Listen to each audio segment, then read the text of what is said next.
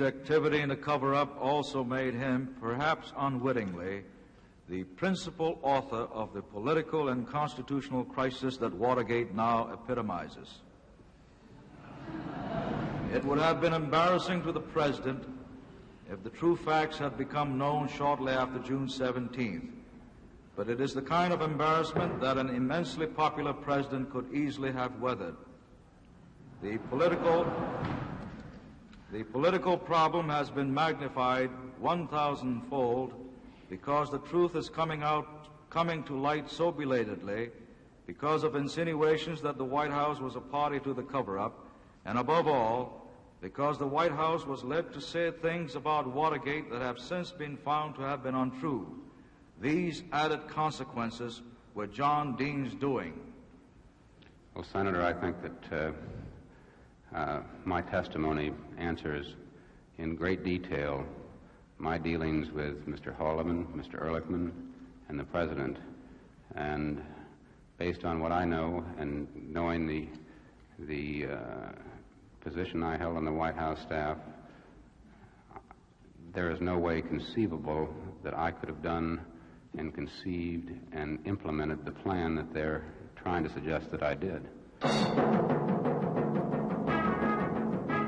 In the Senate of the United States, a resolution to establish a select committee of the Senate to conduct an investigation and study of the extent, if any, to which illegal, improper, or unethical activities were engaged in by any persons, acting individually or in combination with others, in the presidential election of 1972, or any campaign, canvass, or other activity related to it. From Washington, NPAC brings you gavel-to-gavel videotape coverage of today's hearings by the Senate Select Committee on Presidential Campaign Activities. Here is NPAC senior correspondent Robert McNeil. Good evening. John Dean, President Nixon's chief accuser, has weathered his third day of Senate testimony, and it was by far the toughest and most dramatic. And after 2 days of silence in response to Dean's grave accusations about the President's alleged involvement, the White House was heard from.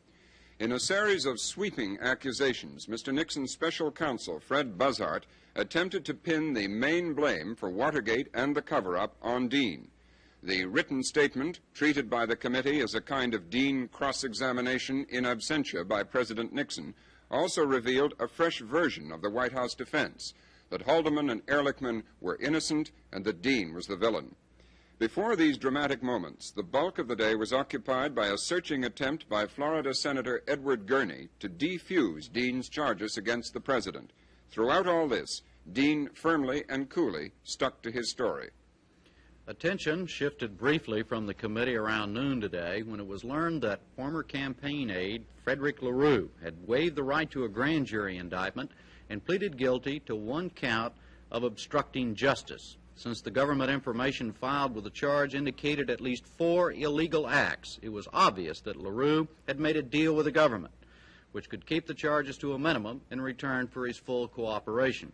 LaRue, a Mississippi oil man who managed the 1972 Nixon campaign in the South, pleaded guilty before Judge John Sirica, who says he won't impose sentence until all the other Watergate cases are disposed of. That should also encourage LaRue to tell all. Filing the charge was the first such act by a federal prosecutor since Archibald Cox took the job as special prosecutor. One of the continuing questions raised in the Irvin hearings is, who is the enemy? At one time, it was the White House against critics in the Senate. Today, it appeared it was one White House faction against another. But also today, there was a reference to simpler times, when the White House appeared to be all together, and the enemy was seen as anyone opposed to Richard Nixon. Today, we learned there was a bureaucratic enemy list drawn up in the administration, with nominations submitted by various aides, and ultimately winnowed down to the top 20, who would deserve special attention. NPAC correspondent Peter Kay was at the hearing room today as the identification of those on the list emerged. Here's his report. It's already being called the top 20 or the Dean's List, and it deals with persons who actively oppose the Nixon administration. Its purpose, according to former White House aide Charles Colson, is how that the federal government machinery can be used to screw our political enemies. How would it work? Well, key White House staffers would pump in who these people are and then turned the information over to a White House aide, then Lynn Nofziger, who would use such things as the Internal Revenue Service, federal prosecutors, and federal grants to put the screws on the opponents. The list at first included 20 names. Alexander Barkin, the director of COPE, who was called the most powerful man who opposed Nixon in 1968. Ed Guthman, the managing editor of the LA Times. Morton Halperin of Common Cause, and it was said a scandal would be most helpful here. Leonard Woodcock, the head of the UAW. Sidney Davidoff, top aide to Mayor Lindsay of New York, who was called a first-class SOB, wheeler dealer, and suspected bagman. Black Congressman John Conyers and Ronald Dellums. Dan Shore of CBS and Mary McGrory of the Washington Star, both of whom are covering these hearings.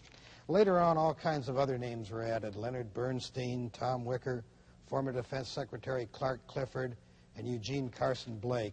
The list kept getting longer and longer from all fields, media, celebrities. One name, though, that nobody could really quite understand was that of Joe Namath, a good quarterback with bad knees. Nobody knew what his political sins were. Maybe he couldn't go to his right. Not only that, but Namath was listed as being with the New York Giants, when one would have thought a football-conscious administration's intelligence would have told them that Namath has always been with the New York Jets.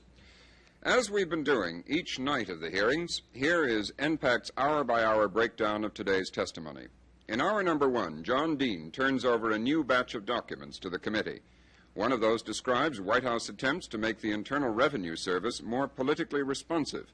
Under questioning from Senator Gurney, Dean says his leaving a Washington law firm did not involve a violation of professional ethics. In the second hour, Dean says that after Patrick Gray was given some politically sensitive files, Gray told him to hang tight about the files. Dean describes President Nixon's reaction to a request for $1 million for Watergate defendants as nonchalant. In the third hour, Dean hands over some more memos listing political opponents, and he tells Senator Ervin why they say eyes only on them. In describing the events just before he talked to the prosecutors, Dean says that at one point he was summoned to an emergency meeting by a telephone call placed from Air Force One. A White House party was returning from California, and the meeting was with John Ehrlichman. In the fourth hour of questioning by Senator Gurney, Dean claims he did not withhold any Watergate information from the president. And as he identifies more memos from his files, he turns over one that lists fat cats who attended a dinner for Senator Muskie. In the fifth hour, Senator Inouye starts using a White House memo to test Dean's credibility. The memo describes Dean as the principal author of the Watergate cover-up and says the Watergate break-in was the result of a Mitchell-Dean-Magruder plan. The memo also quotes John Ehrlichman telling the president that Dean was in the cover-up up to his eyebrows. Now to the hearings, and Chairman Sam Ervin. We have two very peculiar questions which have been addressed to the committee, apparently by Mr. J. Fred Buzzard, special counsel to the president. Well, the others are the witness. The first question addressed to the committee by Mr. Buzzard is this. Did you and your counsel develop a strategy for obtaining immunity from prosecution? What were the elements of that strategy? On behalf of the committee, I would reply to Mr. Buzzard that the only strategy we developed was to pursue the course outlined by the Act of Congress codified as Sections 602 and 605 of Title 18 of the United States Code. The second question is this. Oh, this is to the council, to the committee. The second question is, didn't your strategy include deliberate leaks of information to the media on what you had told investigators? Maybe this is addressed to Mr. Dean, I don't know. It's probably addressed to Mr. Dean. Well, Mr. Dean, I'll ask you these questions first. Well, maybe I just better let proceed in orderly fashion. I'm sorry I misconstrued the question, Mr. Chairman. I had not seen these before this moment. I noticed there's a cover letter dated June 27th 1973, which I've seen now for the first time. It says, "Gentlemen, pursuant to the rules of the committee, they are enclosed here with questions which we believe it would be appropriate to have asked of Mr. Dean." I say again, I've only just seen these just now, but from that cover letter, it would appear to me that these are questions submitted to be propounded to the witness and not to the committee. I wonder if the chairman might agree with me in view of the cover letter, Well, which was the only thing that misled the chairman was the fact that we had two series of questions. One of them was numbered 1 and 2, and the second series of questions also is numbered 1 and 2. So I drew the inference from this that the first question and the second question was addressed to the committee, but perhaps I misconstrued that. I think that I would agree with my chairman, who has implied that it would be inappropriate for anyone to address questions to the committee. And if that is, in fact, the fair intendment of the letter, then I do disagree with it, and I would suggest that they be disregarded if, in fact, they are questions submitted under Rule 25 of the standing rules of the committee to be propounded to the witness. It would seem to me that we have a different situation. I might state these were just handed to me about 1 second before I read them, and I drew the inference that since the questions were separated to were, that some of them were addressed to the committee rather than the witness, but perhaps I'm mistaken in that. But I would say that the only strategy this committee has followed to secure immunities for any witness has been to pursue the law strictly. I think the chairman's entirely correct, and I think the committee has tracked the provisions of the statute carefully. On one occasion, at least, Mr. Chairman, I recall that we retracked our steps for fear there might be a technical deficiency in our method of operation. The votes have been unanimous in each case, even though the statute only requires a 2/3 vote in order to request immunity. So I agree with my chairman that the only strategy this committee has followed is to track the provisions of the available statute law in order to gain the most information we can in order to present it to the Senate. Mr. Chairman. Now and yesterday, the witness was asked to produce some exhibits, and I just want to ask him a Mr. Chairman, question. I might add the only thing I could say of any involvement I had in what you're referring to is that I did participate a number of years ago in first the development of that statute, and secondly its drafting and its in relationship with the Senate in its adoption. But I did take at that time, in representing the Department of Justice, a far different position, that the Attorney General should have the ability to nullify any request of any committee to grant immunity to any witness, which is far different than the Congress accepted ultimately. Now, Mr. Dean, did you bring with you this morning the exhibits that you indicated you had and the committee requested you to bring? Yes, I did, Mr. Dash. Could you just submit them and perhaps identify them as you submit them to the committee? These are from a file that's entitled Opponents List and Political Enemies Project. The first document in the file, and these are not in any chronological order, is a briefing paper that was prepared for Mr. Haldeman for a meeting with the head of Internal Revenue Service. The goal of the briefing paper, which was based on material that was provided to me by Mr. Caulfield, who in turn got information from friends of his within the Internal Revenue Service, was to make the IRS politically responsive to the White House. And I think that the document is self-explanatory. It is not marked other than the heading. It says, to accomplish, make IRS politically responsive. I'll mark these as I... Well, you can mark them following your last exhibit number.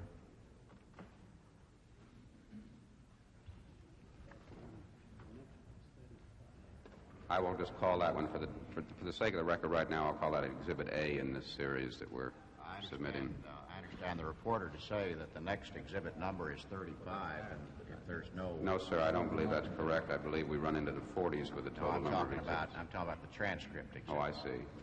That would throw the numbering off with the remainder of the exhibits. Well, it's immaterial to me. I was just trying to pass on the information for the reporter.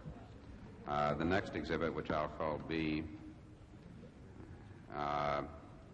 is a memorandum from Charles Colson to me, dated June 12th, 1972, regarding tax discrepancies in the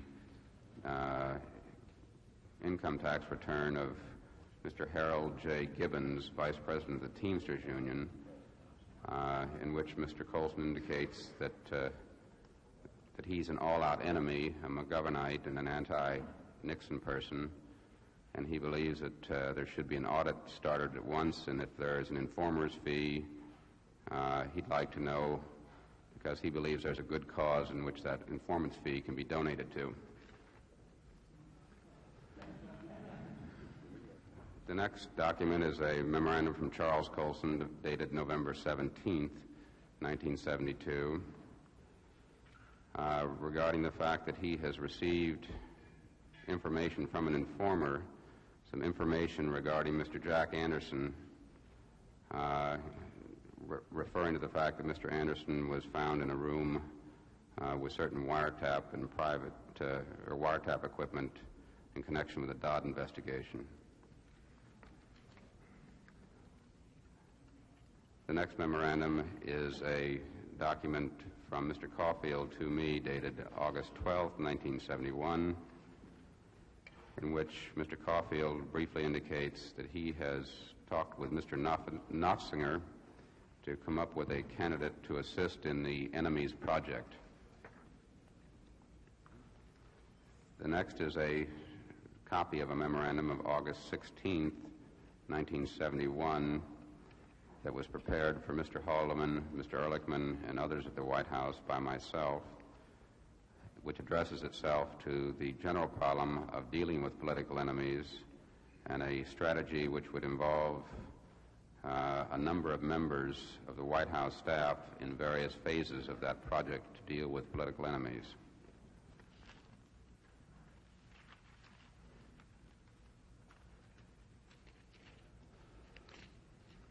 The next is a document dated September 9th, 1971. It's from Charles Colson to John Dean, in which Mr. Colson has checked in blue those that he would give top priority on the enemies list, and an attached series of lists that were prepared by Mr. Colson's office of what were deemed opponents or political enemies.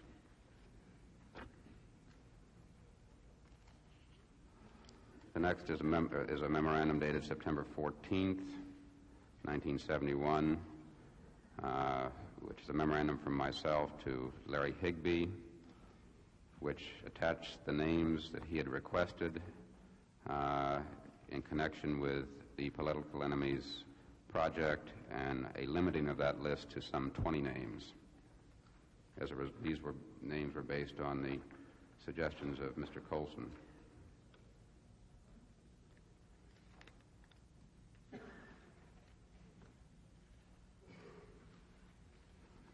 The next is a section of the news summary of what date I don't know. It's from Mr. Higbee to me, indicating that DNC Treasurer Robert Strauss should be on the list.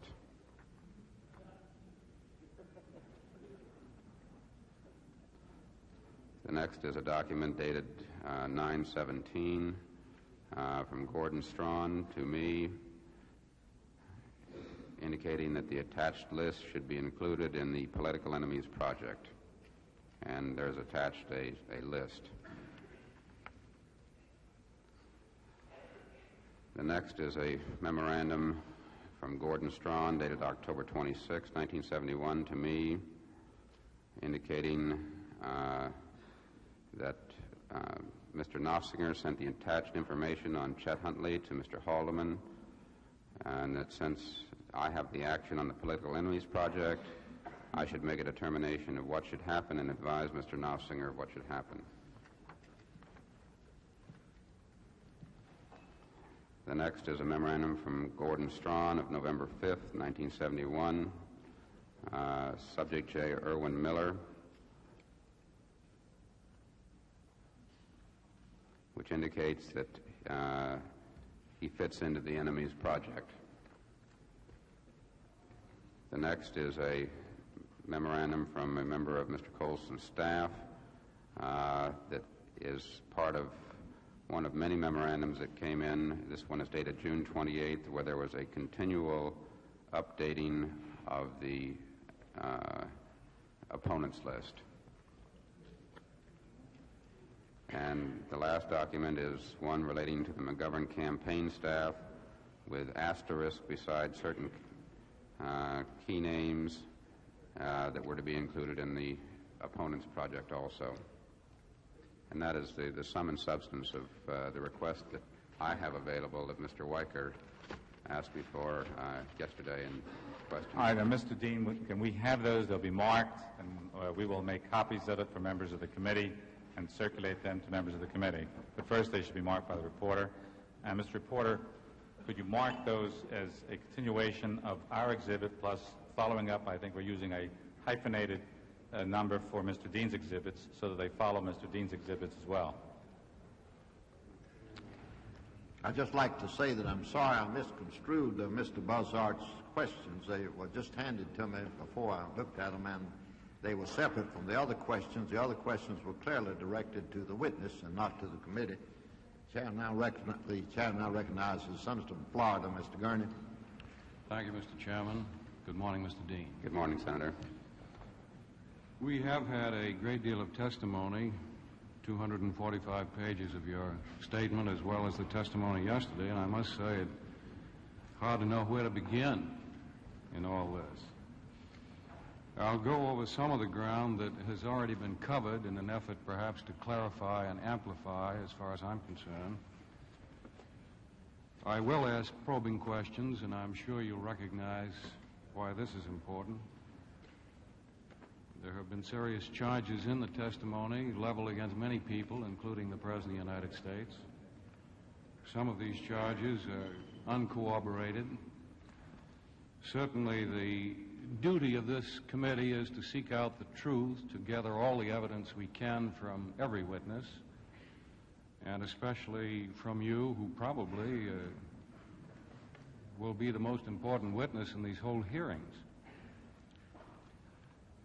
Matter of fact, I think the committee would be very derelict if it didn't get all the evidence it could. I think probably the best place to start always is at the beginning. Would you say that it's fair to say that Gordon Liddy's plan of bugging and electronic espionage really started off the whole Watergate affair? Would I say that it started off the whole Watergate affair? Yes. Well, as I testified, I think that there was an atmosphere that might have been several precursors to that plan. The plan was an accident of fate where they culminated into Mr. Liddy's specific proposal that was presented in the Attorney General's office in the two meetings which occurred in late January and early February. But as far as the Watergate break-in itself is concerned, it really stemmed from Mr. Liddy's plan of bugging and electronic espionage, did it not? The specific plan to enter the Watergate would have begun with the plan that Mr. Liddy developed, yes. Now, who recommended Mr. Liddy to the committee to re-elect the president?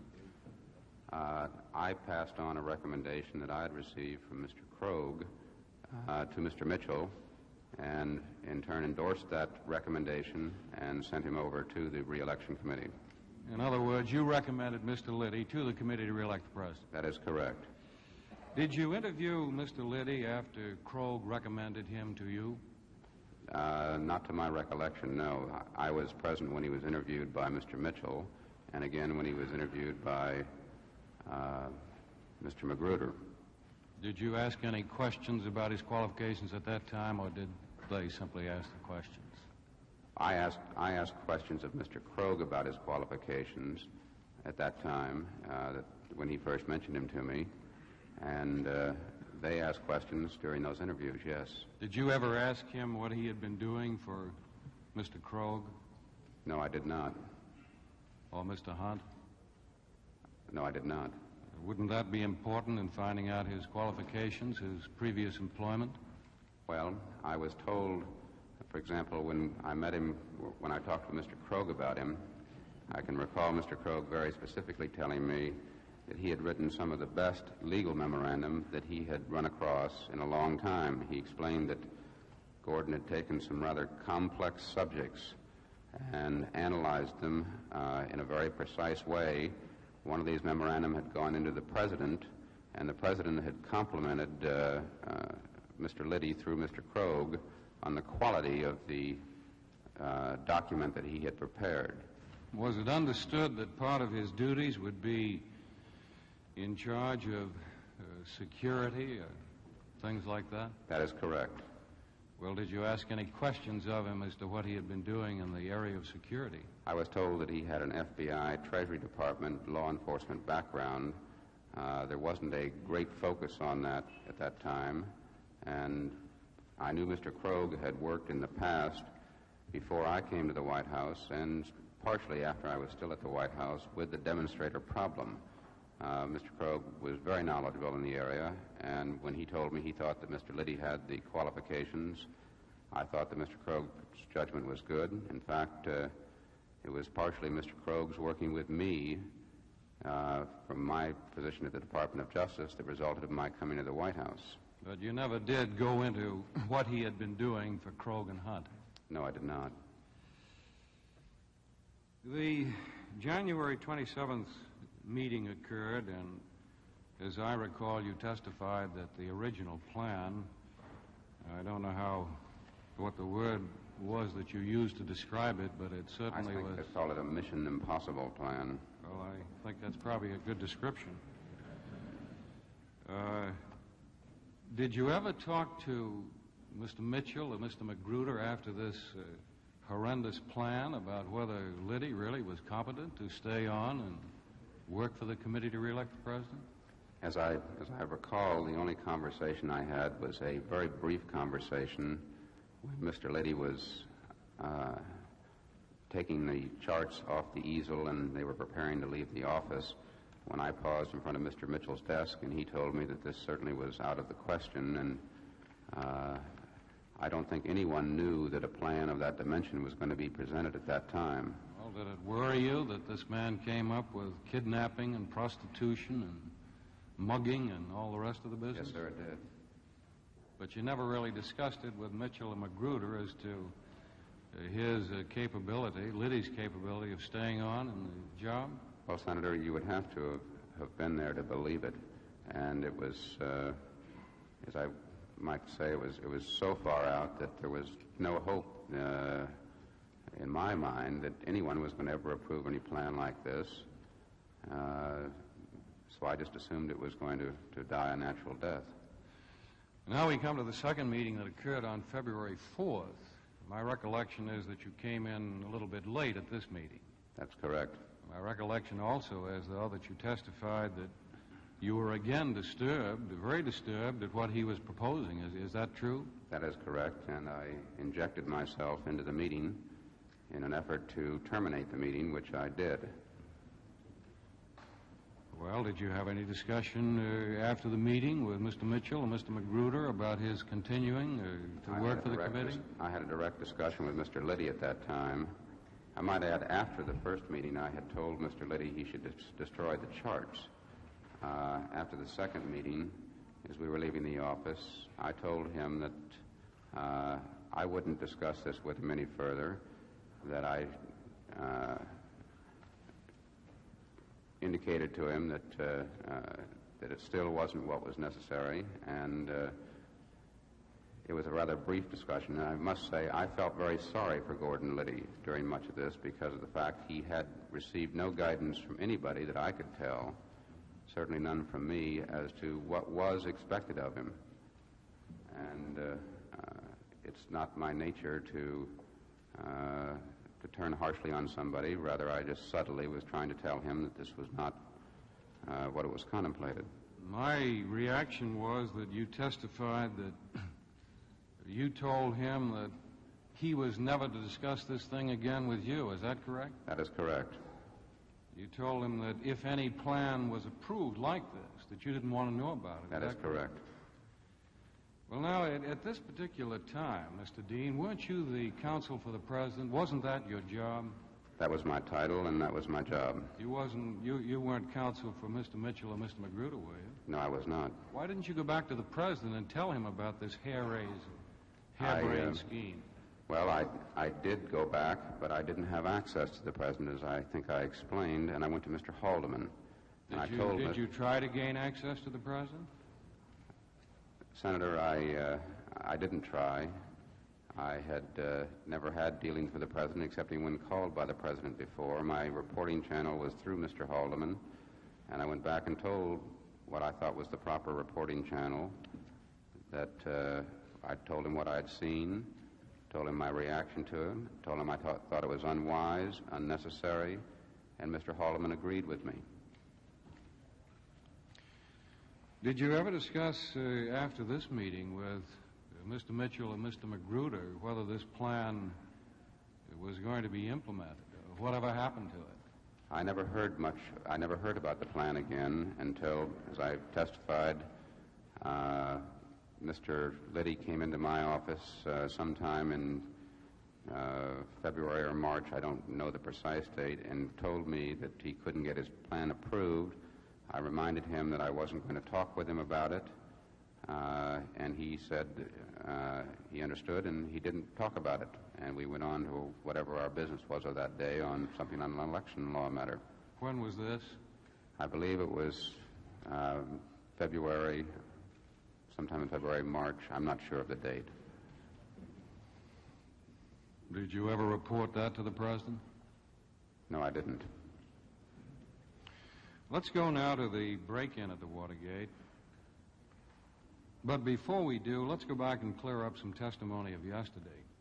I've never been entirely clear on this law firm incident. I came in the middle of Senator Talmadge's questioning yesterday. But could you go over that? What exactly happened? You were representing the law firm in connection with some television application. Is that it? No, sir. I read into the record yesterday a letter. I don't know if the senators had a chance to see the letter. I haven't had a chance to see it. I might read it to you again. I think it is. No, I don't think we need to read it. If you can summarize just very quickly what happened. All right. I was in a communications law firm and doing very little communications work. I had some incidental dealing with summarizing findings of fact and things of that nature that were being presented before the FCC, but I couldn't term myself a communications lawyer in any respect. I had been at the firm a very short while. I was not happy at the firm and was contemplating leaving the firm. One of the men who was at the firm was not a lawyer, but an in-house representative of the senior partners in the firm who had television interests around the country as a result of their processing applications. This man came to me and began to discuss. He said, "John, you're leaving. Are you interested in investing any money in a television station?" And I said, "Yes, I might be. Let's explore it." We had some preliminary discussions about it with the lawyer who he had selected to represent his application, a man by the name of Earl Stanley, who is a senior member of the communications bar and I think a very well-respected member of the bar. At that time I raised with him, was there any conflict for me to become involved in that while I was still at the firm? He indicated to me, so long as I was out of the firm by the time the application was actually filed, which would have taken mechanically months to prepare, and Mr. Stanley and Mr. Fellows, the man I was referring to in the firm, were going to prepare the application. I had accumulated some papers on the matter in my desk, And apparently one night, one of the partners was looking for some other unrelated matters and came across this. Were these papers in connection with your venture? Yes, they were. Not the law firm? No. There were standard forms that were used on virtually every application for filling out various forms of the application, and I was preparing my own, my wife's, and Mr. Fellow's, and some of these aspects of it. I also had some papers on there's a outfit that does incorporations called CT, I believe is the name of it, where you just pay them a fee and they do all the incorporating work. It's nothing you do yourself. I think there were some papers related to that in there. And when these were discovered, I was called into the office the next morning when I came in. I remember there was a very serious snowstorm that night, and I was late coming in. And when I came in, I was asked to come in to one of the senior partners' office. He asked me to explain what I was doing. I'd seen that my desk had been rifled the night before and was quite annoyed by it, and so I decided I would say nothing. I said, I have nothing to say about this. So there then ensued, he said, well, if you're not going to tell me anything about this, you're fired. I said, well, I'm not fired because I've already resigned. He said, you can't resign because I've already fired you. And so that was the kind of session, so I left the office. Later, one of the other associates said, John, you ought to go back and talk this over with him, which I did. I thought the matter was resolved, and the next time I heard about it was when the Civil Service did an examination, and there was a comment in that examination that I had been dismissed for unethical conduct. At that time, I asked one of the lawyers who'd been at the law firm if he would look into it, because I said, I'm prepared to take this to the Ethics Committee if necessary. He looked into it. The person who had made the comment that it was an unethical charge retracted the comment, and the matter was left at that. When did the matter appear in the Civil Service file? Was that in connection with your employment with the House Judiciary Committee? No, it was after I left the House Judiciary Committee. As the Senator knows, the House doesn't run civil service examinations on staff. It was in connection with your employment of the Justice Department? No, sir, it wasn't. While I was with the House Judiciary Committee, I developed legislation that created the National Commission on Reform of Federal Criminal Laws. And I'm talking now about the Civil Service. Yes, I'm explaining that, Senator. And I was asked to join the staff as the Associate Director of that commission. It was at that time, when I was joining that staff, that this matter arose. And regardless of the ethics involved, and I do understand that as your contention with the letter you read was that it was not unethical, I understand that. It was not unethical to me, Senator. No, sir. But as far as the termination of the employment with the law firm, I do understand that you were discharged. Is that right? I would say it was a rather heated discharge as a result of my unwillingness to talk about the matter with the partner who was asking me the information. Now, if we can get back to the break-in at the Watergate. As I recall your testimony, there really isn't anything on Watergate or much of anything in the activity surrounding the committee to re-elect the president from that February 4th meeting until the Watergate break-in. And I understand you got back from the Philippine Islands on the 18th and then returned here to Washington and went in your office on the 19th. Is that correct? That is correct, Senator. And then, as I recall, you said that you had received phone calls that day and talked to a number of people, Caulfield, Magruder, Ehrlichman, Strawn, Colson, Sloan, and you later called Liddy and Kleindienst. Why all these calls if you weren't that closely associated with what they were doing over there in the political field? Well, Senator, I would say that my office was one that, I did have dealings with the re-election committee. I did know all the parties involved. My office normally was asked to investigate or look into any problem that came up of that nature. When any wrongdoing was charged by an administration official, for example, when the grain deal came up, and I think as the Senator will recall during the ITT matter, my office had some peripheral involvement in that, and I believe we had some dealings with your office on that matter. Not my office. I think we met in Senator Ruska's office, the Republican members of the committee. Isn't that correct? With you? Well, Senator, I recall one time that Mr. Fielding and I came up to your office on the matter, and Mr. Fielding provided some material for your staff. But it was that type of thing that would come to my office for assistance and aid. What does that have to do with the Watergate? Well, I was explaining the type of thing that would come to my office, and my office was a firefighting office and would get into... Did you do other firefighting before June 19th? Yes, sir. At the committee to re-elect? Not to my knowledge, no. That was the only fire I recall over there, and it was the biggest one. Now then, you mentioned in your testimony yesterday in response to Mr. Dash that you inherited the cover-up. Would you tell how you inherited the cover-up? I didn't hear the Senator. Inherited? You say yesterday in your response to questioning from Mr. Dash, you said that you inherited the cover-up of Watergate. I had heard or inherited. I understood inherited. That's correct.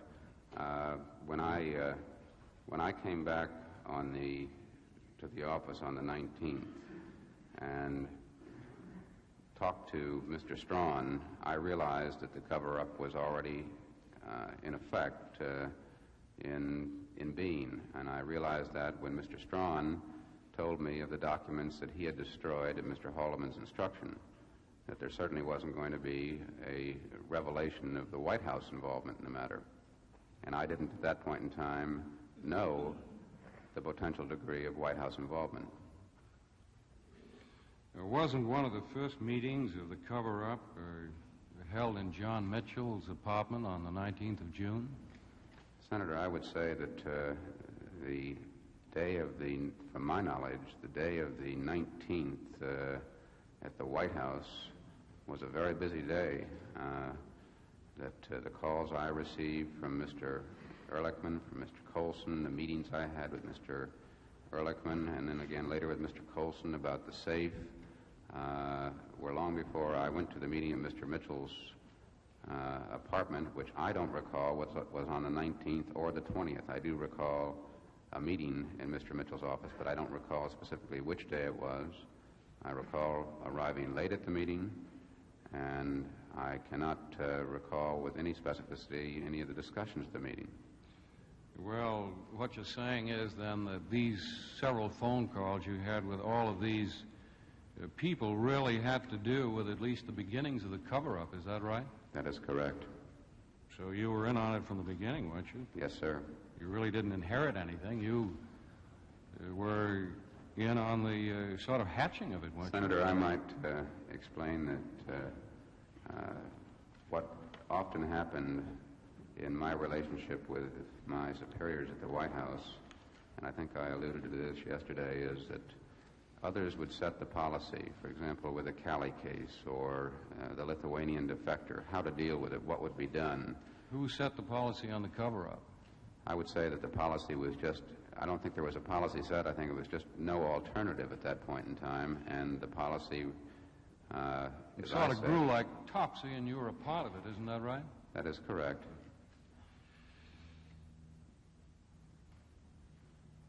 Now, since this thing started out with such a flurry and a spate of phone calls and meetings between everybody, did you advise the President of what was going on?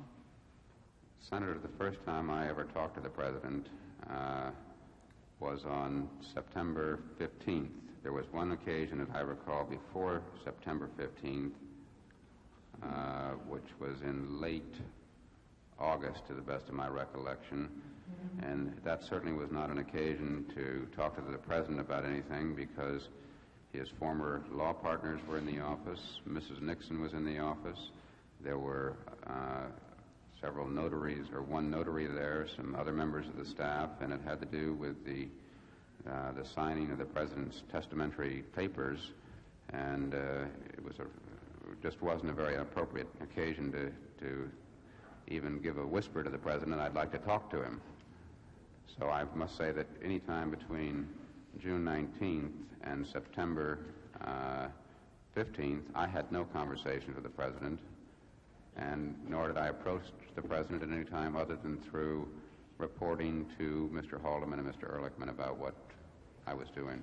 Well, of course, you must have realized that this cover-up business, at least after it had gone on for a little while, was pretty serious, didn't you? I didn't like it from the outset. I don't think anybody liked it. Well, don't you think as the President's attorney you should have tried to go to him and warn him about what was being done? I probably should have, but I was assuming everything I reported to Mr. Haldeman and Ehrlichman was also being reported to the President. Let's go and discuss for a moment the FBI reports of the investigation. Did you first go to Mr. Kleindienst for these reports? Now I'm talking about the 302 forms, you know, of FBI interviews with witnesses. Right.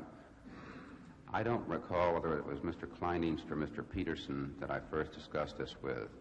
I was being asked to get the reports. I had talked with... Who asked you to get the reports? Initially, the request came from Mr. Mitchell, and I believe that was a result of Mr. Mardian's desire to see the reports. Mr.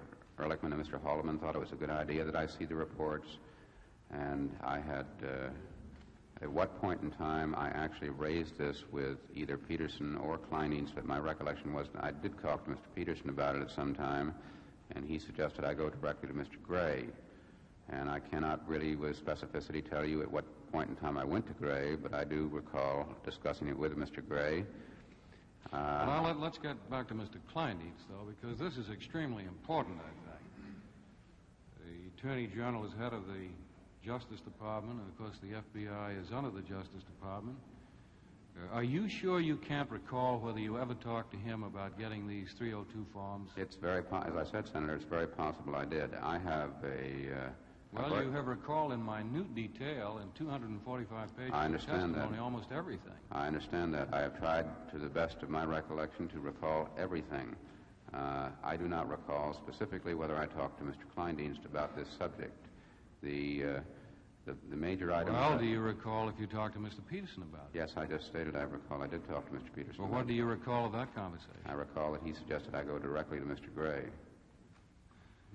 Did either Mr. Peterson or Mr. Kleindienst or anybody, according to your recollection, tell you that you couldn't get these FBI reports, that the President himself would have to get them, and Mr. Kleindienst or Mr. Peterson would have to give them to the President? I don't necessarily recall that it was stated as you have stated it. I was told that the best way to deal with the situation is go directly to Mr. Gray. Mr. Gray initially said to me, "Why don't you read them in my office?" I said that would be a rather cumbersome arrangement.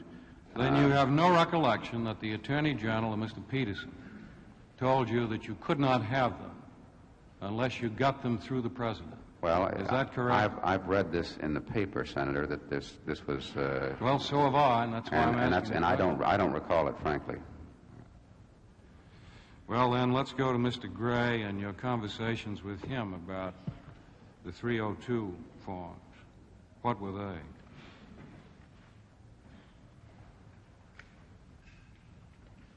What was the conversation? The conversation with Mr. Gray? Well, I think as we initially discussed it, Mr. Gray told me that he thought that I ought to read them in his office. I told him I thought that was awkward. When we discussed it, he wanted some assurance that this information was being reported to the President. And as I recall, I gave him such an assurance that it was being reported to the President. Well, can you recall that conversation more specifically? Because Mr. Gray testified at quite some length before the Judiciary Committee on this in response to many questions. What is your recollection? Well, Senator, I have in preparing all of my testimony, I've done this. I have not sought to go through in detail all of the press accounts. I have not sought to go through in detail all of the Gray hearings, for example. I have not sought to sit and watch these hearings. I understand that, and all I want is your impression. Yeah, my impression is what I'm giving. And the receipt or non-receipt of the FBI interviews was not a very big thing for me, and that's why it doesn't stick very clearly in my mind. Well, it was a pretty big thing for Mr. Gray. I appreciate that. It pretty nearly shot him out of the saddle as far as being head of the FBI is concerned. Well, I appreciate that, Senator. And to the best of my recollection, Mr. Gray said to me that after I gave an assurance it was going to be reported, that he would work something out. Now, I don't recall when I first received the initial reports. I only recall that it was after a summary report was prepared on the 21st of July, as I recall the date, and I showed that report to the people at the White House and the people at the Re-Election Committee, that the pressure began that I let others read the raw FBI reports. Let me get back again now to the conversation with Mr. Gray.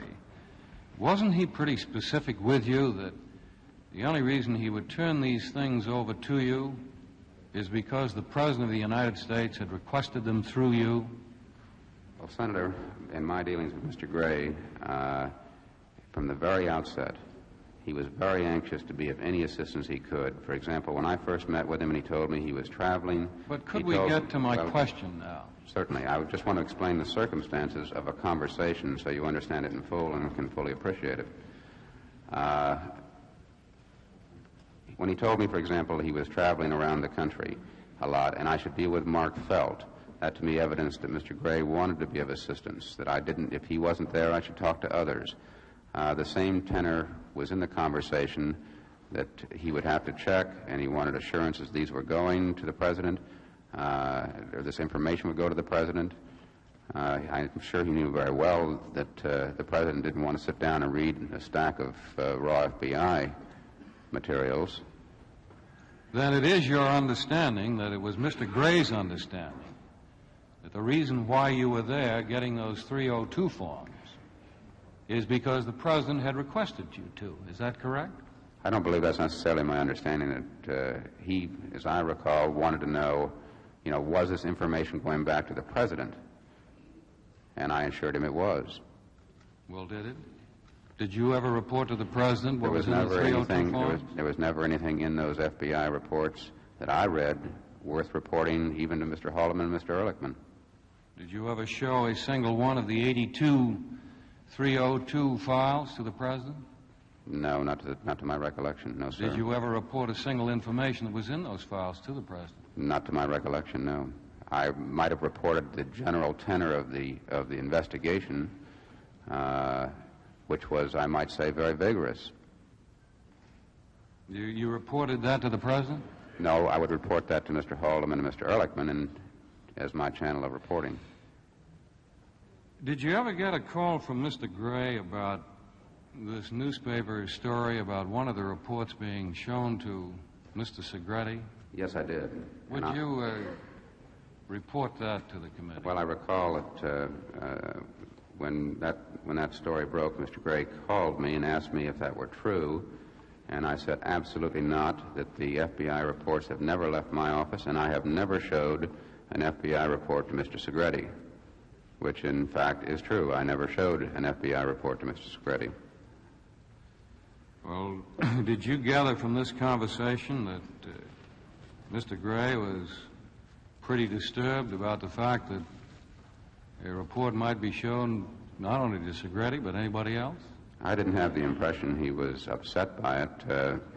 I don't know how often Mr. Gray and I talked, but we talked frequently. We had worked together at the Department of Justice, and while it was reported that he called me with some outrage, Mr. Gray and I generally didn't have that type of conversation. He said something to me to the effect that, is that true? I can't believe you do that. And I said, no, it's not true, and I never showed Segretti any FBI reports. Of course, you worked at the Department of Justice for some time, and I suppose you have some familiarity with the procedures down there. Isn't it a most unusual thing for a 302 report to be let out of the FBI office to anyone?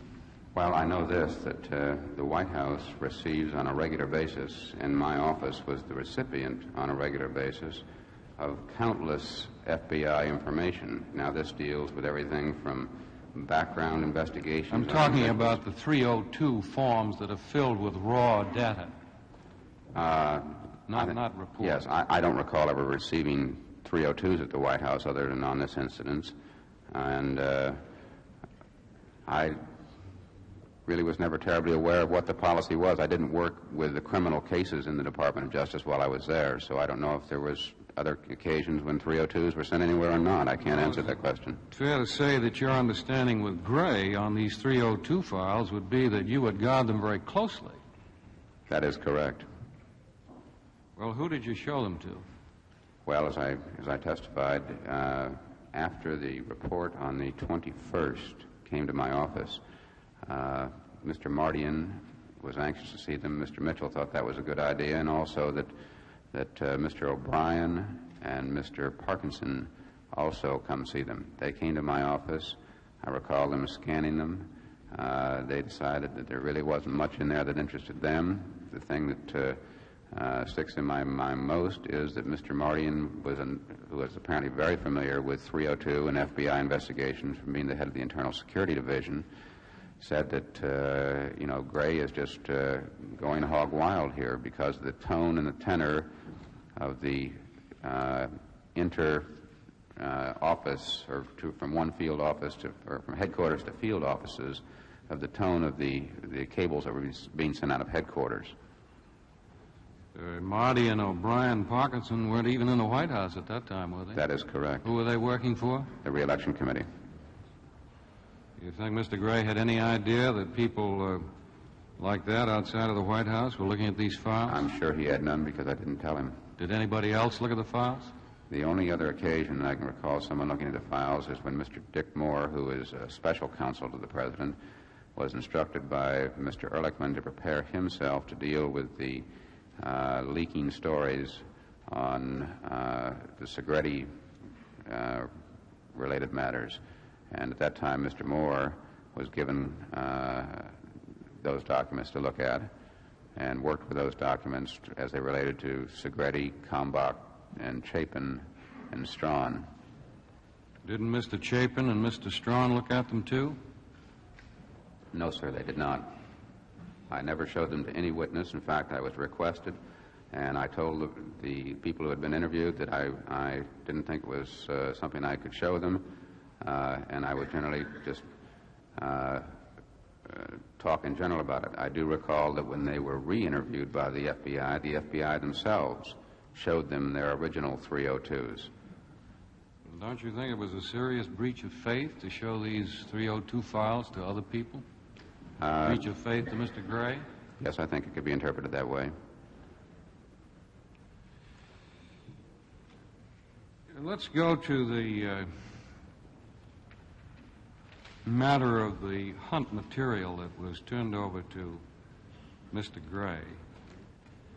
Now, as I understand it, some material was turned over to the FBI, but certain materials were held out. Is that correct? That is correct. And what were they?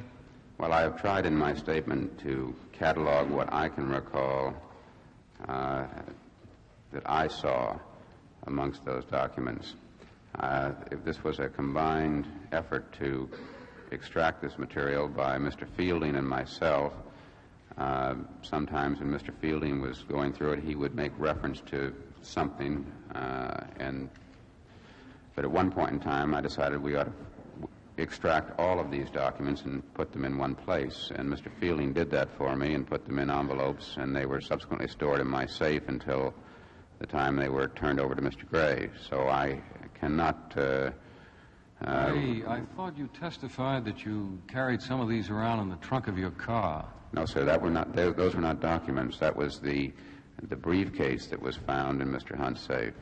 That was a rather large, Wasn't that the material that was turned over to Gray? No, sir, it was not. What was turned over to Gray? 2 envelopes containing sensitive political documents. And that was turned over at a meeting in Mr. Ehrlichman's office, is that right? That is correct. And you were present, and Mr. Gray was present? That is correct. You'll recall I had been given instructions to deep six and shred documents. I had to come up in my own mind with a persuasive argument for Mr. Ehrlichman as to why not to deep six and destroy documents.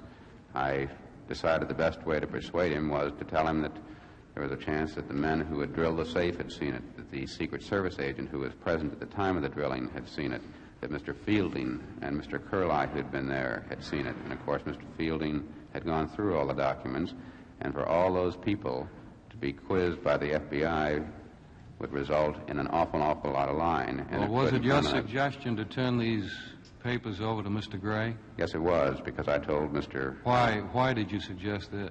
I told Mr. Ehrlichman that if I were ever asked, I wanted to be able to testify that I had turned everything over to the FBI. And subsequently, when that came up and they were getting more specific with that... Well, now, what was the conversation in the office at the time the documents were turned over to Mr. Gray? Well, it was a very brief conversation. As I say, my encounter during that was very short. I had preceded Mr. Gray, as I recall the sequence, to Mr. Ehrlichman's office. Mr. Ehrlichman had informed me he was going to meet with him and said, bring the documents over. I brought the documents over and laid them on a coffee table. And Didn't you and Ehrlichman agree to set up the meeting? I have the impression that Mr. Ehrlichman was going to meet with Mr. Gray on something else, that it wasn't specifically on this I thought subject. You said you suggested to Mr. Ehrlichman that you have a meeting with Gray to turn the documents over to him. I suggested we turn them directly over to Mr. Gray, and Mr. Ehrlichman, after I'd turned the rest of the material over and I was still holding this, I thought we ought to get the remainder over, called Mr. Dathofen on a Thursday or Friday. Over the weekend, I said, there's a delay here, and called Ehrlichman on Monday, and he said, I'm meeting with Mr. Gray this evening. Why don't you bring the documents over then? It was something of that nature. Now, then what transpired when they were turned over? As I said, I took the documents in, had a very brief discussion with Ehrlichman, laid them on the coffee table in Ehrlichman's coffee table in his office.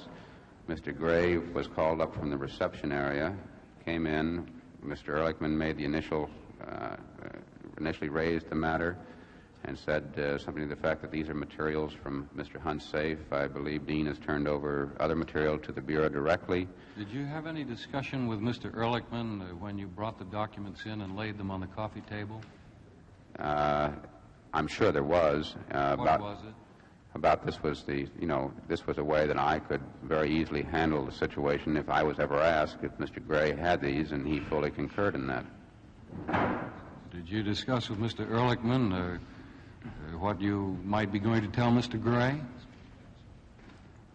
I was going to tell him that I didn't think these related to the Watergate incident, which I did not.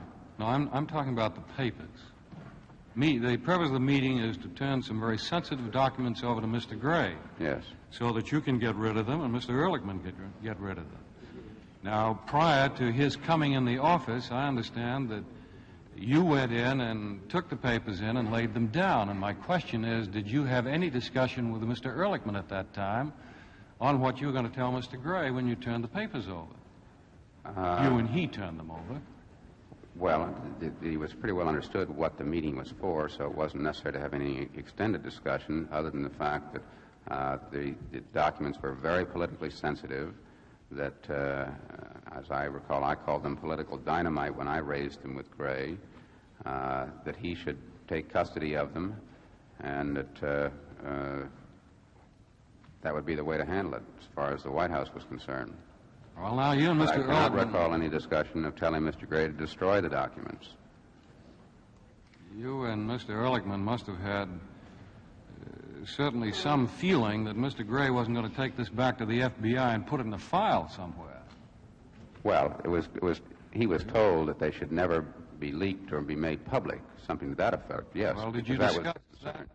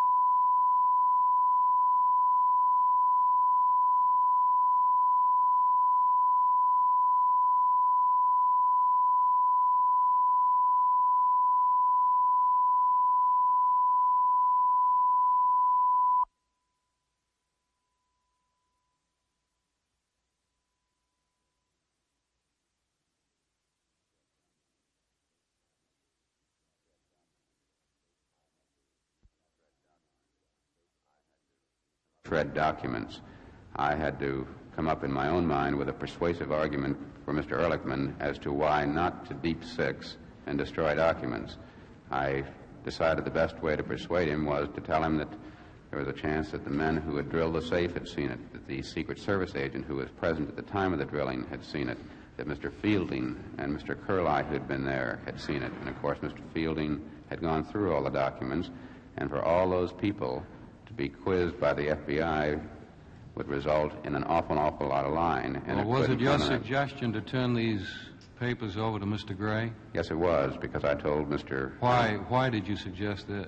I told Mr. Ehrlichman that if I were ever asked, I wanted to be able to testify that I had turned everything over to the FBI. And subsequently, when that came up and they were getting more specific with that... Well, now, what was the conversation in the office at the time the documents were turned over to Mr. Gray? Well, it was a very brief conversation. As I say, my encounter during that was very short. I had preceded Mr. Gray, as I recall the sequence, to Mr. Ehrlichman's office. Mr. Ehrlichman had informed me he was going to meet with him and said, bring the documents over. I brought the documents over and laid them on a coffee table. And Didn't you and Ehrlichman agree to set up the meeting?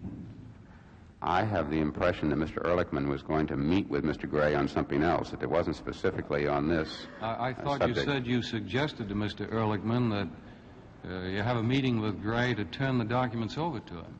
I suggested we turn them directly over to Mr. Gray, and Mr. Ehrlichman, after I'd turned the rest of the material over and I was still holding this, I thought we ought to get the remainder over, called Mr. Dathofen on a Thursday or Friday. Over the weekend, I said, there's a delay here, and called Ehrlichman on Monday, and he said, I'm meeting with Mr.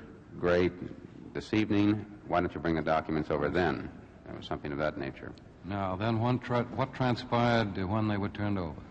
As I said, I took the documents in, had a very brief discussion with Ehrlichman, laid them on the coffee table in Ehrlichman's coffee table in his office. Mr. Gray was called up from the reception area, came in. Mr. Ehrlichman made the initially raised the matter and said something to the fact that these are materials from Mr. Hunt's safe. I believe Dean has turned over other material to the Bureau directly. Did you have any discussion with Mr. Ehrlichman when you brought the documents in and laid them on the coffee table? I'm sure there was. What was it? About this was this was a way that I could very easily handle the situation if I was ever asked if Mr. Gray had these, and he fully concurred in that. Did you discuss with Mr. Ehrlichman what you might be going to tell Mr. Gray? I was going to tell him that I didn't think these related to the Watergate incident, which I did not. No, I'm talking about the papers. The purpose of the meeting is to turn some very sensitive documents over to Mr. Gray. Yes. So that you can get rid of them and Mr. Ehrlichman can get rid of them. Now, prior to his coming in the office, I understand that you went in and took the papers in and laid them down. And my question is, did you have any discussion with Mr. Ehrlichman at that time on what you were going to tell Mr. Gray when you turned the papers over? You and he turned them over. Well, it was pretty well understood what the meeting was for, so it wasn't necessary to have any extended discussion other than the fact that the documents were very politically sensitive, that, as I recall, I called them political dynamite when I raised them with Gray, that he should take custody of them, and that that would be the way to handle it as far as the White House was concerned. Well, now you and Mr. Ehrlichman... I cannot recall any discussion of telling Mr. Gray to destroy the documents. You and Mr. Ehrlichman must have had certainly some feeling that Mr. Gray wasn't going to take this back to the FBI and put it in a file somewhere. Well, he was told that they should never be leaked or be made public, something to that effect, yes. Well, did you discuss that? Did you discuss something to that effect before he came in the office?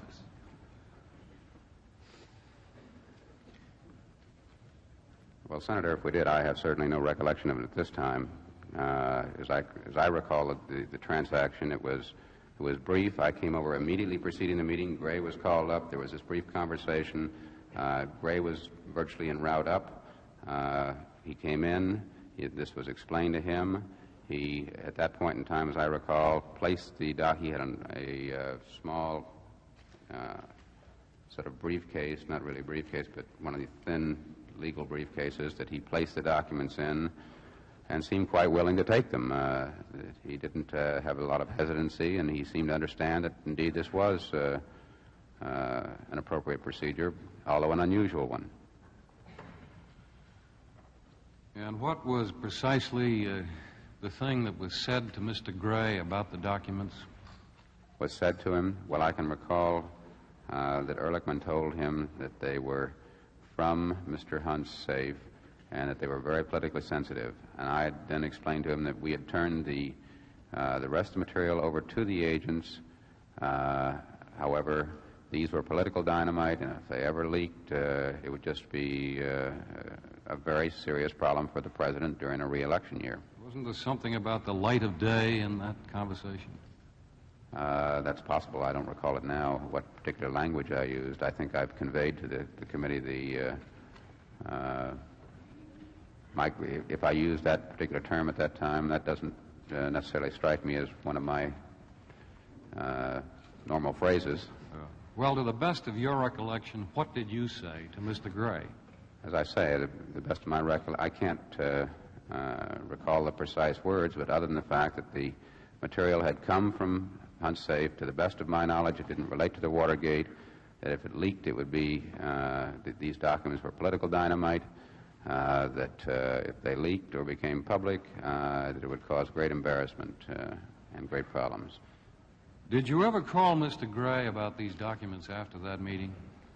I can't recall calling him. I recall, as I testified, I believe, yesterday, I've discussed this with counsel, that I had a conversation at some time with Mr. Gray in his office in which he told me he had taken the documents to Connecticut, and he said he was either going to read them or had read them, and I just cannot recall which it was that he said because it was a passing conversation.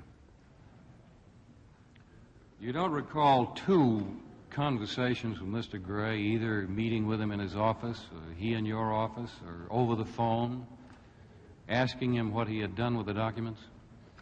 The first time, well, as I say, this one occasion was, as I recall, in his office when he indicated to me that he had taken them to Connecticut. That was a result of your question asking him what he had done with them, is that right? No, as I recall, he volunteered that he had taken them to Connecticut. What were you discussing at that meeting with him? What was the purpose of the meeting? I do not recall. It could have been on the leak problems that we were having. But you do recall in the meeting that he said, I've taken the documents to Connecticut. If you gave me a specific date on what meeting you might be referring to. I don't really know myself. Well, I was going to say, I can generally, if I have dates, I can generally put them in the sequence of what I was doing at a given time and what a given concern is. I do recall a meeting in Gray's office. This came up. He told me he had taken them to Connecticut. I was not clear whether he said he had read them or was going to read them or something of this nature. Did you ever ask him again on any other occasion about what he had done with the documents? Yes, I did. After I had disclosed this matter to Mr. Peterson, I recall that I was at a luncheon at the Justice Department. This was probably in early January. At that time, Mr. Gray came up to me and sort of took me by the arm and said, John, you've got to hang tight on not disclosing these documents. And I said nothing to him. I said, I understand. And that was... But at the time, I had been questioned by the prosecutors. I felt I had to tell Mr. Peterson because if I was going to go forward, that very fact was going to come out. But you had never asked him on any other occasion what he did with the documents, is that right? Not to my recollection, no. In fact, I was quite surprised when he told me at that same time that he had destroyed the documents. Why did that surprise you? Well, I thought it was totally unnecessary, a rather unwise move. I thought that was the whole subject of the conversation in Ehrlichman's office when you turned over the documents to him. To the contrary, he was told that they should just never be leaked or made public. That to me is far different than telling a man to destroy documents. Well, there are a host of things, I'm sure, in everybody's files that If they were leaked, is one, if you told a staff man not to leak this, that's one thing. If you told them to destroy it, that's quite another situation. Hoping that they might never see the light of day again might be interpreted as wanting them to be destroyed, might it not have? Not necessarily. I'm sure there are a lot of things in the Bureau that probably should never see the light of day, but to destroy them is something else. I see a great distinction, Senator, in the two. Let's go to the August press conference where the President referred to the Dean report. My understanding is that you indicated great surprise at this so-called Dean report because, as I understand it, you felt that you had not been conducting an investigation of Watergate. Is that right? That is correct. When I say great surprise, any time the President of the United States mentions your name, it's a great surprise. I'll give you another example. When the President, shortly after the Supreme Court handed down the death penalty decision, I had a call from Mr. Buchanan, who was preparing the President. The President went on television and said, "I've just talked to my counsel about this decision, and here's his opinion on it." Now, I was obviously quite surprised to hear my name on television, that I'd given advice to the President interpreting this decision when, in fact, I'd never talked to him about it. That's a great surprise to me when that sort of thing happens. Senator Gurney will continue his fine tooth-comb survey of Dean's testimony in a moment. That'll include a very detailed review of Dean's meetings with President Nixon. We're going to take a little pause now, and just like you to know that when we do, we don't cut anything out. We just stop the videotape for a while so you can have a bit of a rest and your station can identify itself, and then we start rolling it again. There's nothing cut out of these hearings. Public television's coverage of the hearings will continue after a pause for station identification. Unabridged coverage of these hearings is provided as a public service by the member stations of PBS, the Public Broadcasting Service.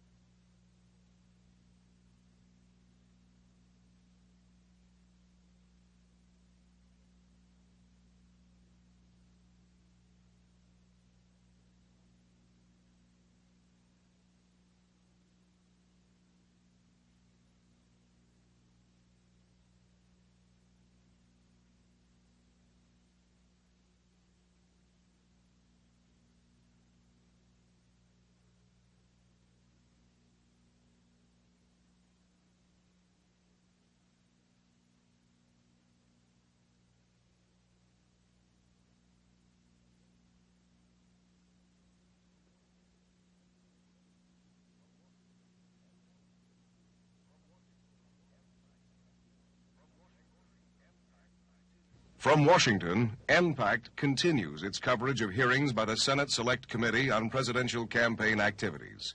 Here again, correspondent Robert McNeil. As we go back to the hearings, Senator Gurney wants to know about Dean's alleged probe into the Watergate case. Investigation of the Watergate, though, that's what I'm trying to find out about here. What were you doing all this time when you had 82 of these Form 302s? You were sitting in with witnesses from the White House in their FBI interviews. You had many calls to people about it. You talked to Mr. Gray about it several times. You, as I understand it, were reporting to Haldeman and Ehrlichman. You don't call it an investigation. What do you term it? Well, I call it participation in a cover-up. I was getting my orders from my superiors and doing what I thought was expected of me at that time and following those orders out. Well, don't you think that it might have been interpreted by some people as a rather thorough investigation on your part? I doubt if they could consider it thorough.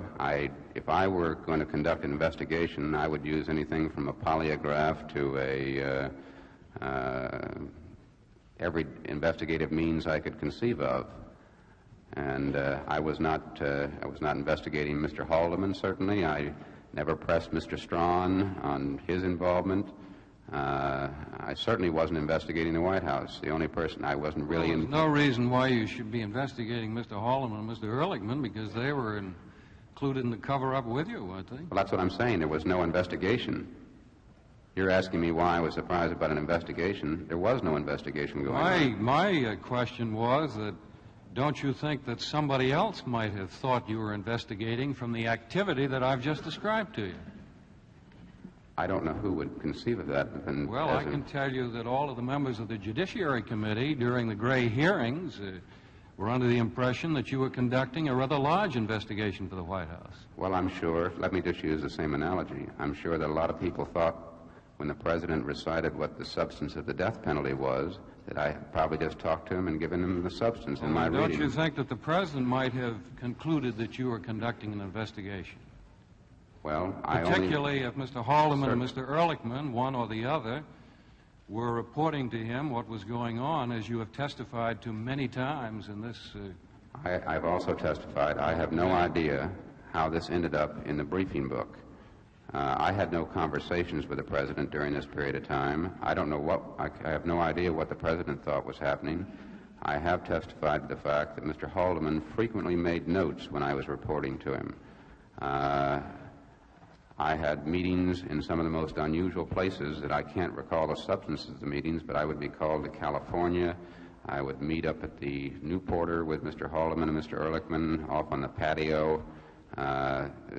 They would want to know what was happening. I recall one time when Air Force One landed, they called me to come out to Andrews, and I met in the President had already departed. I met in the cabin of Air Force One, the President's cabin. They asked me for a report at that time. As soon as the press plane came in, they said, we've got to get out of here. We can't all be seen together. Well, let me ask you this.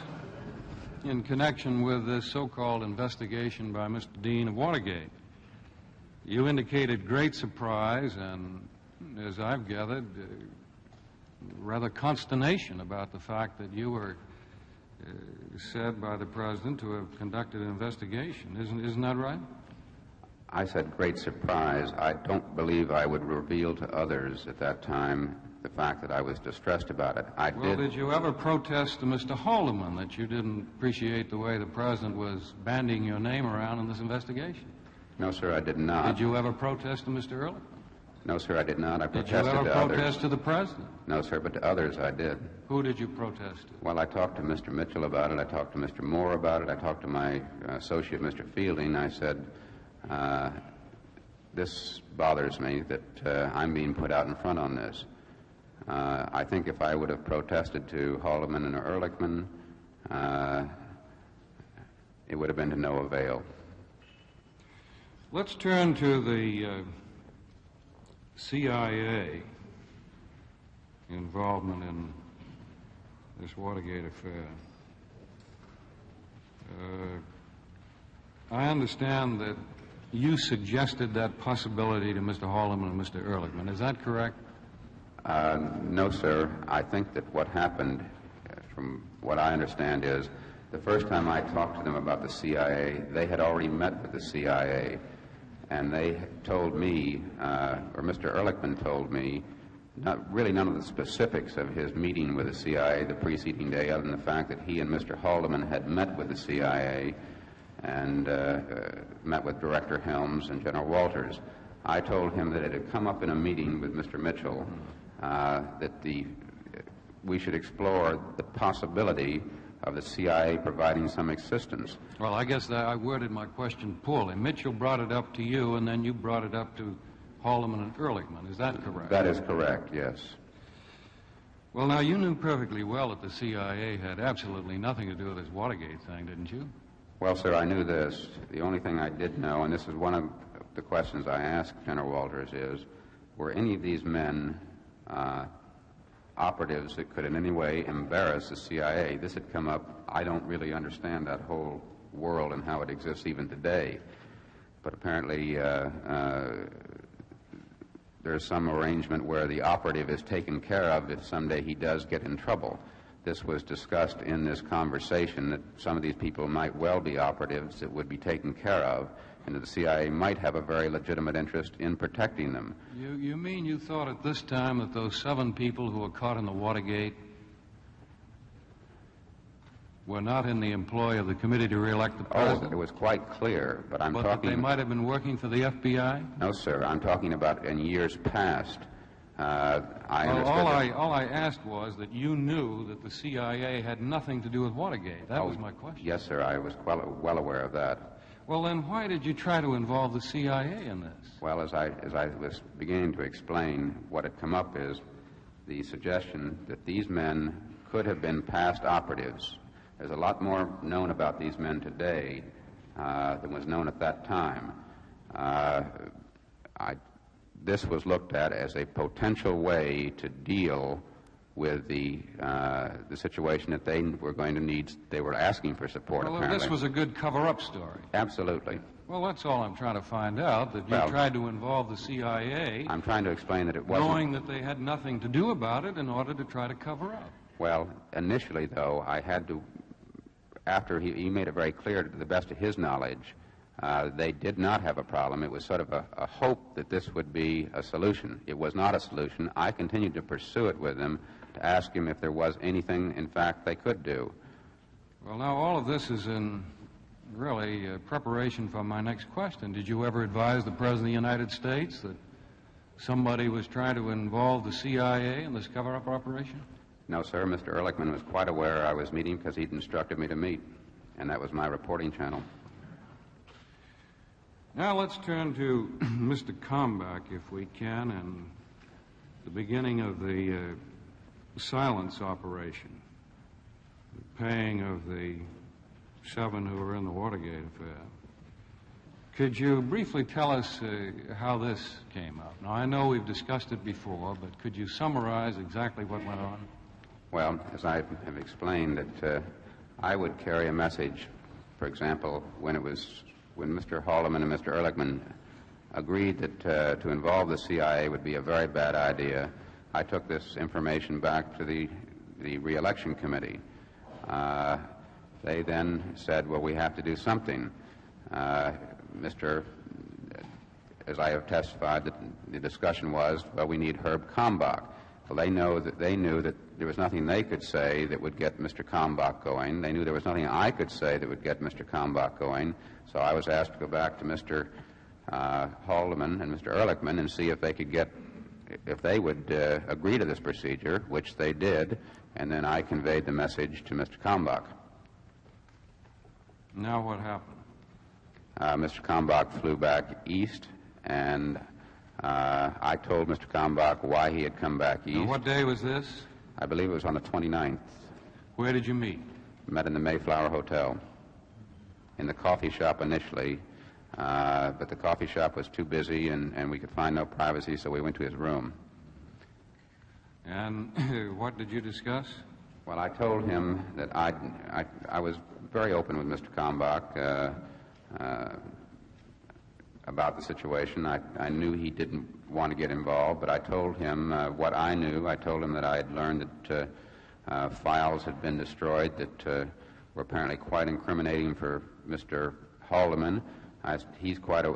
Now, let's proceed carefully here. Yes, sir. Are you sure you told him that? Well, I told him...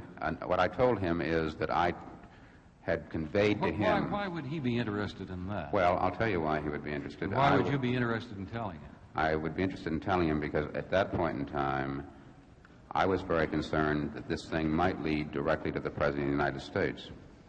And that was the seriousness of his being involved.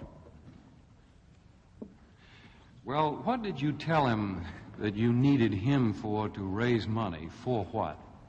That's why he came there, wasn't it? That is correct. Now, what did you tell him you needed him for? To pay for the silence of these individuals. Are you sure you told him that? Well, if there was any doubt in his mind, I would be surprised. Well, I thought that the money went for a number of things, like the payment of bail money, the payment of attorney's fees, the payment of support for the defendants and the families. Well, I can recall when... Weren't those some of the reasons the money was being raised for? I can recall when... You told him nothing about that. Well, Senator, if you let me answer the question, please. I can recall that when Mr. Ehrlichman was asking me about some of my testimony, and he said, well, I always assumed this was for humanitarian purposes. And I said, now, you know, we talked about specifics. I'd played them tapes and the like. To pay the support, the bail, and the like of these individuals who had been found in the Democratic National Committee who could begin unraveling the whole matter. I think, Senator, knowing the good lawyer you are, you would understand very well that this was for silence. Mr. Kalmbach had no difficulty understanding that this was for silence. I'm not sure I would at all. I think that would be a very human thing to do if you employed some people who got caught and who had no resources. I would think it would be a fairly logical thing that you might raise some money for these expenditures. Well, Senator, I'm saying that I was quite sure that Mr. Kalmbach understood after our meeting what the purpose of his mission was. He told me that he wanted to use Mr. Ulasewicz for the deliveries. If we were going to make such payments openly, why not put it on the campaign expenditures? Well, now, as I understand your testimony now, you did discuss this business of raising the money for bail, for support, for attorney's fees. That's correct. And you did not discuss specifically that this money was being raised to pay for silence. Is that correct? Well, Senator, I can't recall specifically what I said, but I felt quite confident that Mr. Kalmbach understood, given the whole procedure that was being set up and the use of Mr. Ulasewicz, that this was not for humanitarian purposes, we might say. Who suggested the use of Mr. Ulasewicz? Mr. Kalmbach raised that himself. He said he was the only man he would trust. What did you say and plan, or what was the understanding about the instructions that were going to be given to Mr. Kalmbach from time to time? I told him that Mitchell had suggested that he get his detailed instructions from Mr. LaRue, who had all the facts and details. I did not have them. You mentioned a meeting in your office. I don't recall the date now, but Mr. LaRue came there for the purpose, I think, of turning over some money. Is that correct? No, it wasn't to turn over money. It was to explain to Mr. Kalmbach the nature of the deliveries. He had a large sheet of paper. When I say large, it was probably a folded 8 by 10. Mr. Kalmbach took notes and put into his own code onto a very small piece of paper the information that Mr. LaRue had and put this in his wallet. Did you set up that meeting? As I recall, Mr. Kalmbach had asked me if LaRue and he could meet in my office, and I said fine. You don't recall that you set up the meeting in any way? I don't recall the mechanics of the meeting. Mr. LaRue had a White House pass. He had been on the White House staff before. I didn't really know him when he was at the White House and didn't know he had a pass until he was able to come into my office without being cleared. Mr. Kalmbach also had a pass, so it was very easy for them to come to my office and meet. Were there any other people present? No, sir. Just the three of you? That's correct. Now, my understanding of your previous testimony is that at the meeting you didn't pay any attention to it at all, that they just talked among themselves. Well, I wouldn't say I wasn't totally unaware of what they were talking about. I can't recall specifically the dollar amounts. I did take some telephone calls and return some because Mr. Kalmbach was being very careful in deciding how he was going to decipher down this larger list into a smaller list that he could use himself. Let's turn now to the September 15th meeting with the President and Mr. Holloman and yourself. That, of course, is a very important meeting because I understand from your testimony that it was at that meeting that you felt that the President knew all about Watergate. Is that right? Well, I'll say this. When I came in, the indictments had been announced. He was a very cordial circumstance. The President asked me to sit down and told me that Bob had told me what I'd been doing, and he expressed appreciation for it. He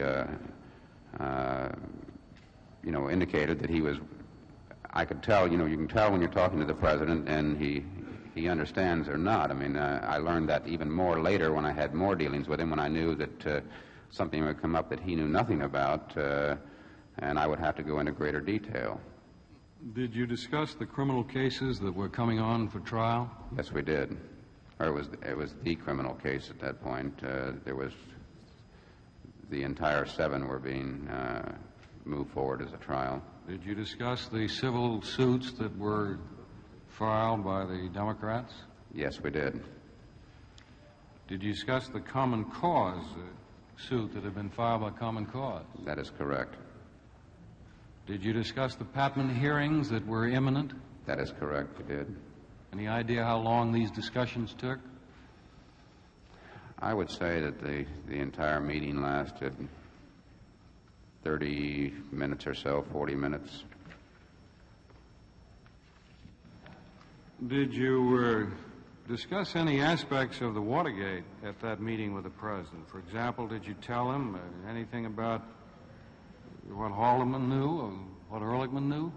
Well, given the fact that he told me I'd done a good job, I assumed that he was very pleased with what had been going on. The fact that the indictments he was pleased that the indictments had stopped at Liddy, because the only other link into the White House, as we had discussed earlier in sessions with Ehrlichman and Haldeman, was Magruder.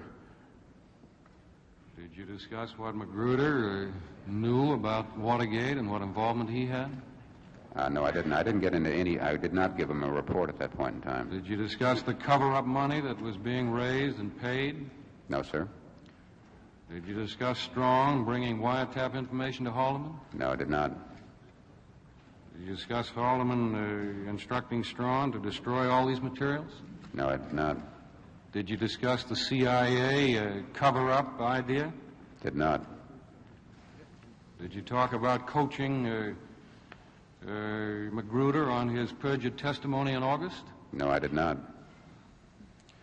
Well, now, how can you say that the President knew all about these things from a simple observation by him that Bob tells me you're doing a good job? Well, Senator, I assume you know how your staff operates. I assume members of your staff understand how you operate, how reporting requirements proceed. I was aware of the fact that Mr. Haldeman had often made notes. Mr. Haldeman has a good memory. Mr. Haldeman does not leave details aside. This was the hottest issue that was going in the campaign. I can't believe that the fact that we were going to contain this matter would totally escape the President's attention, and it was to me a confirmation and a compliment to me that I had done this. Don't you think the President might have been complimenting you on the, I'll use the word investigation, even if you don't desire that word, of the involvement of the people in the White House, the FBI interviews, all of that business? Don't you think he might have been discussing that? I would think he would say that something to the fact that, well, your investigation has been very accurate, rather than Bob's been telling me everything you've been doing, and you've been doing a good job. Did he say that Bob has been telling me everything you've been doing? He said Bob has been reporting to me, something of this nature. I thought you said that he said that Bob has been telling me what a good job you've been doing. Well, we're quibbling over words where I'm remembering the concept. No, we're not quibbling over words. We're talking about something very important. Well, sir, whether the President of the United States knew on September the 15th about the Watergate and the cover-up. I'm totally aware of it. This affects his presidency and the government of the United States. I'm quite aware of that, and I've told you I'm trying to recall. My mind is not a tape recorder. It does recall impressions of conversations very well, and the impression I had was that he told me that Bob had reported to him what I had been doing. That was the impression that very clearly came out. In other words, your whole thesis on saying that the President of the United States knew about Watergate on September the 15th is purely an impression. There isn't a single shred of evidence that came out of this meeting. Senator, I don't that he knew anything about it. Senator, I don't have a thesis. I'm reporting the facts as I am able to recall them truthfully to this committee. Let's turn to Segretti. I understand you talked to him in June and advised him about his pending interview with the FBI. Is that correct? I had a call from Mr. Strawn, who asked me if I would meet with Mr. Segretti. And I presume that you learned at that time his participation in the Dirty Tricks Department. He was not fully explicit at that time, and that's why it was not until November that I went out and had a full interview with him to find out the dimensions of the involvement of Mr. Chapin and Mr. Strawn. A copy of that tape, of that interview, I've turned over to the committee, and that was the first time I really knew of the full dimensions of his involvement. But did you know he was up to dirty tricks in June? Yes, I did. Yes, I did. Did you tell that to the President of the United States? I think I've explained my reporting times to the President. And this, I might also add that in other words, you did not tell it to the President of the United States? No, sir. The cover-up on the Segretti was a sort of a mini cover-up as opposed to the rather large and extensive cover-up that was going on with the other matters. The purpose of the meeting with Mr. Segretti was to advise him to withhold information from the FBI about Strawn, Chapin, and Kalmbach. Isn't that right? Unless pressed. Now then, let's go to October, going along here in chronological fashion, and the money that was turned over to you, the $15,200. Now, why were you put in charge of that money? I can't answer that question. I know that Mr. Strawn and Mr. Howard brought it to me on the week of June 19th. I think it was the 20th or the 21st they brought it to me. Who brought it to you? Mr. Strawn, Gordon Strawn, and Mr. Richard Howard. And what were their instructions? Mr. Strawn told me that these are funds that had not been expended. They were in Mr. Howard's custody and asked me to take custody of the money, and I told him I would. I told Strawn I would tell him what I would remain accountable for the money. Now then, I understand that you withdrew $4,850 from it. That's correct. That you placed in what was it, a packet of money? When I took it out, I was seeking to take out about $5,000. I thought that would cover my expenses. I might put this in context. When my prospective bride came back, I was working round the clock on this. I had been given a couple assignments. I was supposed to get the minister, I was looking for a judge to do that, and also to get some wedding music, because the wedding was going to be held in the home. Come Thursday, I hadn't even gotten a chance to take care of these matters. I'd made some preliminary calls and had to get another member of my staff to go out and find somebody to perform the ceremony on Friday, and I sent my secretary out to find wedding music.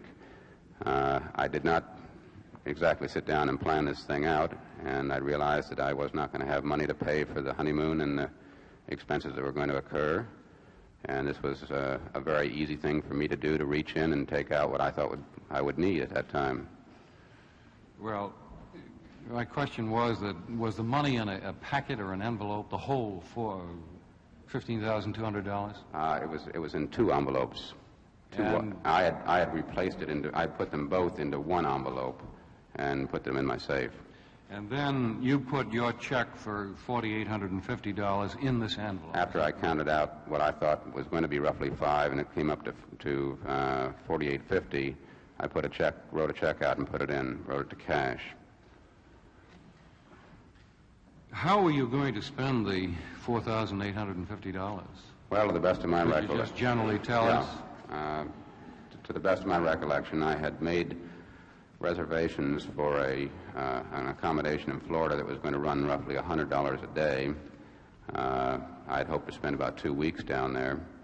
I also had food expenses. I was going to have people come in and do the serving, and travel expenses, and I assumed that just $5,000 would cover it. Seems like a lot of money for a honeymoon. I mean, had you... And I am trying to really find out the just rough idea of how you're going to use all that money. Well, sir, as I say, I also was having my yard done that day, and I thought I might have to pay. I was having dirt delivered. My patio had been repaired. I had a whole host of other related expenses that I thought I was going to be hit with right then that night when I walked in. You can't give a better explanation of how you were going to spend $4,850. Well, as I say, I was told that the backyard was going to cost about $500. I had thought about $2,000 for the honeymoon, and I didn't know what it was going to cost to have people that would do the serving and the like. So I just took what I thought would be a safe amount to cover all my expenses.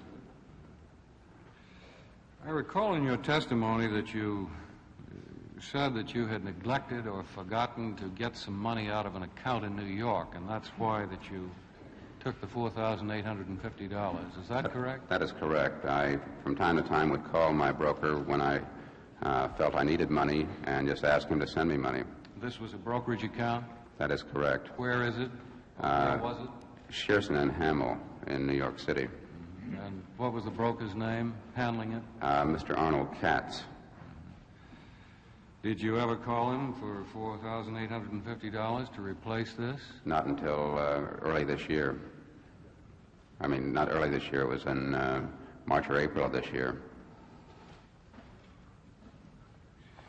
Now then, of course, you really never went on the honeymoon, did you?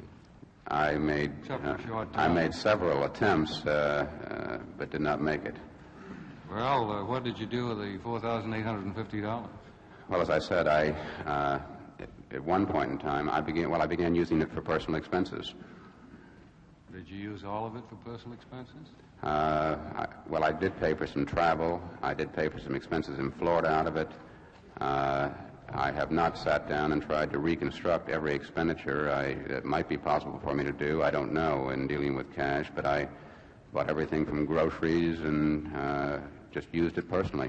I wonder if you would try to do that for the committee, reconstruct how you spent it. Certainly. Why didn't you replace it shortly after this time? Well, at one point I did put back in what I had into the account, and but in November, when I was trying again to get a honeymoon in, I took it back out again. How much? Senator, I have no idea. I had commingled it with other money of mine and put it back in and taken it back out. And do you recall how much you put back in? No, sir, I do not. And you don't recall how much you took back out? I do not at this point. I could, as I say, I'll try to reconstruct that for the committee. Did you do it at any other time? No. Put in and take out? Not to my recollection, no. Only the one time? following the original. Do you know this is a crime, Mr. Dean? I'm not aware of what crime it is, no. Isn't it embezzlement? Well, I had very clearly made there was no intention on my part never to account for the full amount. I'd understood later that by the time I'd taken it out, that it was monies that had come over from the 68 primaries. And I knew at some point in time there were many people who were aware of the fact I had custody of the money, that I was going to have to account for 15 too. And I was perfectly willing, able, and capable of accounting for that full amount. Did anybody know that you had ever taken the money out? Not to my knowledge, no. Did you tell anybody? No, I did not. When did you tell somebody about handling this money? When I went to the government, when I first began talking to the prosecutors, I explained it to them. I told my lawyer about it also when I retained counsel. When was that and who? I retained Mr. Schaffer on the 30th of March, and I don't recall exactly when we got around to that. We spent most of the time getting out my explanation of the facts, and then we started getting down into details, and at that point in time I told him I had this money and I thought that we ought to handle that also.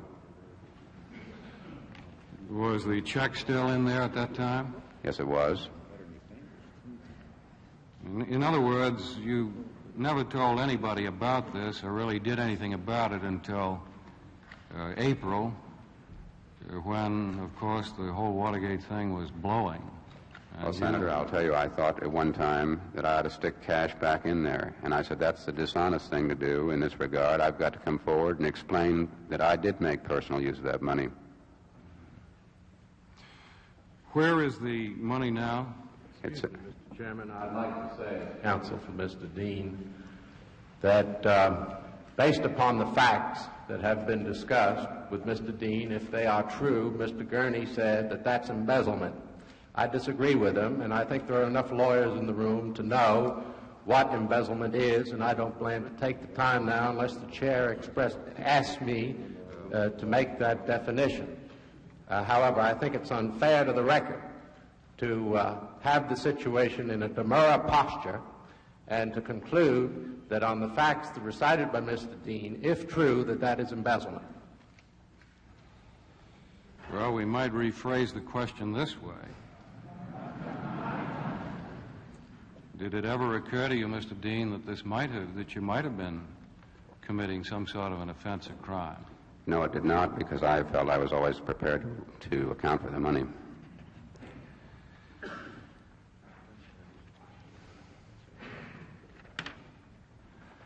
Let's go into the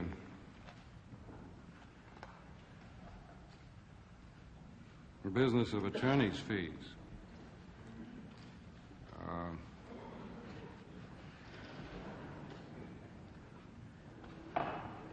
Well, first of all, who wasn't your lawyer originally, Mr. Hogan?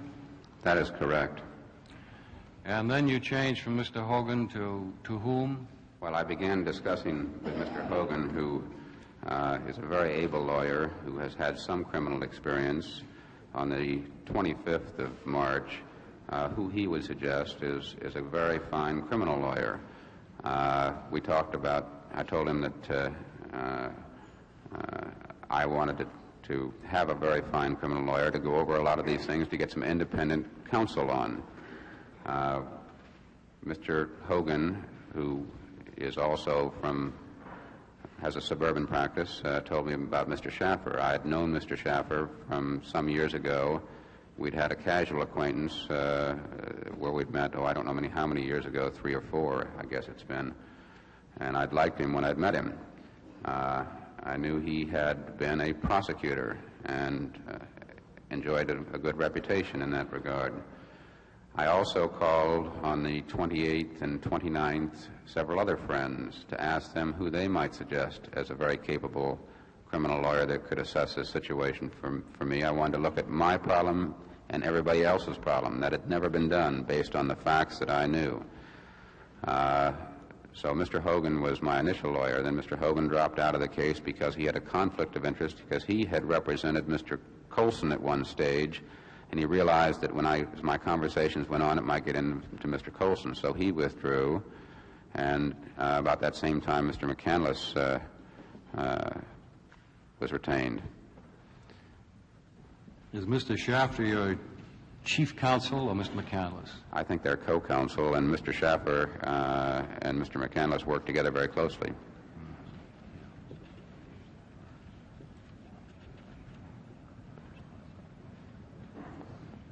Have you paid them a retainer? They have sent me a bill I have not paid. Did you handle any other cash during the campaign other than the $15,200 that you testified to? Did I personally handle it? No, sir, I did not.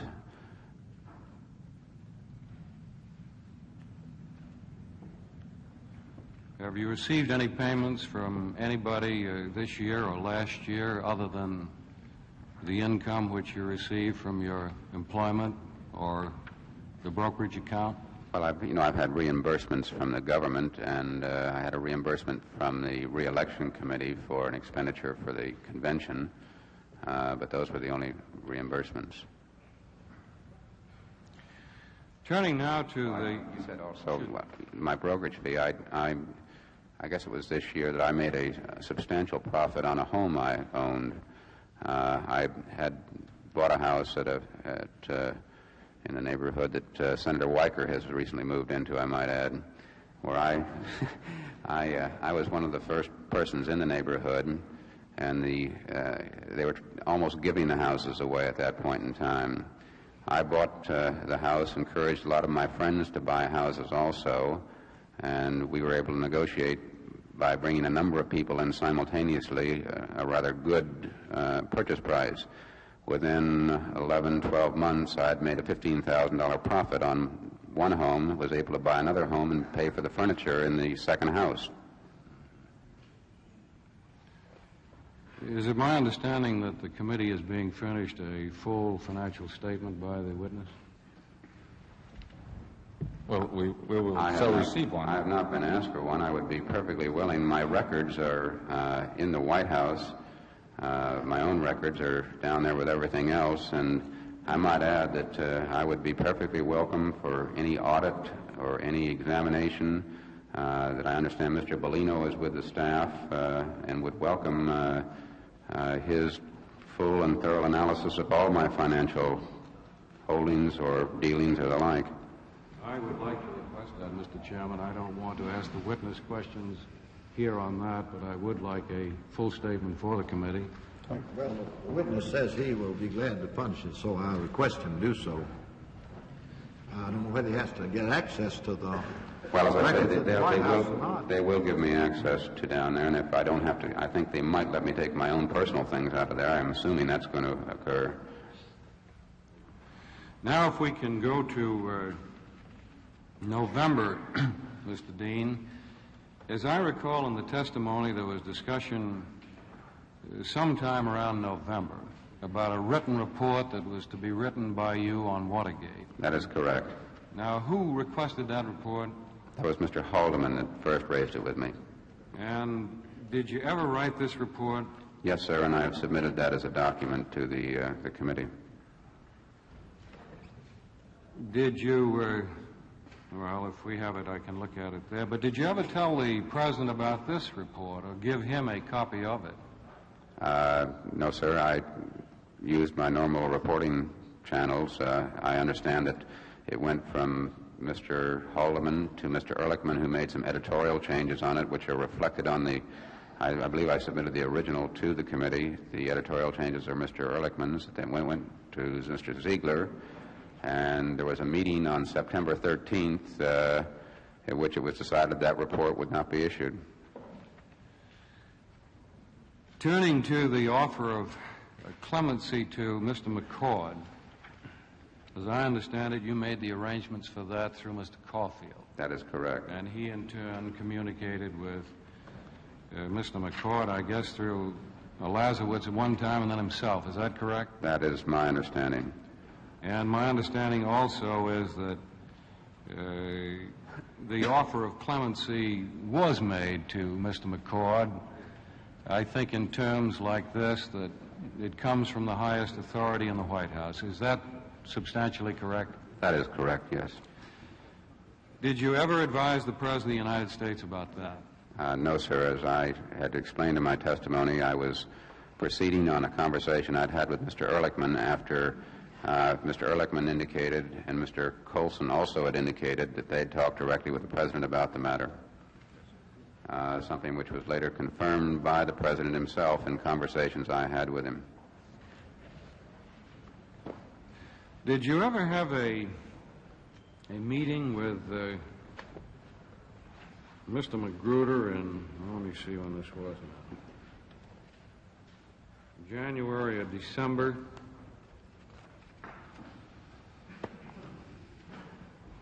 In which there was a discussion about the planning of the Watergate. Do you remember anything about that? I recall Mr. Magruder coming to my office one time, I saw part of Mr. Magruder's testimony on this, before this committee. It's one of, so I'd say if I've seen 3 hours total, I would be surprised. But I did see part of Mr. Magruder. I caught one section of the questioning of him, I believe it was during the questioning of him, in which he made a reference to this. I think what he is referring to is... What did he refer to? He was referring to the fact that my memory had gotten suddenly foggy. I have never, as I've testified before this committee, understood what happened with any clarity, between February 4th and June 17th.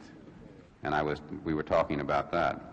I think he also was referring to the meeting he may have been mixing the meetings and referring to the fact that on March 28th, when I came back from Camp David, that I was playing very dumb. I was playing very reluctant. And I was. I did not want to engage in a discussion of my recollection of those meetings because we'd gone over that before, and I had made my decision by that time as to what I was going to do, and I didn't want to get into a debate on it. I believe he also referred to the fact I taped that conversation. That is not correct. Let me read from his testimony here when he was before the committee.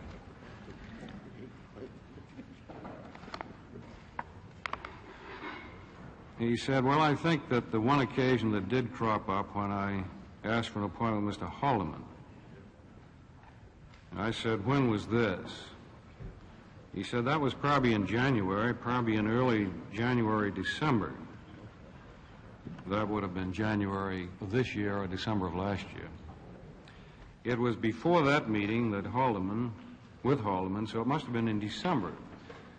It was when he indicated to me that he did not know how the Watergate had ever been planned, something to that effect. And I said, John, do you not remember? Something to that effect. And I became concerned, of course, over that type of conversation because obviously that would be at a time that could be an indication that somebody was being set up in effect. That was his testimony. He also testified someplace else. Now, do you recall whether you had any conversation with him? Well, my discussions with Mr. Magruder while he was at the inaugural committee were basically around what he was going to do. The one conversation I recall very clearly didn't relate to this at all, and it was the conversation that occurred in the hall when I was trying to dissuade him from going to California to run for office. He said that he was going to go out and test the waters because he thought that he had met so many people during the campaign, he could get good financial backing, and now was the time to move. I thought that, without telling him, that he was going to have some serious problems down the road and that he would be putting a lot of people who had gone out to back him in jeopardy, and I tried to persuade him not to do it. He was adamant. I later called Haldeman, who agreed also that it was a very unwise idea for Jeb to go out and pursue office. He told me he was going to call Mr. Finch and speak with him about it to try to dissuade Jeb from doing it, and he asked me to call Kalmbach, who was also one of the persons that Mr. Magruder was going to meet with. Then when Jeb came back, we had a number of discussions about the fact he said, I have told Higbee and Haldeman my entire problem, and I hope you'll help me. They also know the problem, and I want to get a good job. those were the tenor. It was a job-oriented discussion, and I cannot recall a specific conversation where I told him that. I do recall in February, in March, when I was at Camp David, and this is one of the exhibits I have submitted, when he wanted me to have a very fresh recollection of the meetings that had occurred in February or January and February of the preceding year. And at that point in time, I said to him I thought I'd gotten a bum rap for being accused of having prior knowledge of this matter, and Magruder agreed. And I have submitted a tape. That is a conversation I did record with a dictaphone held to the receiver. I happened to have the suggestion from Mr. Haldeman I do that while I was at Camp David, and I thought it was a pretty good idea, so you'll find that exhibit is one of the ones I have submitted. Of course, what he was saying is that you and he were discussing, I guess, the Watergate and what led up to it, and that his impression was that you were forgetting, I guess, about the meetings in Mitchell's office and the discussion of the electronic bugging and Liddy's plan and all that sort of thing. Do you recall that at all? I only recall that I've always told Magruder that I was never clear on what happened between February and June 17th. I've repeated that to him on a number of occasions because I haven't. In fact, some of Mr. Magruder's testimony was a revelation to me.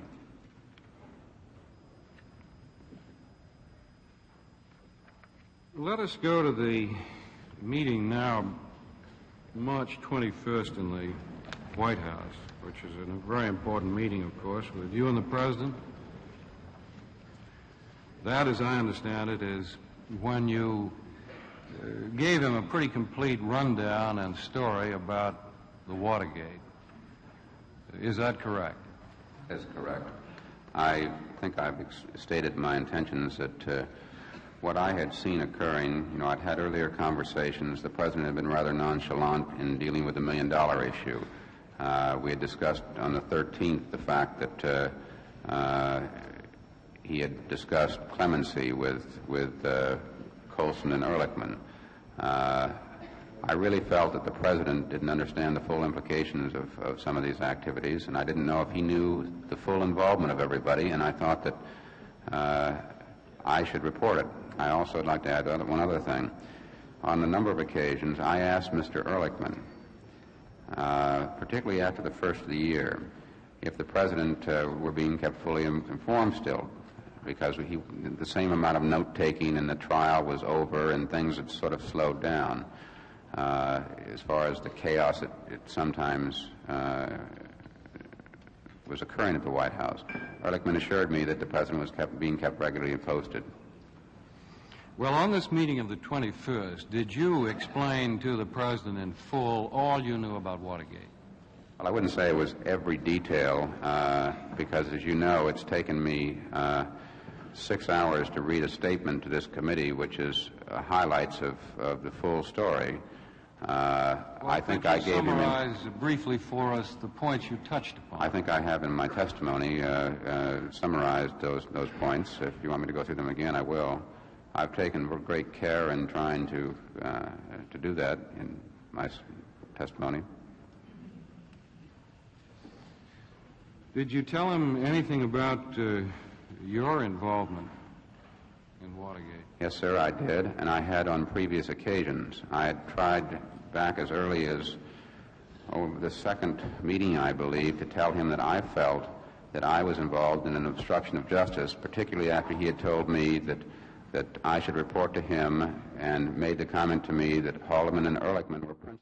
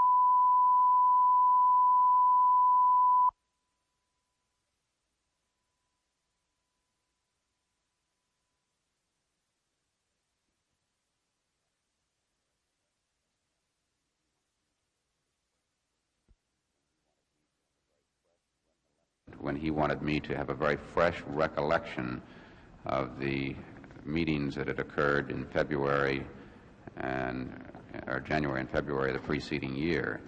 And at that point in time, I said to him I thought I'd gotten a bum rap for being accused of having prior knowledge of this matter, and Magruder agreed. And I have submitted a tape.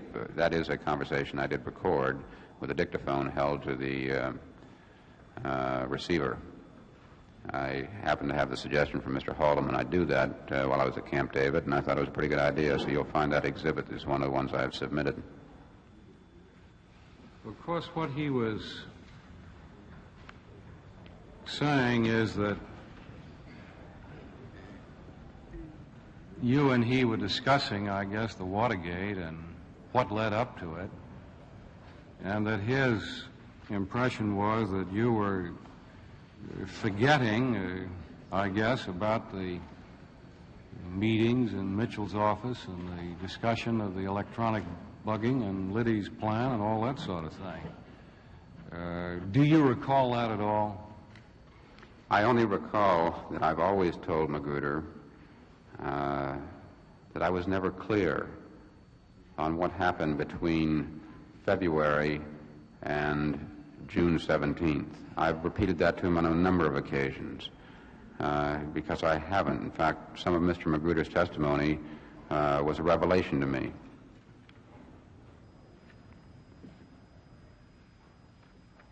Let us go to the meeting now, March 21st in the White House, which is a very important meeting, of course, with you and the President. That, as I understand it, is when you gave him a pretty complete rundown and story about the Watergate. Is that correct? That's correct. I think I've stated my intentions that what I had seen occurring, I'd had earlier conversations. The President had been rather nonchalant in dealing with the $1 million issue. We had discussed on the 13th the fact that he had discussed clemency with Colson and Ehrlichman. I really felt that the President didn't understand the full implications of some of these activities, and I didn't know if he knew the full involvement of everybody, and I thought that I should report it. I also would like to add one other thing. On a number of occasions, I asked Mr. Ehrlichman, particularly after the first of the year, if the President were being kept fully informed still, because the same amount of note-taking and the trial was over and things had sort of slowed down as far as the chaos it sometimes was occurring at the White House. Ehrlichman assured me that the President was being kept regularly posted. Well, on this meeting of the 21st, did you explain to the President in full all you knew about Watergate? Well, I wouldn't say it was every detail, because, as you know, it's taken me 6 hours to read a statement to this committee, which is highlights of the full story. I think I gave him... Summarize briefly for us the points you touched upon. I think I have in my testimony summarized those points. If you want me to go through them again, I will. I've taken great care in trying to do that in my testimony. Did you tell him anything about your involvement in Watergate? Yes, sir, I did, and I had on previous occasions. I had tried back as early as the second meeting, I believe, to tell him that I felt that I was involved in an obstruction of justice, particularly after he had told me that I should report to him and made the comment to me that Haldeman and Ehrlichman were principals. That stuck in my mind so very clearly that I thought maybe he didn't understand everything that I was doing. When I raised this with him, I gave him a few of the facts, and he began to debate with me about the fact that he didn't think I had any legal problem based on what I was telling him, and I said I did. He didn't want to get into it at that time. I don't know what was intervened, but we didn't have an extended discussion. I believe that also came up in a meeting when Dick Moore was present. Did you talk to him about the cover-up money and your involvement in that? In February? No, March 21st. Yes, I did. You told him all about that? Yes, sir. What about the discussion? I told him particularly what had really happened. Let me put this in sequence. One of the things that to me was one of the real outrages that bothered me tremendously was when Mr. Hunt made his final demand on the White House. He had apparently had a meeting with Mr. Colson's lawyer, Mr. Shapiro, and he'd also had a direct meeting with Mr. Paul O'Brien. Mr. O'Brien, I believe that meeting occurred on the 19th. On the 20th, let's say what was the weekend before? He had the meeting on a Friday, and O'Brien came to me on a Monday. I'm going to have to ask the group who are holding the conference over here to step outside for the conference. They're disturbing the orderliness of the proceeding.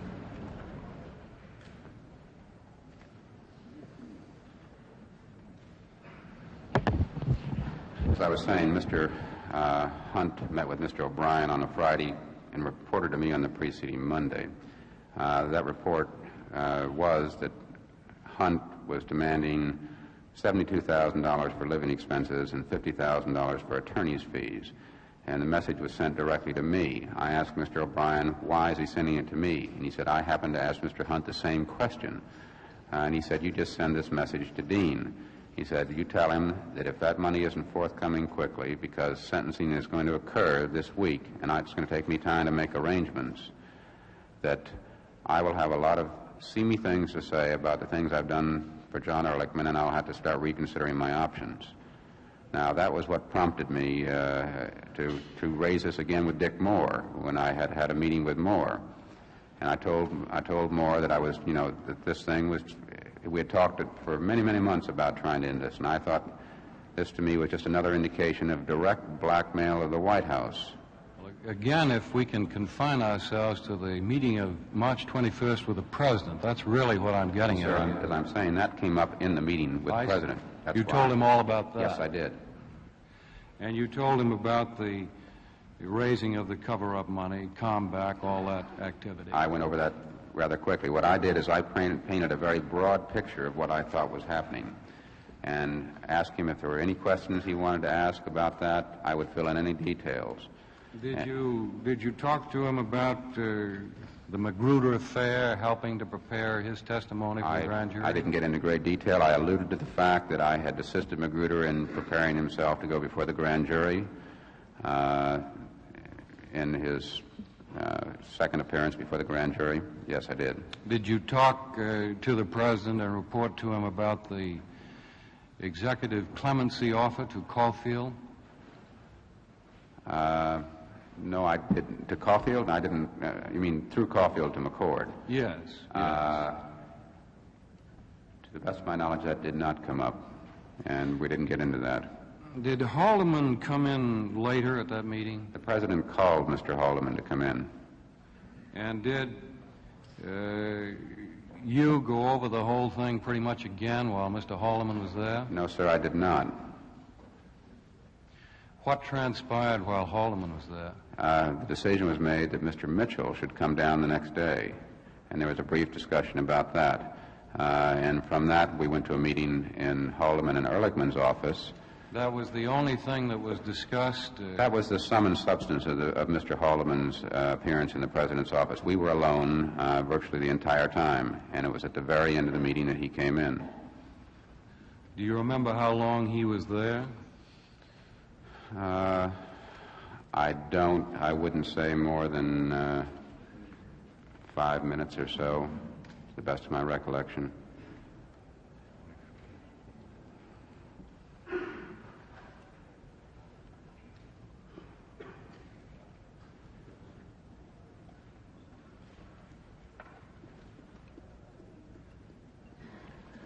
Did you have a later meeting with the President and Mr. Haldeman and Mr. Ehrlichman? On what day, sir? That day? Yes, sir. What was discussed at that meeting? Well, as I say, I went from the President's office to a subsequent meeting with Ehrlichman and Haldeman, and the discussions began to focus on Mitchell coming down and having Mitchell step forward. And if Mitchell stepped forward and would account for this thing, then maybe the problems that have followed for the White House after the break-in would be forgotten. And we went to a meeting in the President's office that afternoon to read and discuss that. A number of ideas came up.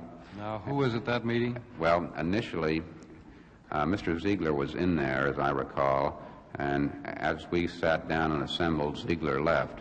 It was from there the meeting really got down to a discussion between Ehrlichman, Haldeman, myself, and the President. Now, during that meeting, I recall a number of ideas were being suggested and the like. At that point, it was the first time I'd ever mentioned in front of Haldeman, Ehrlichman, and the President the fact that I thought they were all indictable. And I recall I got a very, not including the President, I said that Haldeman, Ehrlichman, and Dean could be indicted. And for that reason, I disagreed with whatever they were talking about. The President on a number of occasions turned to me and said, "Do you agree?" And I said, "No, sir, I do not."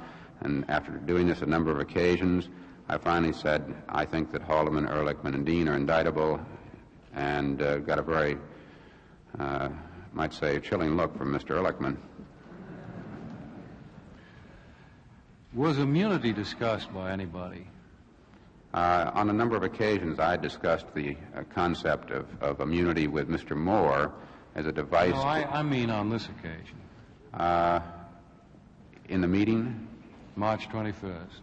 Meeting in the afternoon. Not to my recollection, other than the fact that I had once conceived that, the way to get the truth out would be to have everybody have some sort of immunity, because everyone involved would have a criminal implication, and I thought at that point that the most important thing for the American people was to get the truth out. And as I say, that Moore and I had discussed a number of concepts as to how to do this in the past, and we'd never really found a solution. Was there any tentative decision by those present, that is you and Haldeman and Ehrlichman, to go to the grand jury and tell the whole Watergate story? No, sir, there was not.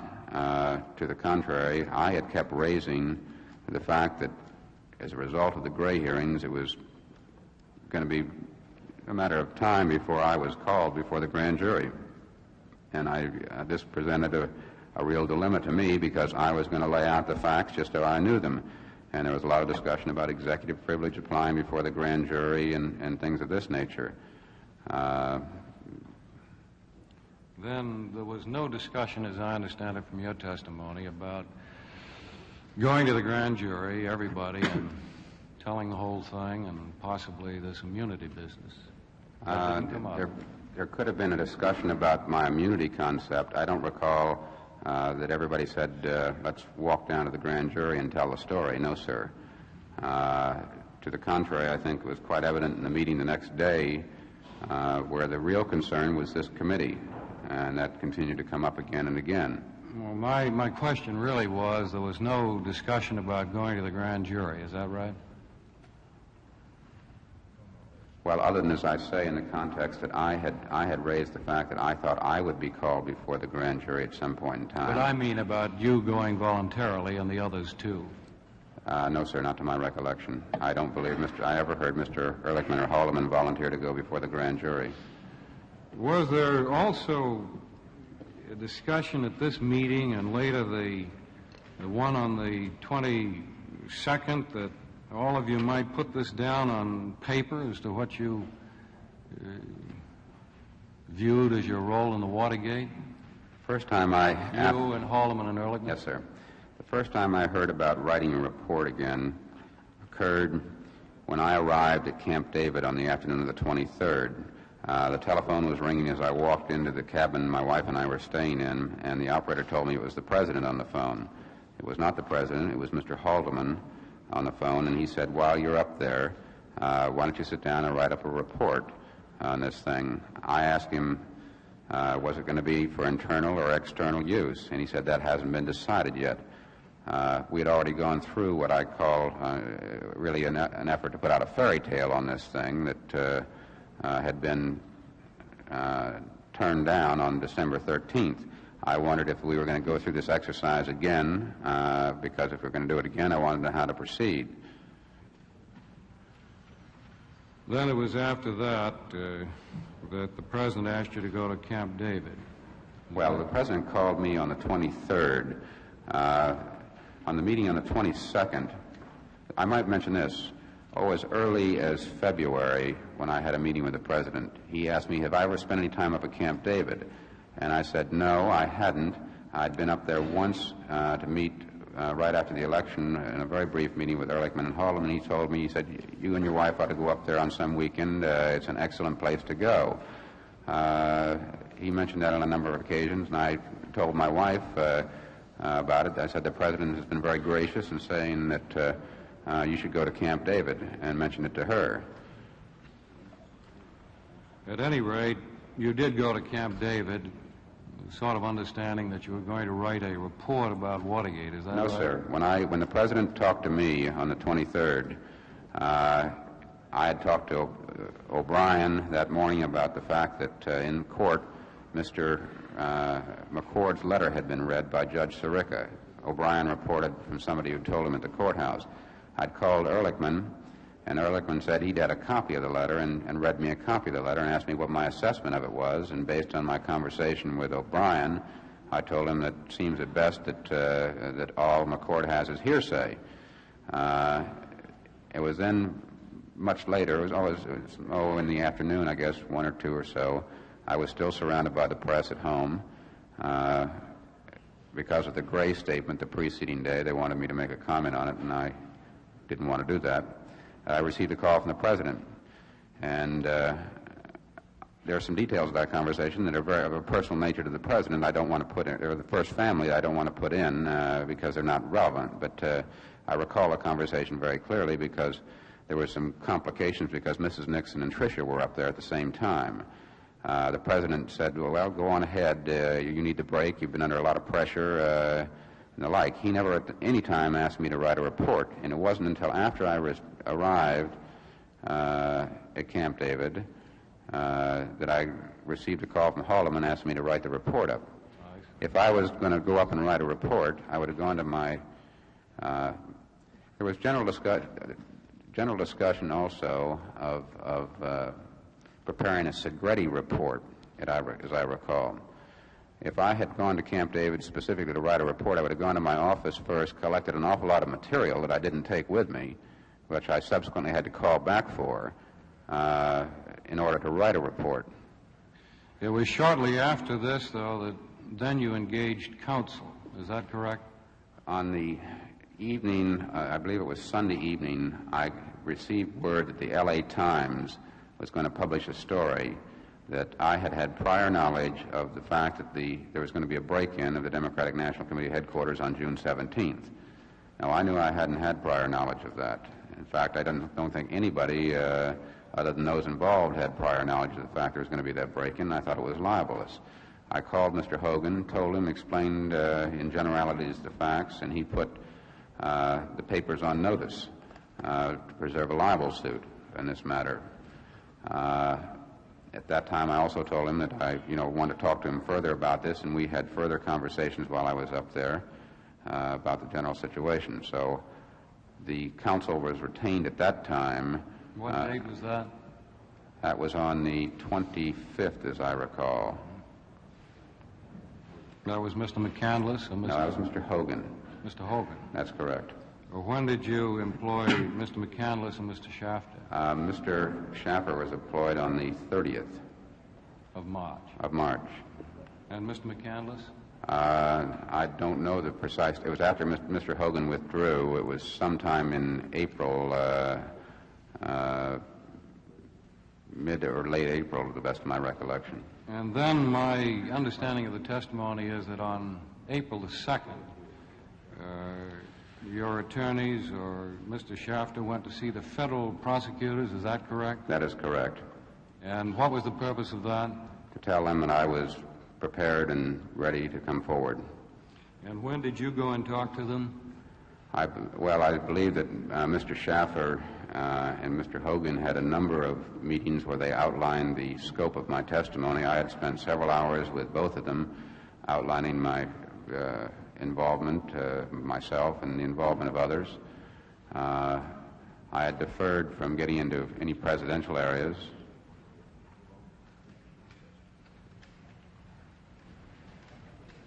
The committee will stand in recess to 2 o'clock. I could just, Wait, excuse me a second. Just one moment. Do we have... Yes, I know. Mr. Dean, just before we recess, there's been a little confusion in the exhibits that you have submitted us, and we want to make sure we have them properly identified. There is a list which is entitled Opponent Priority Activity, and that isn't captioned so that we know who prepared that list. There happens also to be a document which is on White House stationery, which is for eyes only, dated June 24, 1971, memorandum for John Dean, Jerry Warren, Van Shumway, subject opponents list, and the statement is attached is the list of opponents which we have compiled.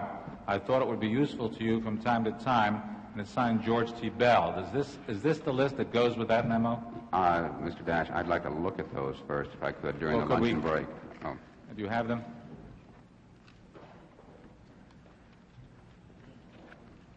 I don't know which one you're referring to. Maybe Well, we could check can during someone give this list and give this memorandum? Here, let me look at it. Do you have the memorandum of June 24, 1971 also? Memorandum for John Dean, Jerry Warren, Van Shumway?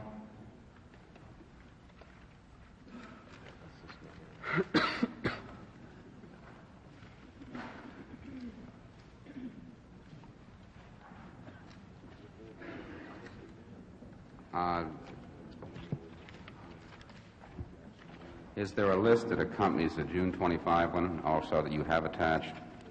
June 25, let me see. It would either have to be from the June... No, there's no... All right, it would either no be... list that attached to the June 25 one. It would either be the June 24 or the June 25.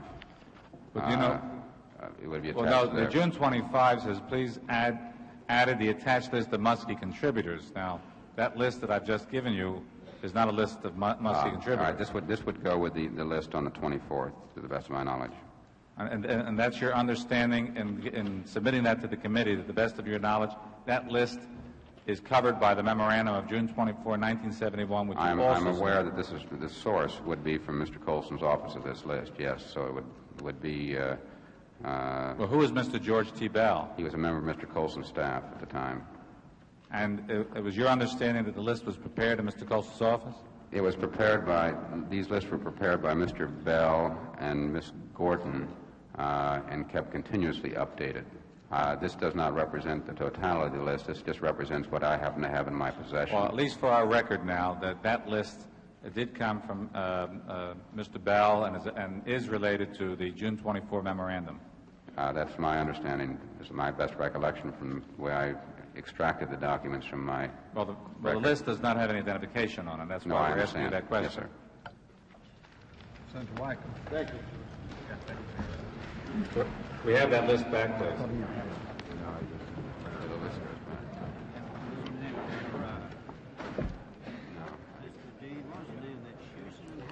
After more than 2 hours of questions, Senator Gurney is still not satisfied with the details of John Dean's chronology. In a moment, he'll resume asking questions. Public television's coverage of the Senate Watergate hearings will continue after a pause for station identification. Unabridged coverage of these hearings is provided as a public service by the member stations of PBS, the Public Broadcasting Service.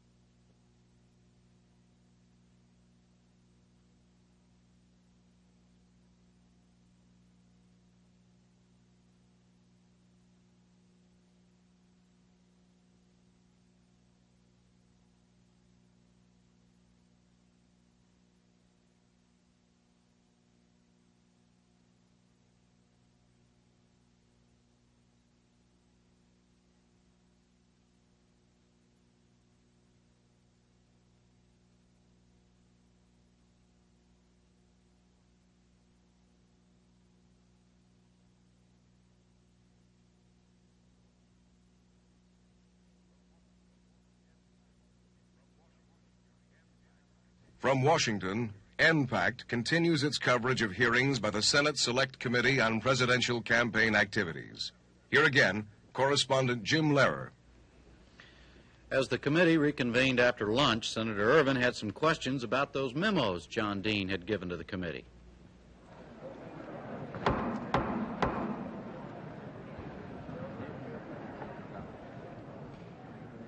The committee will come to order.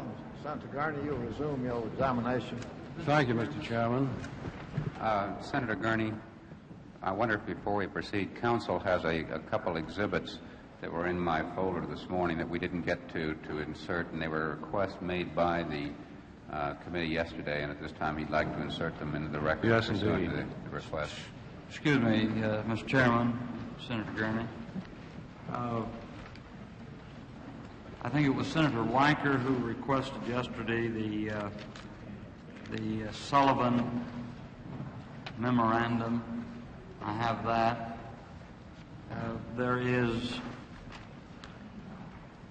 another memorandum here marked confidential that we would like to turn over to the committee without description unless the chairman or counsel would like Mr. Dean to read it, but at this time we'd like to turn these over. I also understand that there may be some confusion about some part of a list that's been left out of the opposition list. All we can say is that last night, as we were looking for the files to respond to this committee's request, that list was hastily assembled. We hope that it came here all intact. We had no other reason to think otherwise. If we could have a Xerox copy back of the list, we would then be able to ascertain whether everything was in it or not. There are two documents I wish that Mr. Dean would search his files and see if he has copies of them. One is what is called a decision memorandum, which bears date to White House, Washington, July the 15th, 1970. And the other... would you repeat that? Decision memorandum, the White House, Washington, July the 15th, 1970, and the subject is domestic intelligence. And the other is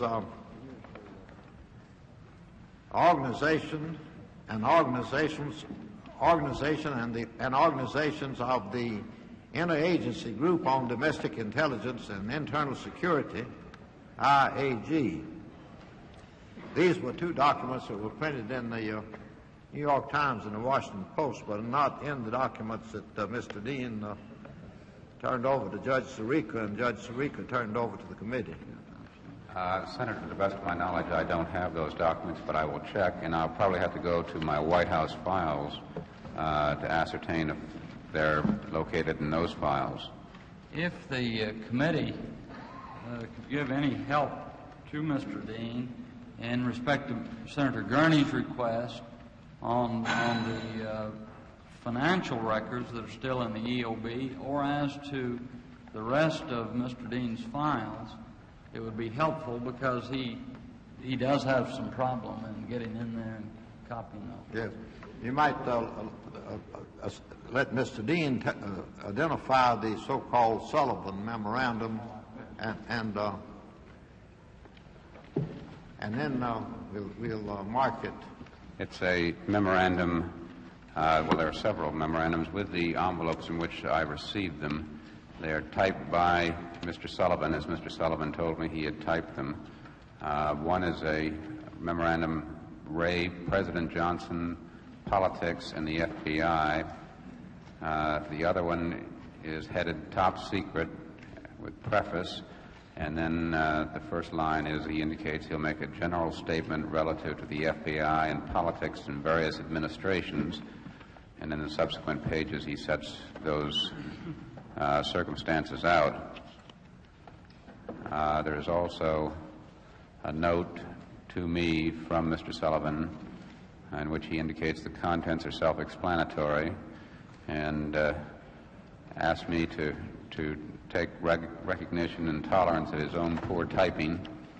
And then there is another letter I received from him, classified secret, Ray Watergate, and which he indicates that in light of the recent hearings, it could be that specific probing of the Watergate affair may turn out to be more troublesome than anticipated, and indicates that he would be willing to testify on behalf of the administration and draw a clear contrast between this administration and past administration with reference to information that he had in his possession and knowledge. Well, those will be received and marked for identification, but will not be admitted into evidence this time, because I'm not sure that this committee has jurisdiction to investigate the matters to which that was related. You might let the have them marked. Now let's see the confidential document, so we'll.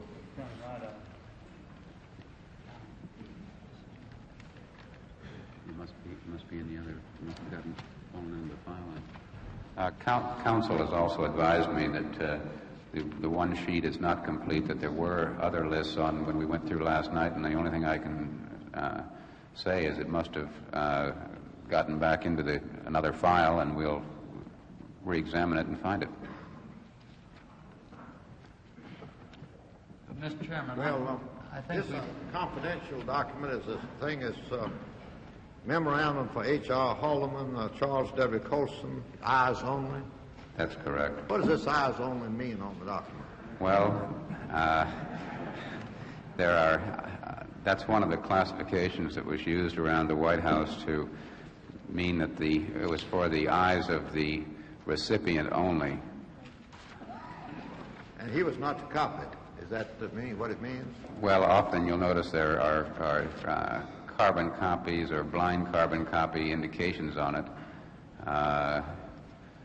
If the use of this classification developed when we started reducing the rather overabundant use of what really were security classifications, national security classifications that were related to matters that were not national security. I'll also have these marked for identification because it's not clear yet that they relate to matters that the committee is authorized. As I say, they came in response to Senator Weiker's question of yesterday. Have them marked for identification, not as exhibits yet. Mr. Chairman, Mr. Chairman, pardon me, just one more question. I've been handed a 3-page list of opponent priority, and there are 20 names on it. The documents that were turned over this morning and marked by Mr. Dean in several places contain more than just this 3-page That's list. what we received. That was what I was asking Mr. Dean to identify and to connect it with a particular memorandum, which he did of the June 24th memorandum signed by Mr. Bell. But all that was received from you this morning was that particular memorandum of a list of names, the only names we received. And I'm going to request the staff to make requests to the White House for copies of the document, decision memorandum of the White House, Washington, July the 15th, 1970, and the document, White House document organization and organizations within the agency group on domestic intelligence and internal security, and also for the document entitled Domestic Intelligence Review, which was accompanied in a letter, which was a part of a memorandum for H.R. Holloman from Tom Charles Houston. I believe you call that name Houston. Yes, I believe that's the way he pronounces his name, Senator. Senator Garner, you may proceed. Thank you, Mr. Chairman. Mr. Chairman, I'll try to be as brief as possible and close up my testimony. As far as the chair's concerned, I think you're rendering real service to the committee and the country, and I don't want you to feel rushed at all. Well, I appreciate the courtesy of the chairman and the members of the committee. Just wanted to clear up one little point on the cover-up money, which I didn't touch on this morning. When you had your meeting with Mr. Kalmbach on June 29th, did you ask him for a certain sum of money that you would need to have him raise?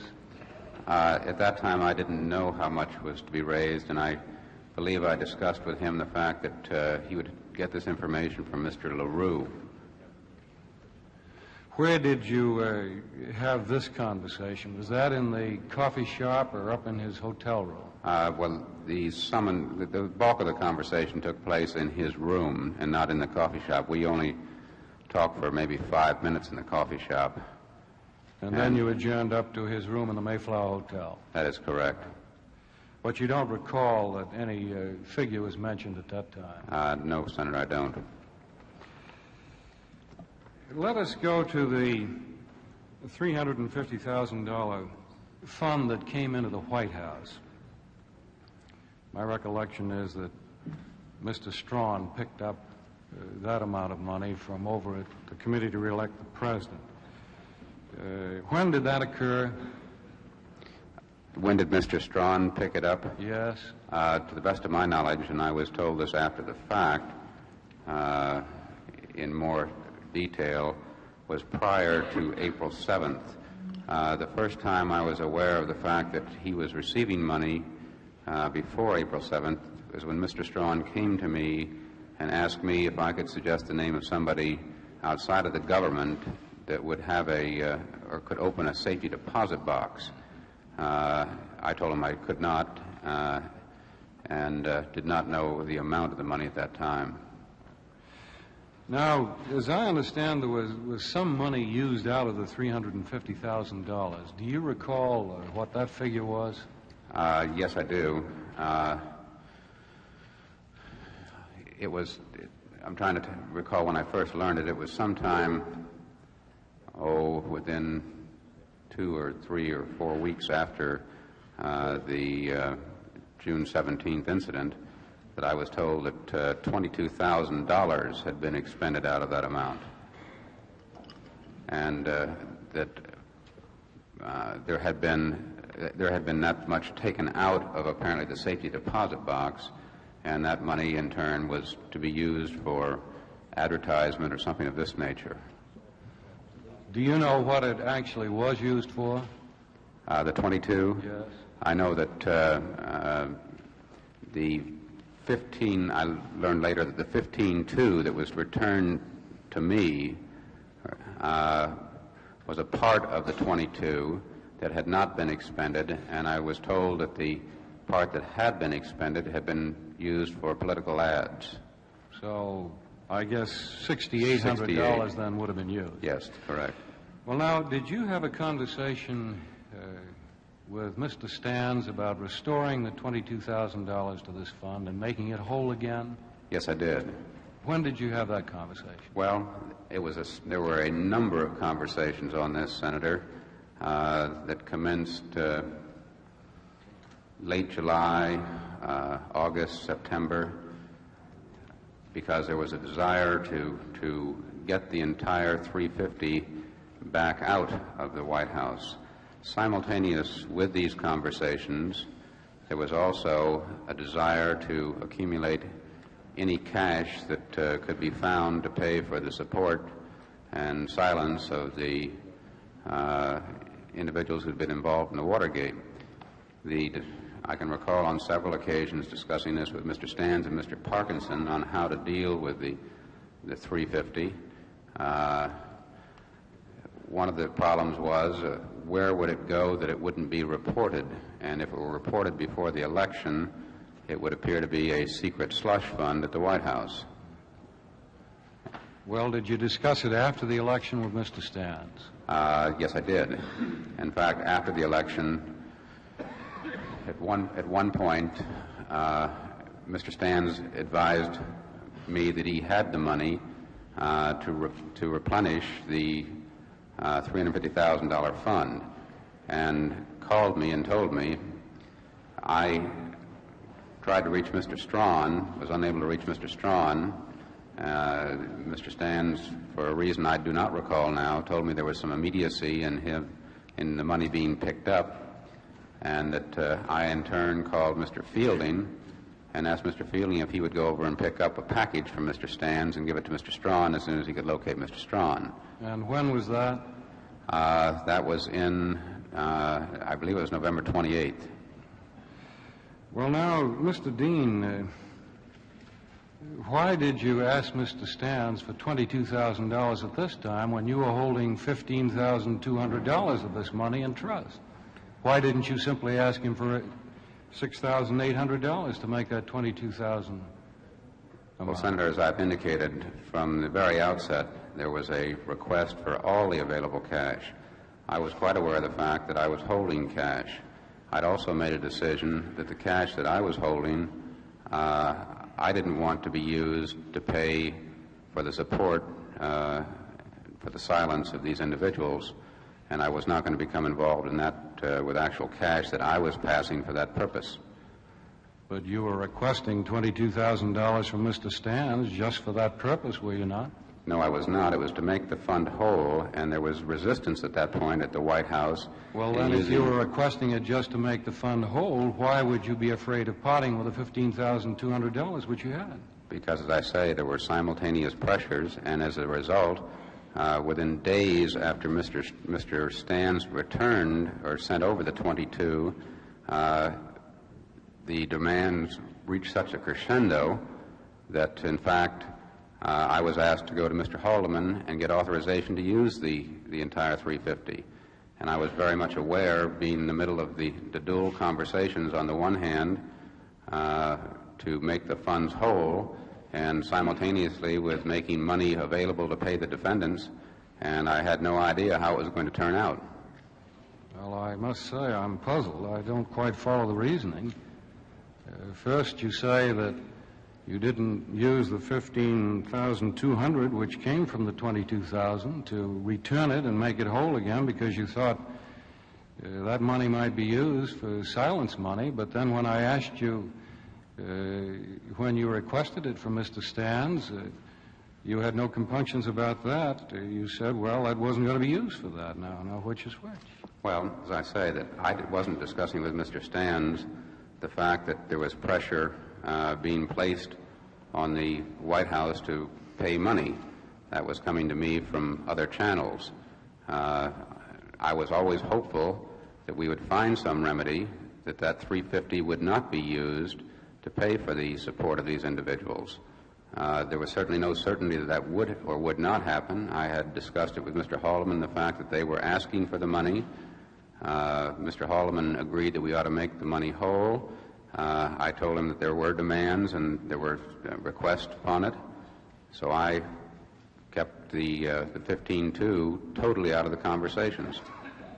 But the 15-2 had come out of the 22,000, hadn't it? That is correct. I should think the logical thing to have done would have been to return that and also added $6,800 from Mr. Stans. Made it whole. Well, Senator, from where I was sitting, that seemed like a great risk that money was going to go to pay the defendants. Wasn't it a greater risk for you to have it and be short the $4,850, which it was short? I was quite prepared to make that money whole at any point in time. When you put the check in the envelope that contained the $15,200, your check, I understand, of $4,850? That is correct. What account was that drawn on? It was drawn on my personal checking account. Was there enough money in a checking account to cover it? No, there was not at that time, but on previous occasions I had overdrawn my account and it had been covered. Within 24 hours I was able to get the money in the bank and cover it. I have here a copy of a bank statement that came in at noontime from the National Savings and Trust Company, showing an account there of John Wesley Dean III. Now, is that the account that you drew the check on? I assume because that's the only checking account I have at that bank. Wonder if...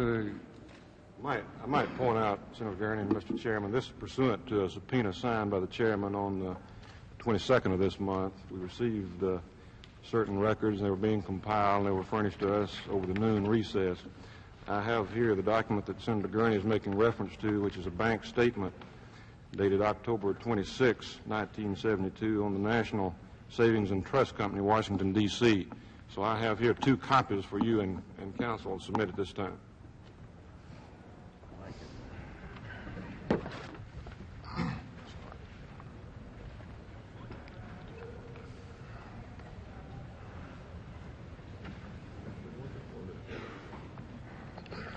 I wonder if you would look at the bank statement and tell the committee how much money you had in the checking account at that time, Mr. Dean.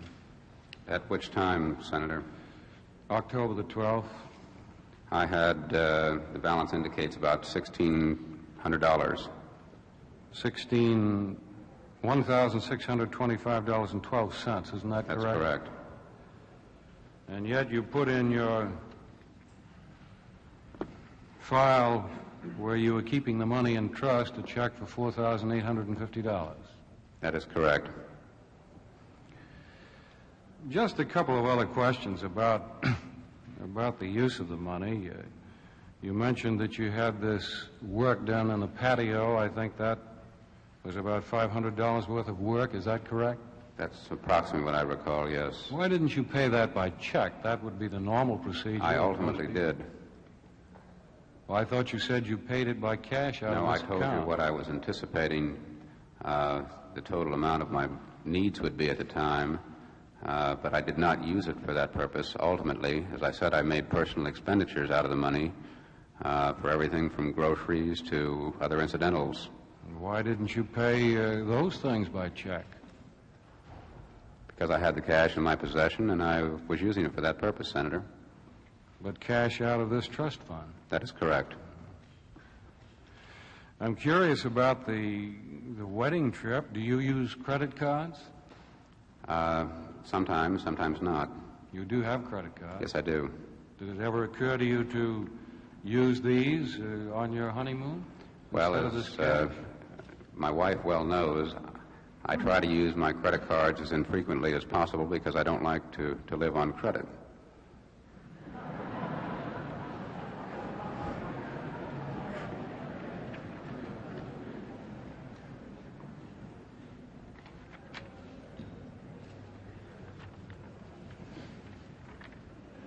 Turning to the meetings with the President.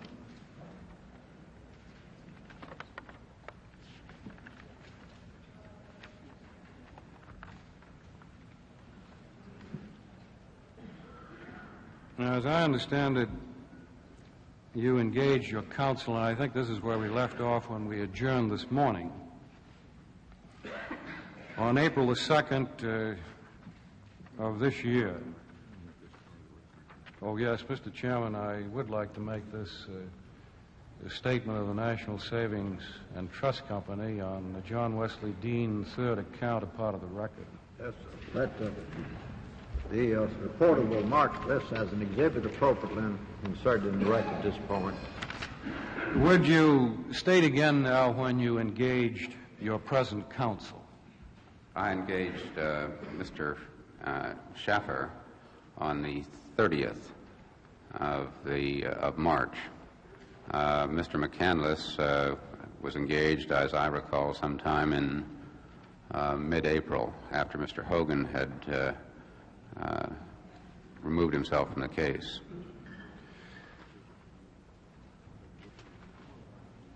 Now, at that time, I suppose you discussed with him your criminal liability. Is that correct? Or possible criminal liability.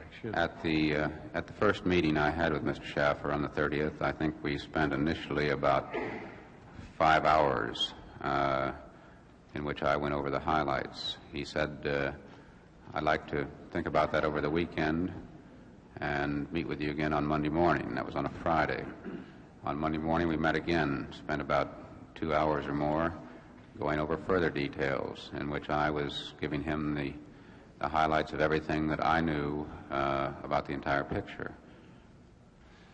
Did you have any discussions in this time frame with the President of the United States? time president, frame you're talking about? the president had gone to San Clemente at that time.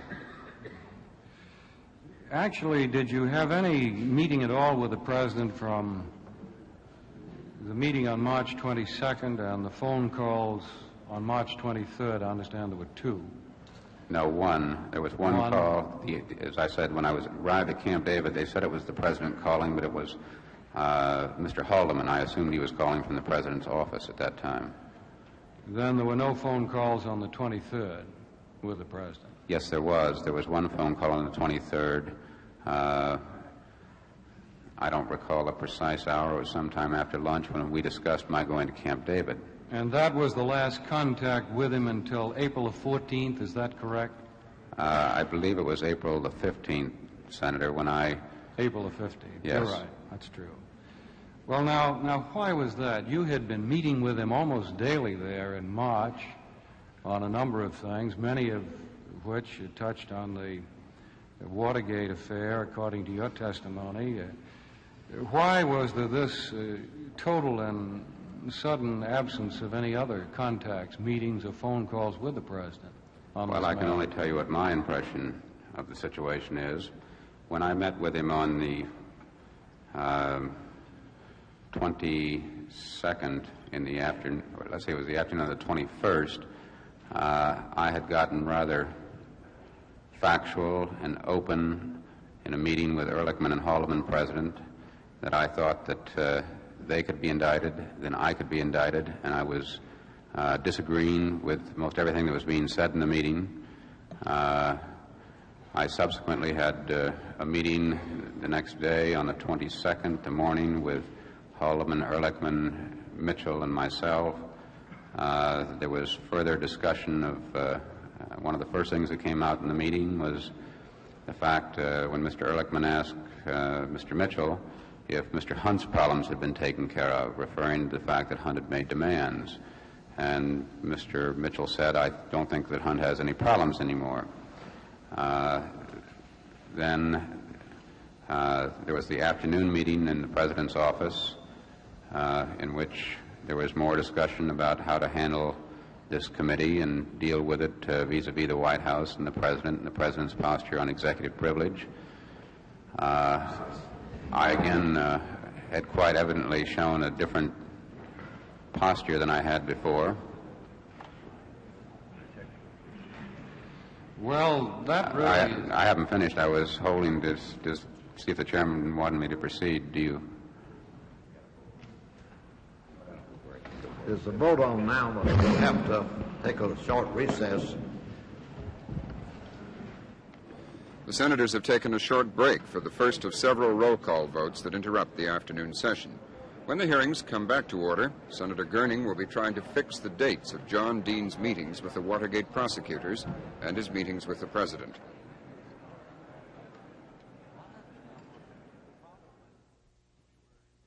Mr. Dean, we were discussing the time lapse between those meetings with the president, the last meetings on the 20th and 21st and 22nd, and your next communication with him, which was April the 15th, I think you recall. Yes, Senator, and I believe I was explaining that it was after the meeting on the 22nd that afternoon when we met again with Mr. Mitchell, Mr. Haldeman, Mr. Ehrlichman, and the president, and there was more discussion of dealing with this committee, some discussion about the fact that the executive privilege statement was too broad and that the president would probably have to retreat somewhat to a position. This was Mr. Mitchell's suggestion, that he saw this to be the only problem in dealing with the committee.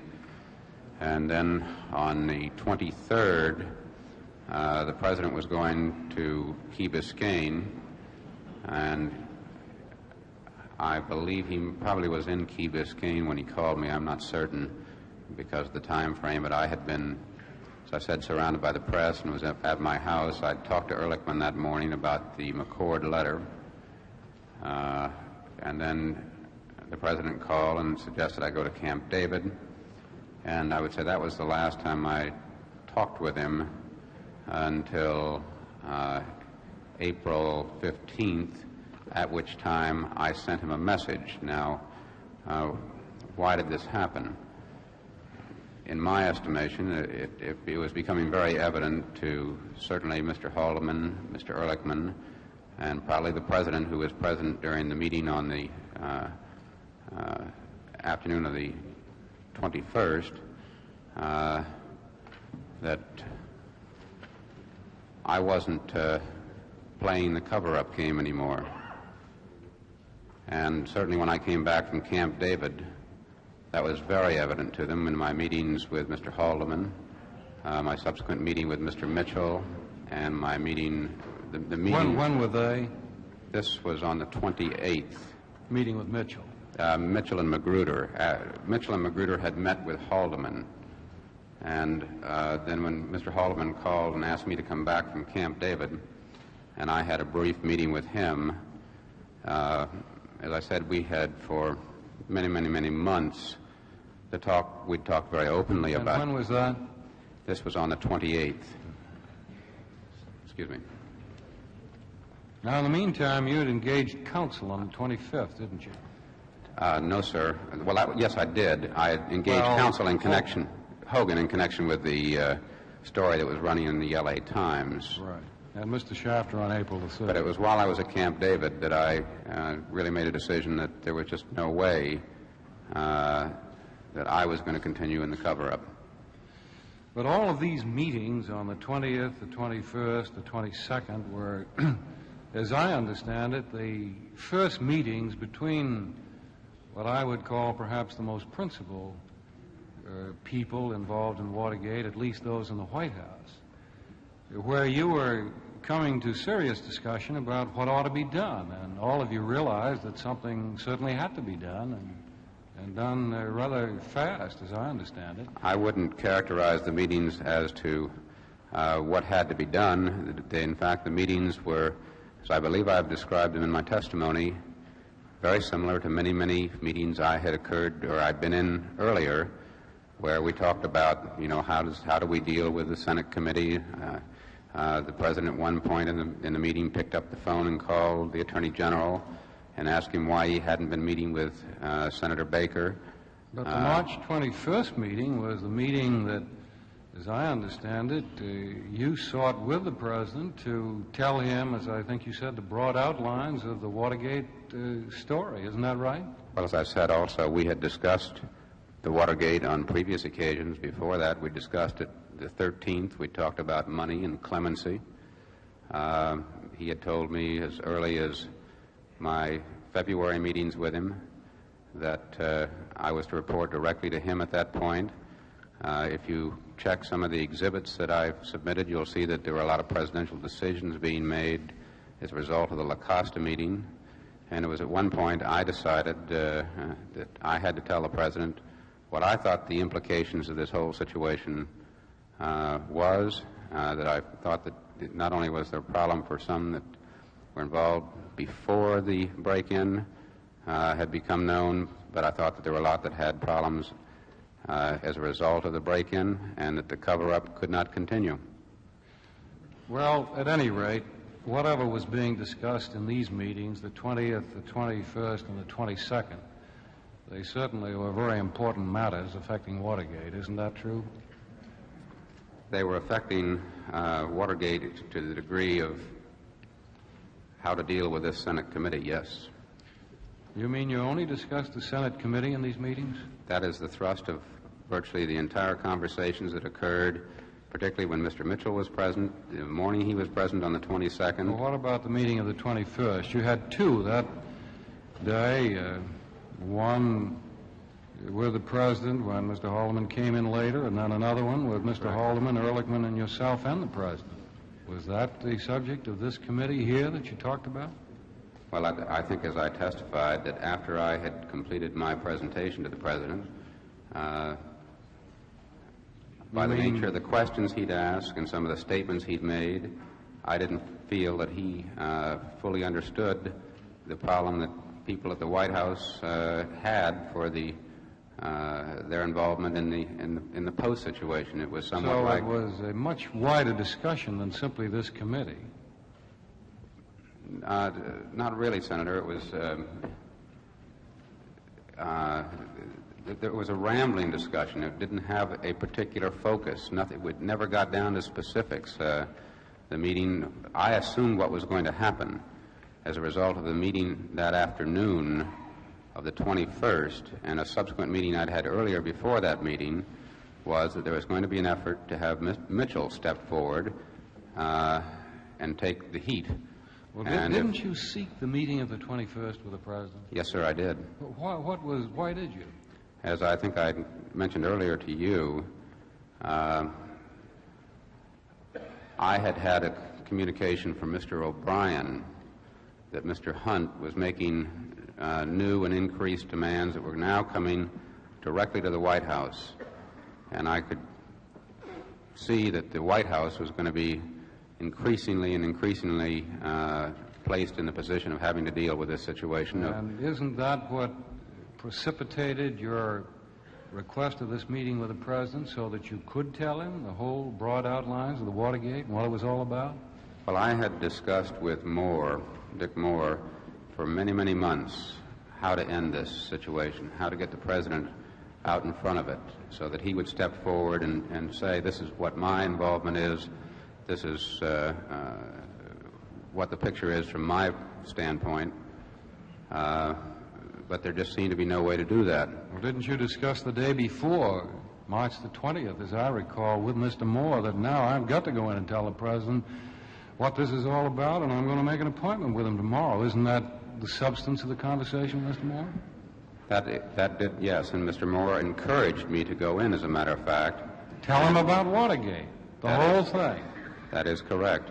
But as I say, Mr. Moore, it's parallel to the Segretti situation in this regard, my conversation with Mr. Moore. Mr. Moore knew a lot, but he didn't know everything. For example, when he had recommended that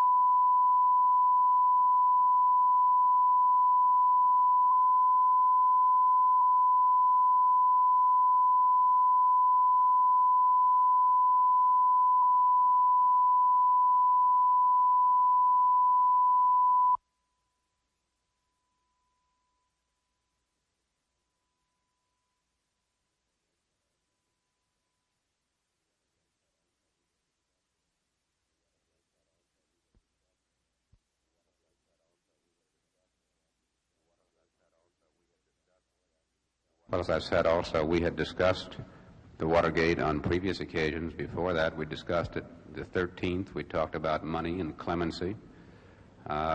He had told me as early as my February meetings with him that I was to report directly to him at that point.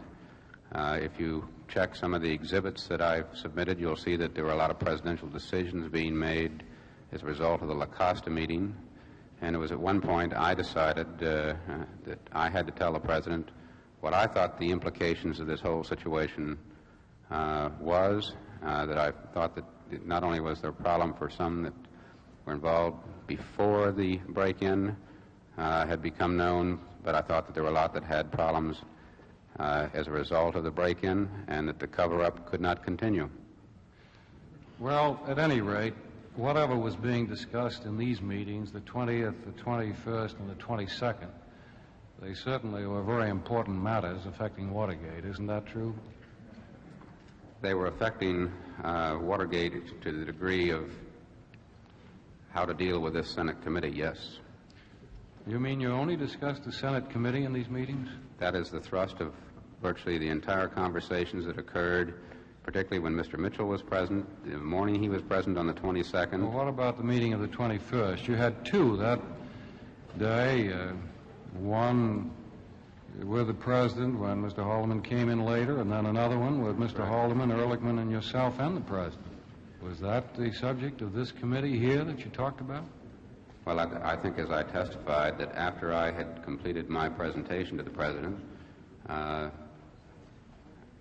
the nature of the questions he'd asked and some of the statements he'd made, I didn't feel that he fully understood the problem that people at the White House had for their involvement in the post situation. It was somewhat so like... it was a much wider discussion than simply this committee. Not really, Senator. It was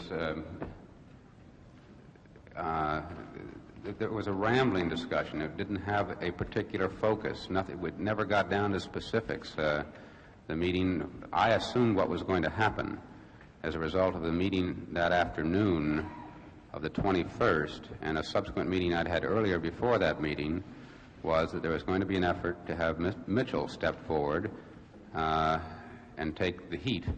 Well, didn't you seek the meeting of the 21st with the President? Yes, sir, I did. Why did you? As I think I mentioned earlier to you, I had a communication from Mr. O'Brien that Mr. Hunt was making new and increased demands that were now coming directly to the White House. And I could see that the White House was going to be increasingly placed in the position of having to deal with this situation. And isn't that what precipitated your request of this meeting with the President, so that you could tell him the whole broad outlines of the Watergate and what it was all about? Well, I had discussed with Dick Moore, for many, many months how to end this situation, how to get the President out in front of it so that he would step forward and say, this is what my involvement is, this is what the picture is from my standpoint, but there just seemed to be no way to do that. Well, didn't you discuss the day before, March the 20th, as I recall, with Mr. Moore, that now I've got to go in and tell the President what this is all about, and I'm going to make an appointment with him tomorrow? Isn't that the substance of the conversation, Mr. Moore? That did, yes, and Mr. Moore encouraged me to go in, as a matter of fact. Tell him about Watergate, the whole thing. That is correct.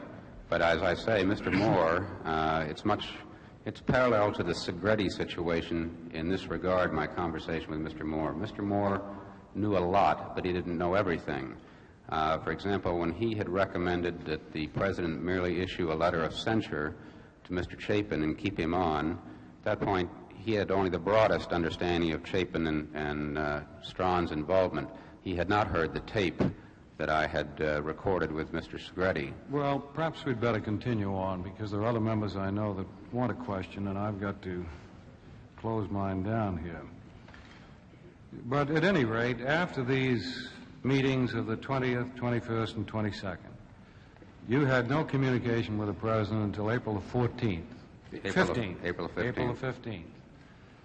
Now, that strikes me as very surprising. All of these very important matters, at least to me, about Watergate were being discussed in these very crucial meetings of the 20th, 21st, and 22nd, and then there's no communication with the President until April the 15th. Why is this so?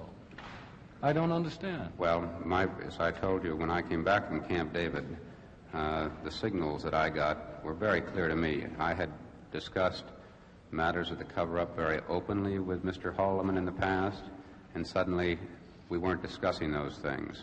I was sent into a meeting that I didn't want to attend with Mr. Mitchell and Mr. Magruder. I'd had conversations with, within the next day or so from Mr. Ehrlichman, and I could tell, when you deal with somebody for a long period of time, you can tell if there's a changed attitude, a different posture. They realized where I stood at that point, that I was not going to involve or be involved in the cover-up any further. They went to California. While they were in California, I had seen no change in attitude on behalf of anybody on the White House staff, or for that matter, the President. After the fact, I'd given him what I thought was the most shocking way I could present the situation to him. And I decided at that point that I would definitely retain counsel. I would assess the circumstances, and I would make my decision on what to do. Well, you retained counsel April the 30th. I made calls. I retained counsel on April the 30th. I had made and when did your counsel go to the federal I mean, not April the 30th, March the 30th, excuse me. March the 30th. When did your counsel go to the prosecutors, federal prosecutors? I believe the first meeting they had was on the afternoon of April 2nd. And then there were a number of meetings after that, is that correct? That is correct. And they were discussing with the federal prosecutors the subject of immunity all this time, is that correct? I wasn't present at those meetings. Do you know whether they were? Did they tell you? I believe they did discuss immunity, yes. Did you ever I don't think it was discussed as much as immunity as let's find out, have discussions with Dean and his testimony to find out what his testimony is about, whether he's a witness, whether he's a defendant. And they evolved into discussions of immunity, as I recall. Well, of course, we can find that out from the prosecutors. I'm sure you can, sir. Did you advise Mr. Haldeman when you engaged counsel, criminal lawyer, on March the 30th? No, I did not. They were on the West Coast, and counsel advised me to stop and try to avoid any further discussions of anybody who was involved in the cover-up, and I tried to avoid conversations relating to the cover-up as much as possible. And you didn't advise Mr. Ehrlichman? No, I haven't completed it yet, Senator. And it was on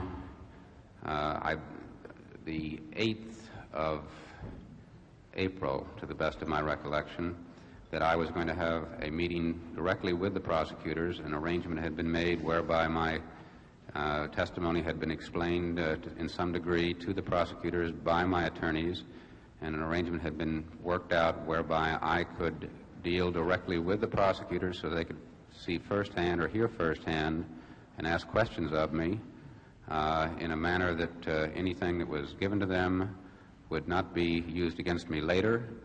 That meeting was scheduled for the 8th, as I recall. And before that meeting, I called Mr. Haldeman in California to tell him that I was going to meet with him.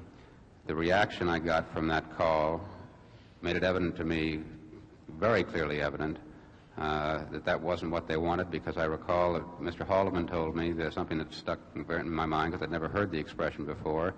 He said, well, John, once the toothpaste is out of the tube, it's awfully hard to get back in. I remember that. But that was, what, 6 days after your attorneys had started to meet with the federal prosecutors. Is that correct? That is correct, and I did not reveal at that time to Mr. Haldeman when I talked to him what I would do, and in fact I decided I would go ahead and talk to the prosecutors. I'd also like to state that at this point... Now, wait a minute. Are you saying that on April the 8th you didn't tell him, Mr. Haldeman, that you were going to talk to the federal prosecutors? That is correct. I did not. Oh, I understood you to say that you did. I called him to tell him. When I got the reaction, I said I had a meeting scheduled with him. When I got that reaction from him, I told him, I didn't say whether I would or I wouldn't.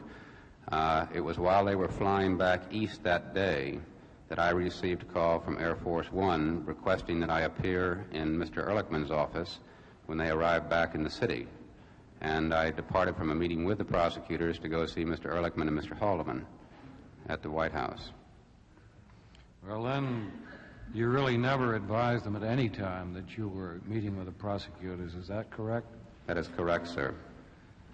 When you did see the president on April the 15th, though, you told him that you had engaged counsel and that you'd been meeting with the federal prosecutors. Is that correct? Well, I believe it was late in the evening on the 14th, Mr. Schaffer had a call from the prosecutors saying that it was going to be necessary to breach the privacy of the conversations that were being held because they had been asked to report to Mr. Peterson and in turn to the Attorney General as to where the grand jury was going and what was likely to come out of it.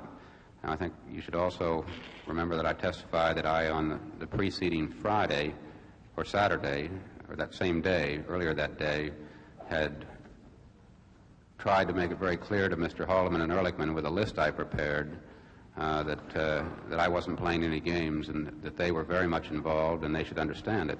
Well, since you had made your decision to come clean, as we might call it, and engage attorneys and go to the federal prosecutors and tell them everything you knew about the case, why didn't you tell Mr. Haldeman and Mr. Ehrlichman? Don't you think that would have been a decent thing to do, to let them know what you were doing? Well, my answer to that is that I had watched a flank protecting operation commence before they went to California.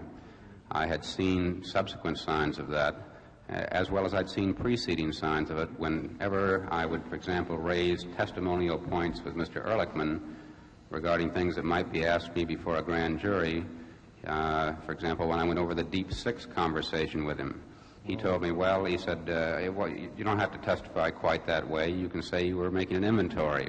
And I said, well, I didn't make an inventory. And he said, well, I'm sure you'll think of something. Well, wasn't yours really a protecting operation so you could get to the federal prosecutors first with a bargain for immunity? I wouldn't say it was a protecting operation. I'd say I'd made my decision as to what I was going to do and went to counsel to find out how best to proceed. There's a vote on. I expect we better go and take a recess to vote.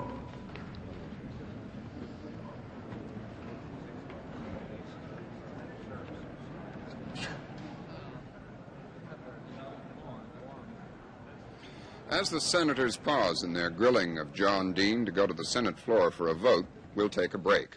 Public television's coverage of the Senate hearings will continue after a pause for station identification. Unabridged coverage of these hearings is provided as a public service by the member stations of PBS, the Public Broadcasting Service.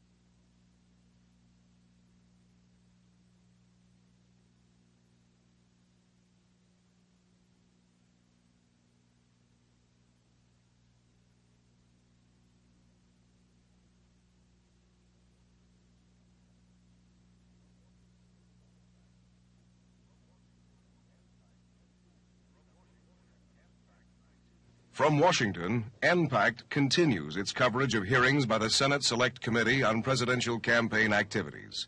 Here again, correspondent Robert McNeil. As we go back to the committee room, John Dean is being asked about each minute detail of his White House meetings. At this point, Sam Dash has a technical question about Dean's memos.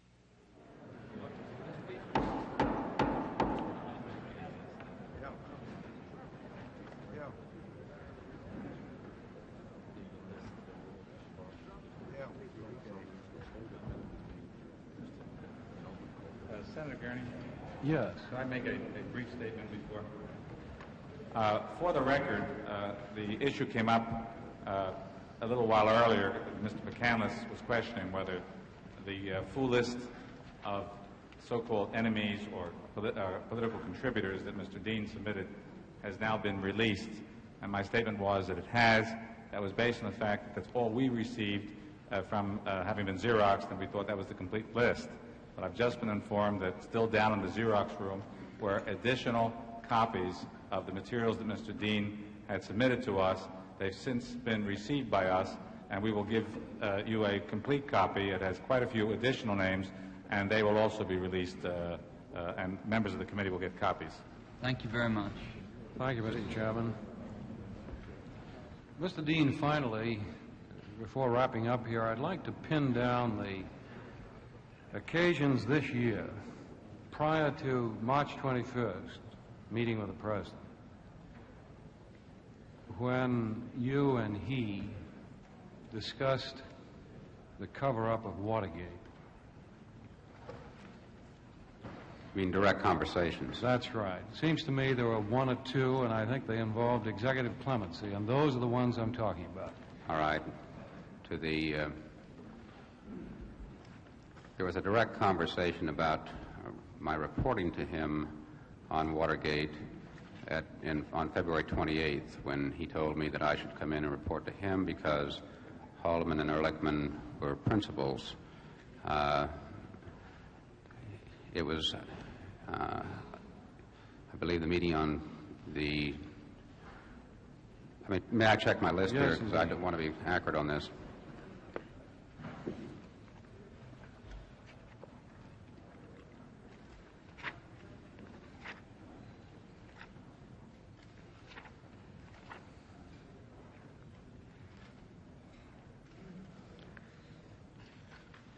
All right, it was at the meeting on the 27th that I had with the President when he told me to report directly to him. It was in the meeting on the also I might add, at the conclusion of that meeting, as we were walking to the door to leave the office, he again complimented me on the fact that I had done a good job during the campaign, that this had been the only issue that they'd had, that they'd tried to make something of it, but they'd been unable to make anything of it, and he was very complimentary of my handling of the job. It was not dissimilar from a compliment he paid me earlier. I again repeated to him that this thing had been contained, but I was not sure that it could be contained indefinitely. He then told me that you've got to fight back on situations like this, and I can recall something I can't express in writing, a gesture when he sort of put his fist into his hand and said, "You've just got to really keep fighting back, and I've got confidence in you that you can do that, and this thing won't get out of hand." On the meeting on the 28th, there was discussion about some of the strategy that have been developed at the La Costa meetings regarding dealing with the Attorney General and developing relations. But again, I'm really only interested in what I call criminal activities. I think really they're the cover-up. We're not talking about the planning and break-in, but direct conversations with the President on that, not strategy meetings about the committee or that, but only the criminal activities. Well, Senator, it's hard for me to separate something like this out because we have a continuing sequence that evolved continuously, virtually from the 19th until this thing finally ended and brings me to the hearing room today. it dealt with every aspect of the matter, from press relations to... Well, I understand, but my recollection of the testimony, and obviously it isn't nearly as accurate as yours because I've only heard you go through the statement once. I think I've gone through it once myself, but I'm talking about these cases where you and the President directly discussed Watergate, the cover-up. It seems to me there are either one or two that involved executive clemency, and those are the ones I'm talking about. All right, we did. Your question is, and on when did we discuss clemency? That came up on the meeting on the 13th of March, and again on the 15th of April, in which he had told me that he thought it was foolish for him to have talked to Colson. I'm talking about meetings prior to March the 21st. All right, fine. Now, there was discussion on the meeting on the 28th when I tried to tell the President that I didn't feel... Talking about prior to the 21st. That is prior. Oh, I'm sorry. February 28th. February. Yes, sir. Excuse me, I was talking about March. When I discussed with him the fact that I felt he ought to be aware of the fact that I thought that I'd been involved in obstruction of justice, I relayed to him the fact that I'd been a conduit for various decisions, and he told me, John, you don't have any legal problems to worry about. I just don't believe you have any problems at all, and was left hanging at that. Did you discuss any specific instances of obstruction of justice? Well, Senator, based on conversations I'd had with him, I worked from... I'm talking about at this meeting. Yes, I understand. I'm answering your question. I can tell when I'm talking with somebody and if they have some conception of what I'm talking about, and I certainly had the impression that the President had some conception of what I was talking about. But I'm not talking about impressions. That's what I'm trying to get away from. Talking about specific... All right, I told him that I had been a conduit for a lot of decisions regarding support and for silence and things of this nature, and I felt that involved me in an obstruction of justice. The President didn't think it did. Did you mention any of these decisions specifically? I've got that. I beg your pardon? Did you mention any of these incidents specifically? I did not get into specific instances. I rather gave him a general outline or picture of my conduit activities. I'll go on to the other meetings where you discussed specifically the cover-up of Watergate. Anything about it?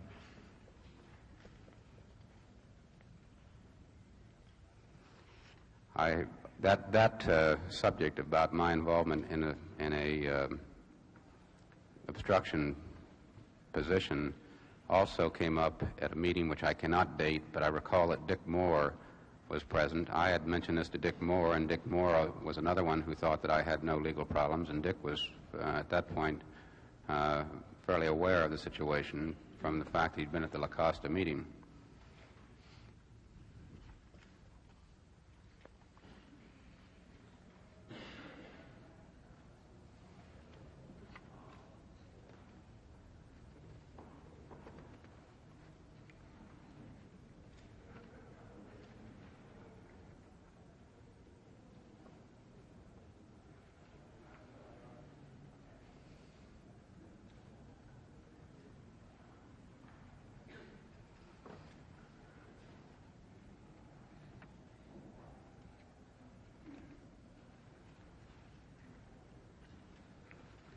I'm now at the March 13th meeting where the matter of executive clemency and the $1 million came up.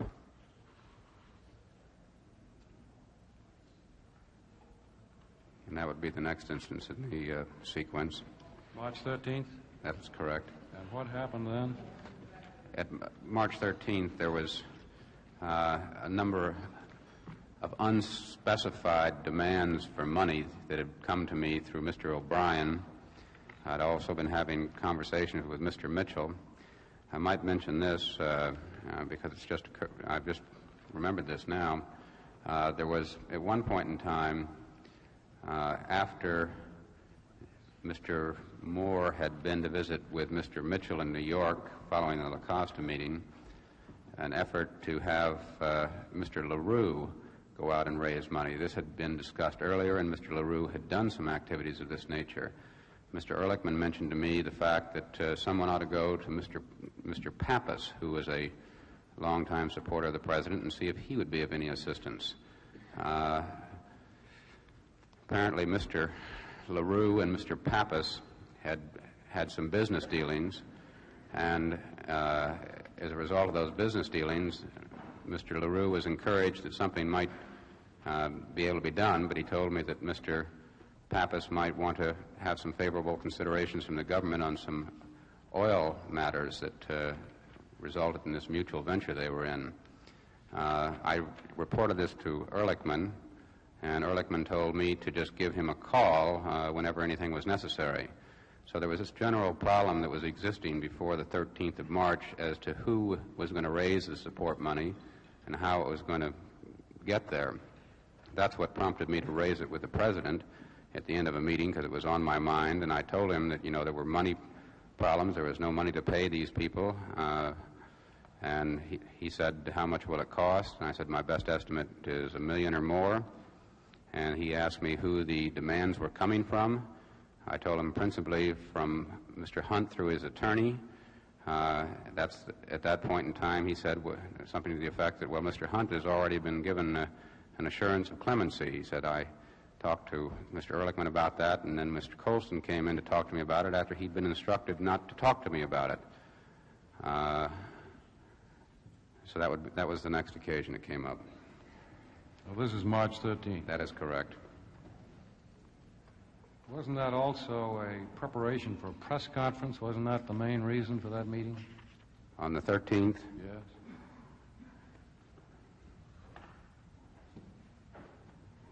The bulk of that meeting had to do with the fact that it was very likely that I was going to be called to appear before the Senate Judiciary Committee.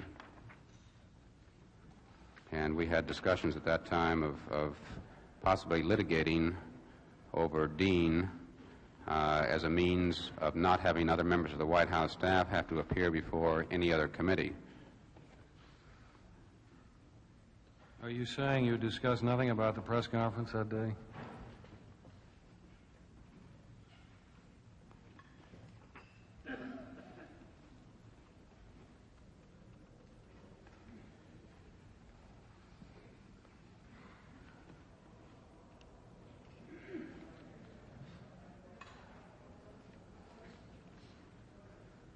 I don't recall a preparation.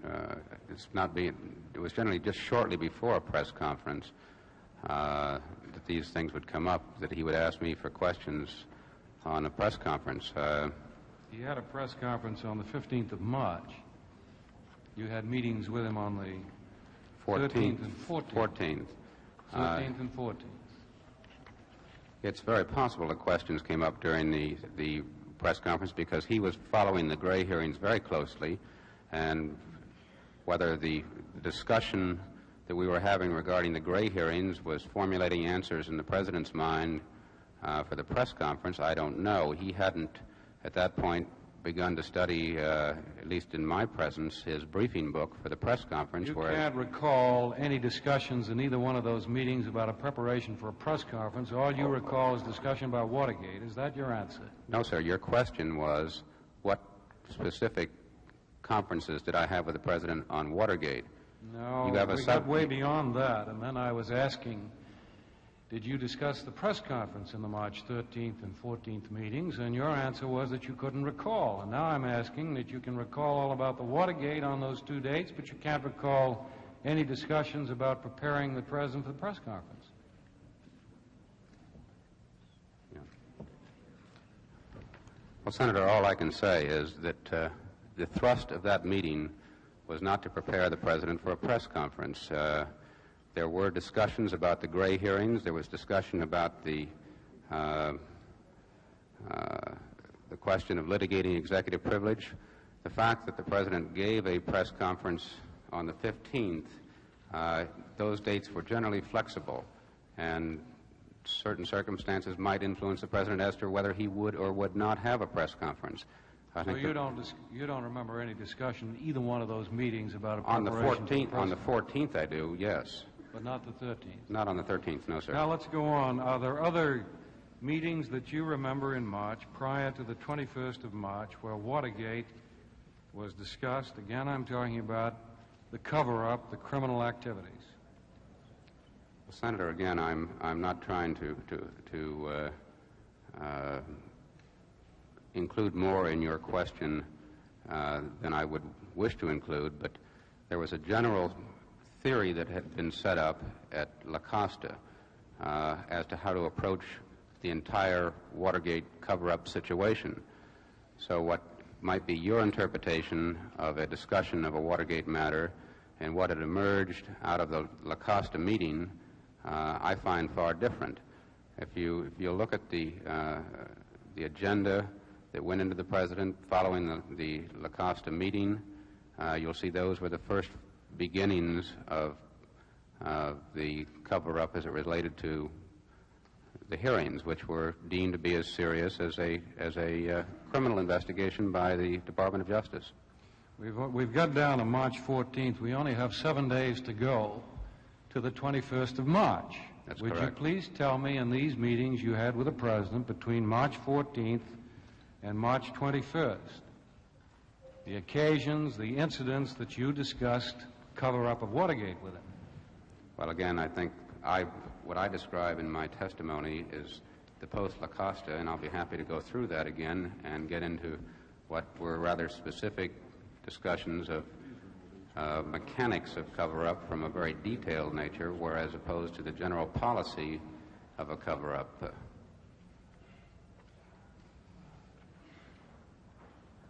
Well, you had a meeting with him the 14th of March. That is correct. I mean the 15th? On the 15th, after the press conference, I met with him, yes. What did you discuss? The President, after the press conference, called Dick Moore and I over to his office, and I can recall very vividly that the President was very relaxed. He'd completed the press conference, and his initial comment to both Moore and I was he was surprised that after having made a rather historic announcement about the opening up of liaison offices with Peking and the announcement of the appointment of Ambassador Bruce to fill that post, that the first question that the press had asked after he had read this announcement was whether Dean or not would appear before the Senate Judiciary Committee in the Gray hearings. From there, the discussion became rather rambling. It was the President's recollections of his handling of the Hiss case, Mr. Moore's recollections of how the President had handled the Hiss case, and it was what I would call more of a social conversation than a working conversation. Then you didn't discuss anything about Watergate in that meeting? No, sir. All right, March 16th. You had a meeting with him on March 16th. On the 16th, we discussed matters on how Mr. Ziegler should follow up on matters that had arisen during the press conference. I recall that one of the things the President had tried to accomplish... I'm just trying to shorten it up. Did you discuss Watergate with him at all? Not specifically, no. All right, March 17th. You had a meeting that day. March 17th? Did you discuss... That was, yes, that was St. Patrick's Day, and I recall the President had a green tie on and was sitting in the Oval Office. Well, that's appropriate. And he was very relaxed. He had his feet up on the desk and was very... The thing that stuck in my mind from that particular conversation was that he wondered if the Senate would bite the bait that he had put out at his press conference on litigating over the question of Dean and executive privilege, because he was convinced if they did, you'd never see any of the White House staff before the Senate.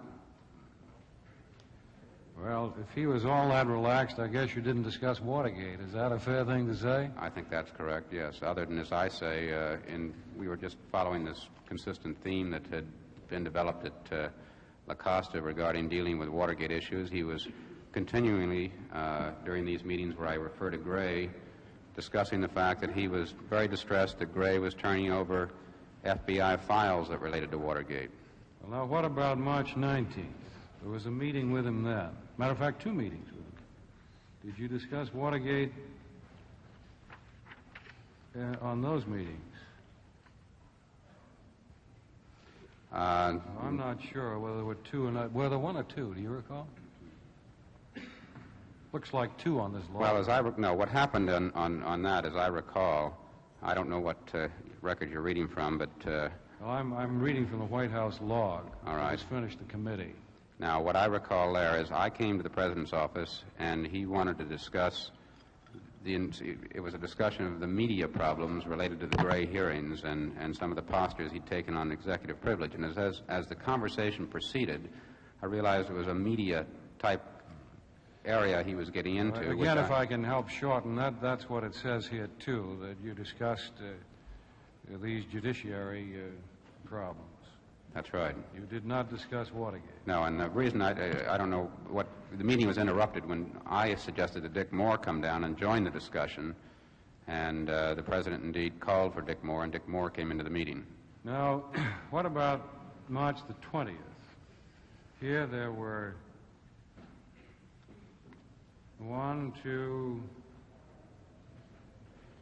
3 phone calls and 1 meeting, as I see here. Do you recall what they were about? Yes, I do. On the 20th, well, the preceding evening, on March 19th, we had discussed the matter of the fact that a number of charges were being made that related to my involvement in the Watergate that were coming out of the Senate confirmation hearings of Mr. Gray. And we discussed whether I was very anxious to send written interrogatories, as we had offered the committee at that time. But those discussions were about the 302 files, I think, and the Segretti letter, probably. What happened, as I recall, Senator Ervin had been on nationwide television the preceding Sunday on Meet the Press or Face the Nation, and had made some statements about sending the Sergeant-at-Arms down to arrest people at the White House. And there had also been questions that had been raised regarding the reason that written interrogatories wouldn't be sufficient because you couldn't cross-examine a written interrogatory. I think that everybody at the White House agreed that you can't cross-examine a written interrogatory. I might say the chairman of our committee was very persuasive and effective on that. He convinced everybody that you couldn't. Well, the White House realized he had a very convincing point, I'll assure you. Well, again, if we can shorten it, except for matters like that, the Watergate cover-up was not discussed. Is that a fact? Now, there was an effort in those meetings to get a draft letter up where Dean could explain some of this. This wasn't what I would call bearing all the facts of the Watergate in how I was going to answer that letter. I've submitted a copy of the draft of the response, which you have as an exhibit before the committee. Well, now... Then on the 20th, of course, I had a call that evening from the President, and we were talking further about some of the things we talked about during the day. And it was at the tail end of the conversation that I said to the President, I would like to meet with you the next day to give you a report on some of the implications of the Watergate. Well, thank you, Mr. Dean. I'm sorry we took so long to get through there, but I was trying, as I'm sure you understand, to do a rundown of the actual discussions, direct discussions with the President. Mr. Gurney, I might say this, that... on Watergate. Just, I know that every time I entered the Oval Office, I appreciated the enormity of dealing with the President of the United States. At no time did I ever feel I withheld anything from the President, and I think that any man who went in there and is asked any question by the President doesn't withhold anything. Just as when I'm saying something about the President, I realize the enormity of that also, and I wouldn't lightly or in any way intentionally say anything that I did not know to be the facts as I know them in my mind. Well, in summary, let me simply state my understanding of what we found out here. I understand it's your own testimony that you did not think the President had anything to do with the planning of the Watergate break-in or the break-in. Is that a fact? I have no knowledge of that at all, sir. Then I think it's also true, at least according to my understanding, that during the rest of the year 1972, between June 16th, or was it the 17th, the day of the break-in, except for a meeting on September the 15th, even you have not testified to any discussions with the President about Watergate. Isn't that correct? At the meeting on the 15th, Senator, we got discussing some very narrow semantics. Well, I understand, but I say except for that meeting, isn't that correct? That is correct. And of course, it's understandable here that you and I have different interpretations of that. Your interpretation is that when the President said to you, Bob tells me you've done a good job, you interpret that as meaning that Senator, he knew all that you had been doing in Watergate, and I simply say that the interpretation can be assessed to that he was talking about the investigation you were doing in connection with the FBI. I would call the Senator's attention to the other phase of the conversation when I told him that I didn't think that this thing could go on indefinitely, and at some point in time it would likely unravel. I understand, and the records show that, yes, and the facts show that. I'm simply saying that you and I have a different opinion on that one. Now then, we come into the year 1973, and from what I've been able to gather in the questioning I've just finished, your testimony is that on February the 28th you did discuss this matter of obstruction of justice. And then you also testified to what you did here on March the 13th. And then, of course, we come to the meeting on March the 21st when you told him most of what Watergate was all about. And in the summary that I can see from the testimony, the President of the United States certainly didn't know anything about all this business to this one senator until this thing on February 28th, according to your testimony, and March 13th, but especially, of course, the meeting on March 21st, where you did discuss with him at great length the Watergate, and he, at a later press conference, said that he learned about it on that date. Thank you for your patience, and Mr. Chairman, especially thank you for your patience, and the rest of the members of the committee. I'm sorry I've taken so long. I thank the Senator for his questions. I think they were very good. Well, I want to thank the Senator for his cross-examination of the witness. We've got a vote.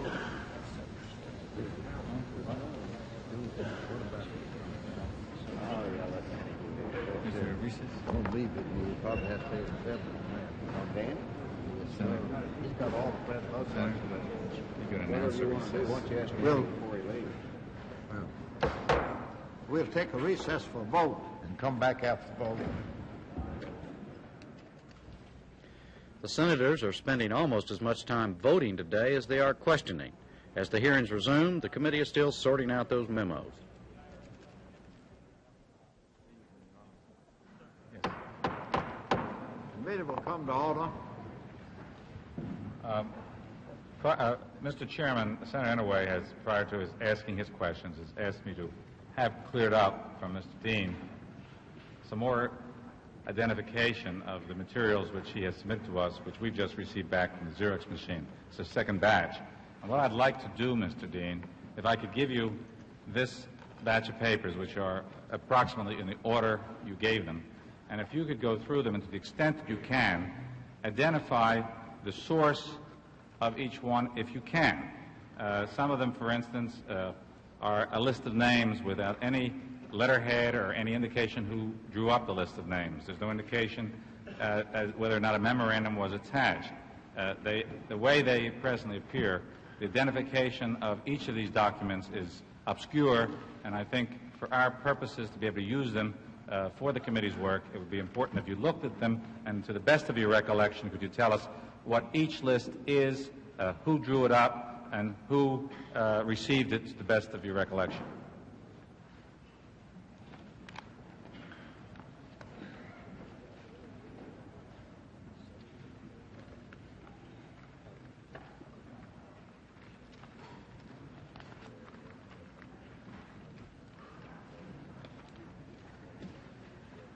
Are we working from the same stack in the same order as I have right now? If you could identify, for the record, when you read, what you're reading. You don't have to read the entire document, but identify. I have a note attached to the first document I have from Gordon Strawn to John Dean, dated 9/17. And the source of this list is Mr. Strawn, who sent it to me. I don't know where he got the list.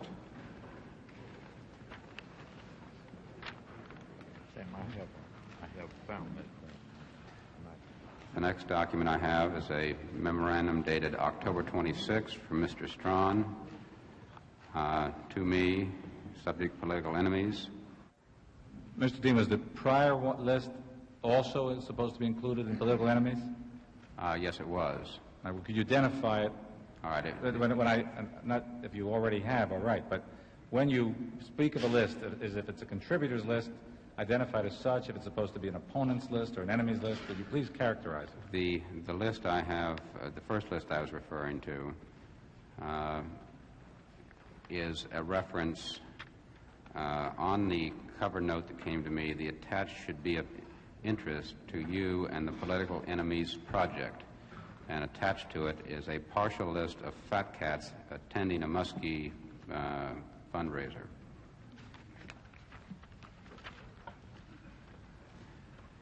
The next document, the memorandum of October 26th from Mr. Strawn to me, subject political enemies, indicates that Mr. Nossinger sent the attached information on Chet Huntley to Mr. Haldeman.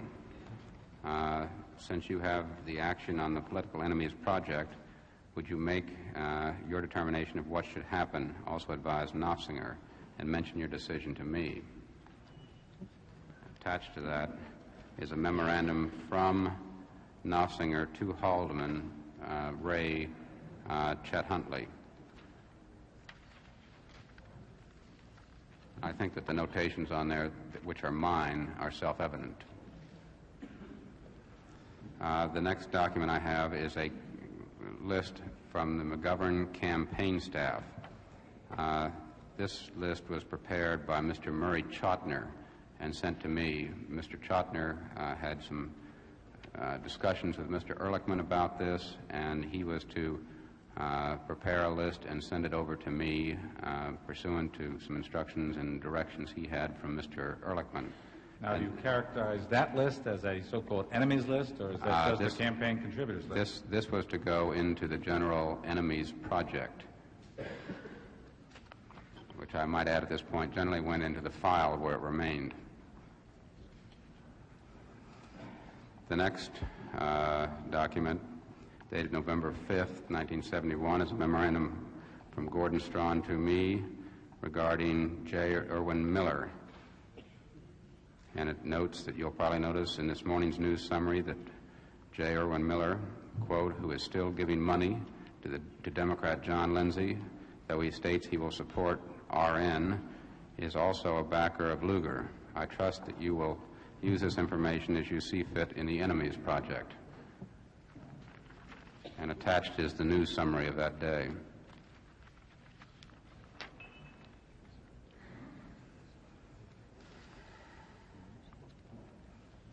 The next document I have starts Politicos Continued.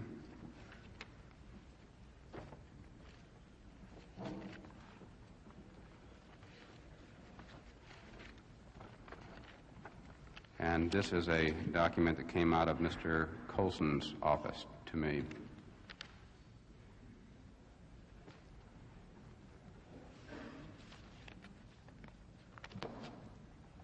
And what is that? Have you identified that document? Yes, I have. Now, is that also an enemies document? That's correct. That was a part, an attached. This was one of the updates that I'm sure there was a cover memorandum, or probably is in my file somewhere in the White House, that this was related to. The next document is dated November 11th.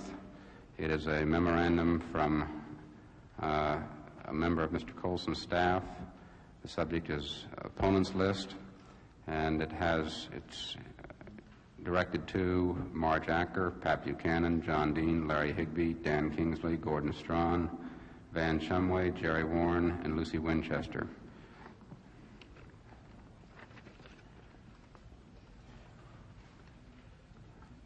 And connected to that is a similar list with more additional names, these all coming from Mr. Colson's office.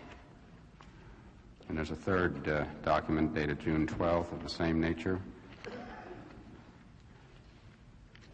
The same origin? That is correct. There's a duplicate document of the same nature. Another one dated May 16th, the same origin. As I say, this list was continually being updated, and the file was several inches thick.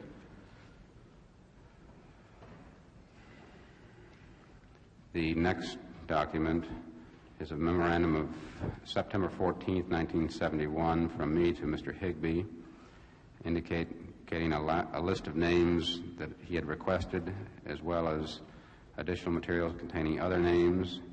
I might as well read the memorandum. The list I prepared is merely suggestive. It's based on a conversation I had with others regarding persons who have both desire and capability of harming us. The list is limited to less than 20 persons, as it would be most difficult to proceed with more at this time. I would hope we would continue to feed additional names into the process every few months, but we must keep this project within reasonable bounds. I will await the review of these names, as I feel certain there will probably be additions and deletions from the list. Before I take any action, please keep the list at least 20 or less. And attached is a list that was prepared based on a document that Mr. Colson had gone through and picked out some 20 key names that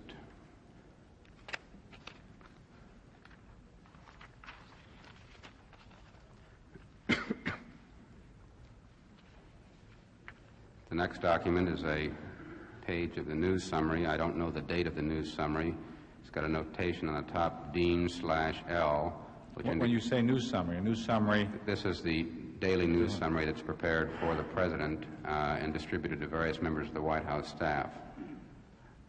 The Dean/L indicates it was to me from Mr. Higbee, and he has circled DNC Treasurer Robert Strauss,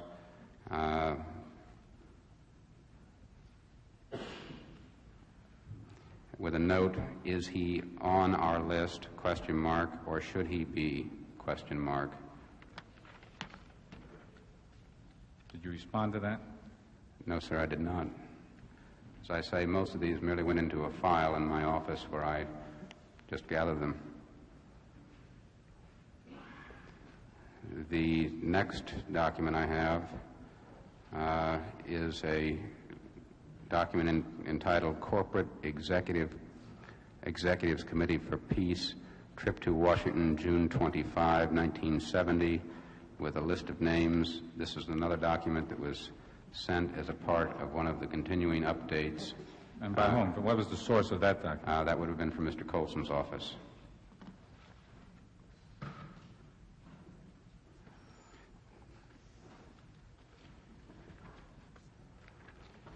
The next document is entitled Democratic Contributors of $25,000 or More in the 1968 Campaigns, from June 20, 1971, New York Times story, with certain names checked on the list.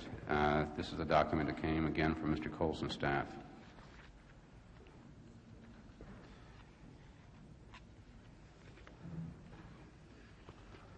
The next is a series of documents that relate to Muskie contributors. Part of it's cut off on the top here in the xerography process. and this document was forwarded to me from Mr. Colson's office also.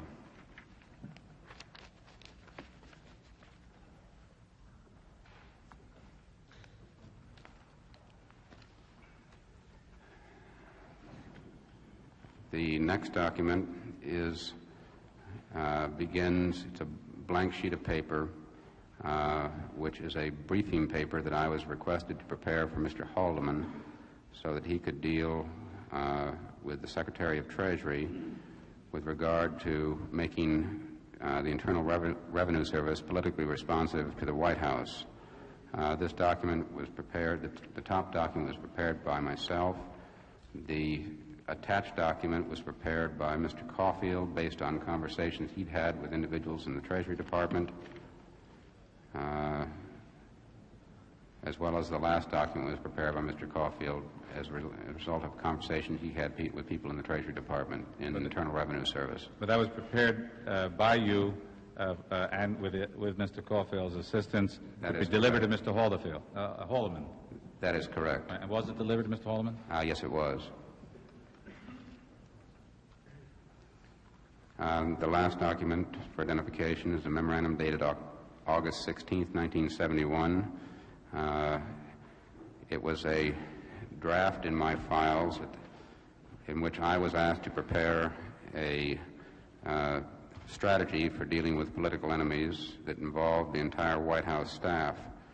And it was sent forward to the best of my recollection, to Mr. Haldeman and Mr. Ehrlichman for approval, disapproval, or comment.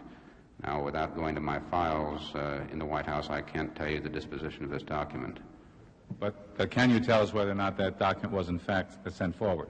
Either in this form or in some form where the names were typed on it. All right, thank you, Mr. Dean. I've just noticed there were another documents, two others attached to that. On July 16, 71, there's another update on the opponents list, adding a name. This, again, is from Mr. Colson's office. With Senator Noy's indulgence, I want to ask you one question about a paper that you identified in this connection called Subject Opponent Priority Activity, a 3-page document, and see if you can give me the date of the origin of that. Senator, I'm not sure which document you're referring to. It's one called Subject Opponent Priority Activity on the heading. There are 3 pages. You had it this morning. I have that. Mr. Dean, I didn't forward that to you. Here, I can forward to it to you now. That one I think you identified at the end of the morning session as being one that had a memorandum June 24th from Mr. Bell. Yes. I have it before me now, Mr. Chairman. I want to find out on page 2 the name of S. Sterling Monroe, Jr., Senator Jackson's AA. Can you tell me when Mr. Monroe, do you have anything that indicates when Mr. Monroe was added on the list of opponents? No, I don't. This was one of the, I can only assume that this was around June 24th when the document was prepared by a member of Mr. Colson's staff and then forwarded to my office as a part of these general lists. That'd be June the 24th, what year? That's 1971.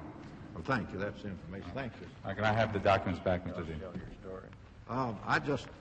I can't forbear observing when I consider the list of opponents why the Democratic vote was so light in the general election.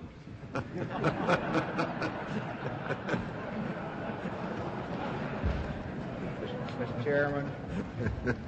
Yes, sir. I really, even in my wildest dreams, would not think of trying to improve on or embellish your story. But you told it better the first time. When you leaned over to me and you said, I think I'm going to demand a recount. There are more enemies than we got votes.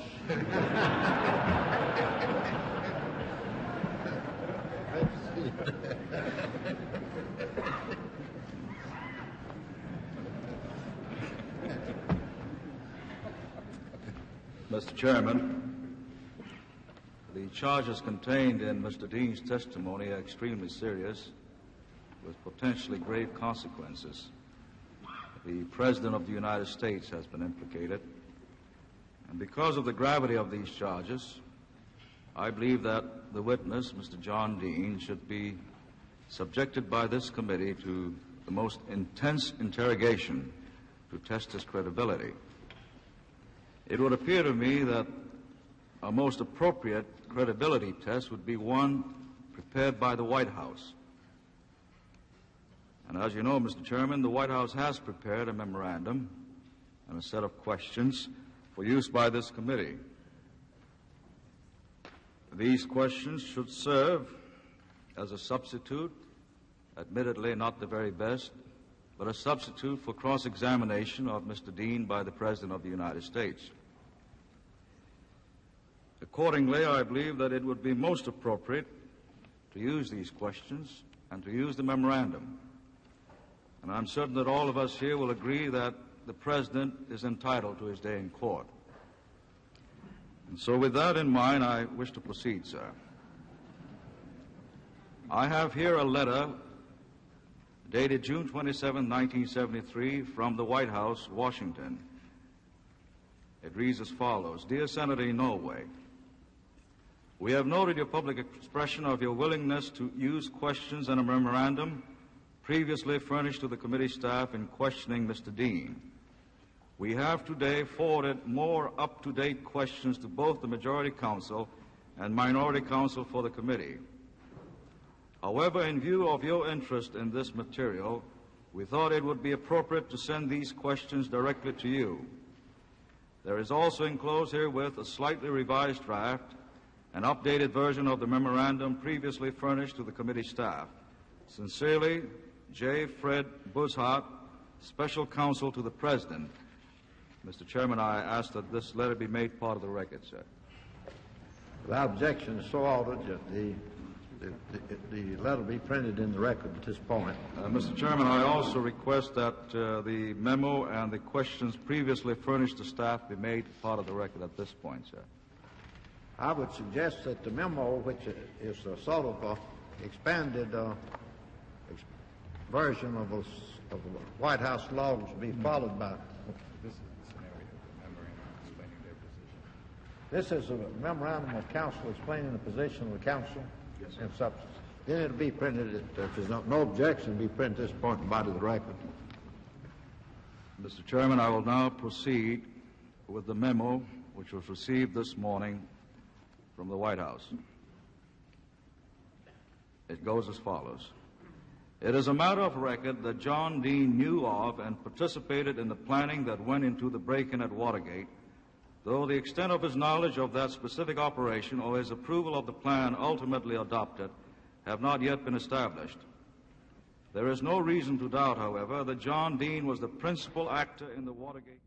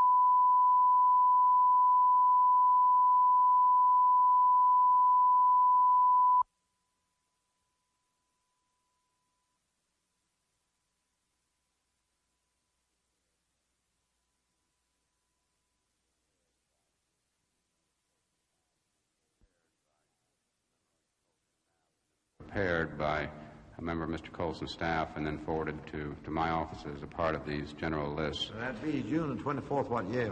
That's 1971. Well, thank you. That's the information. Thank you. Can I have the documents back, Mr. Dean? I can't forbear observing when I consider the list of opponents why the Democratic vote was so light in the general election.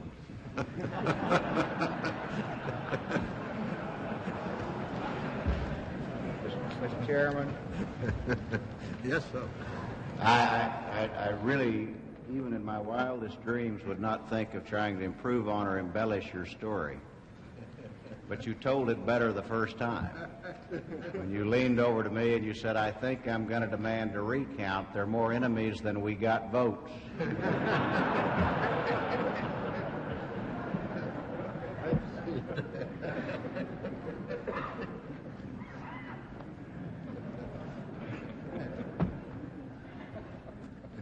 Mr. Chairman, the charges contained in Mr. Dean's testimony are extremely serious, with potentially grave consequences.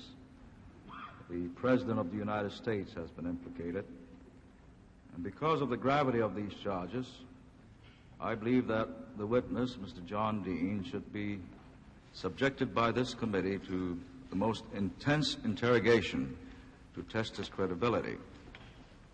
It would appear to me that a most appropriate credibility test would be one prepared by the White House.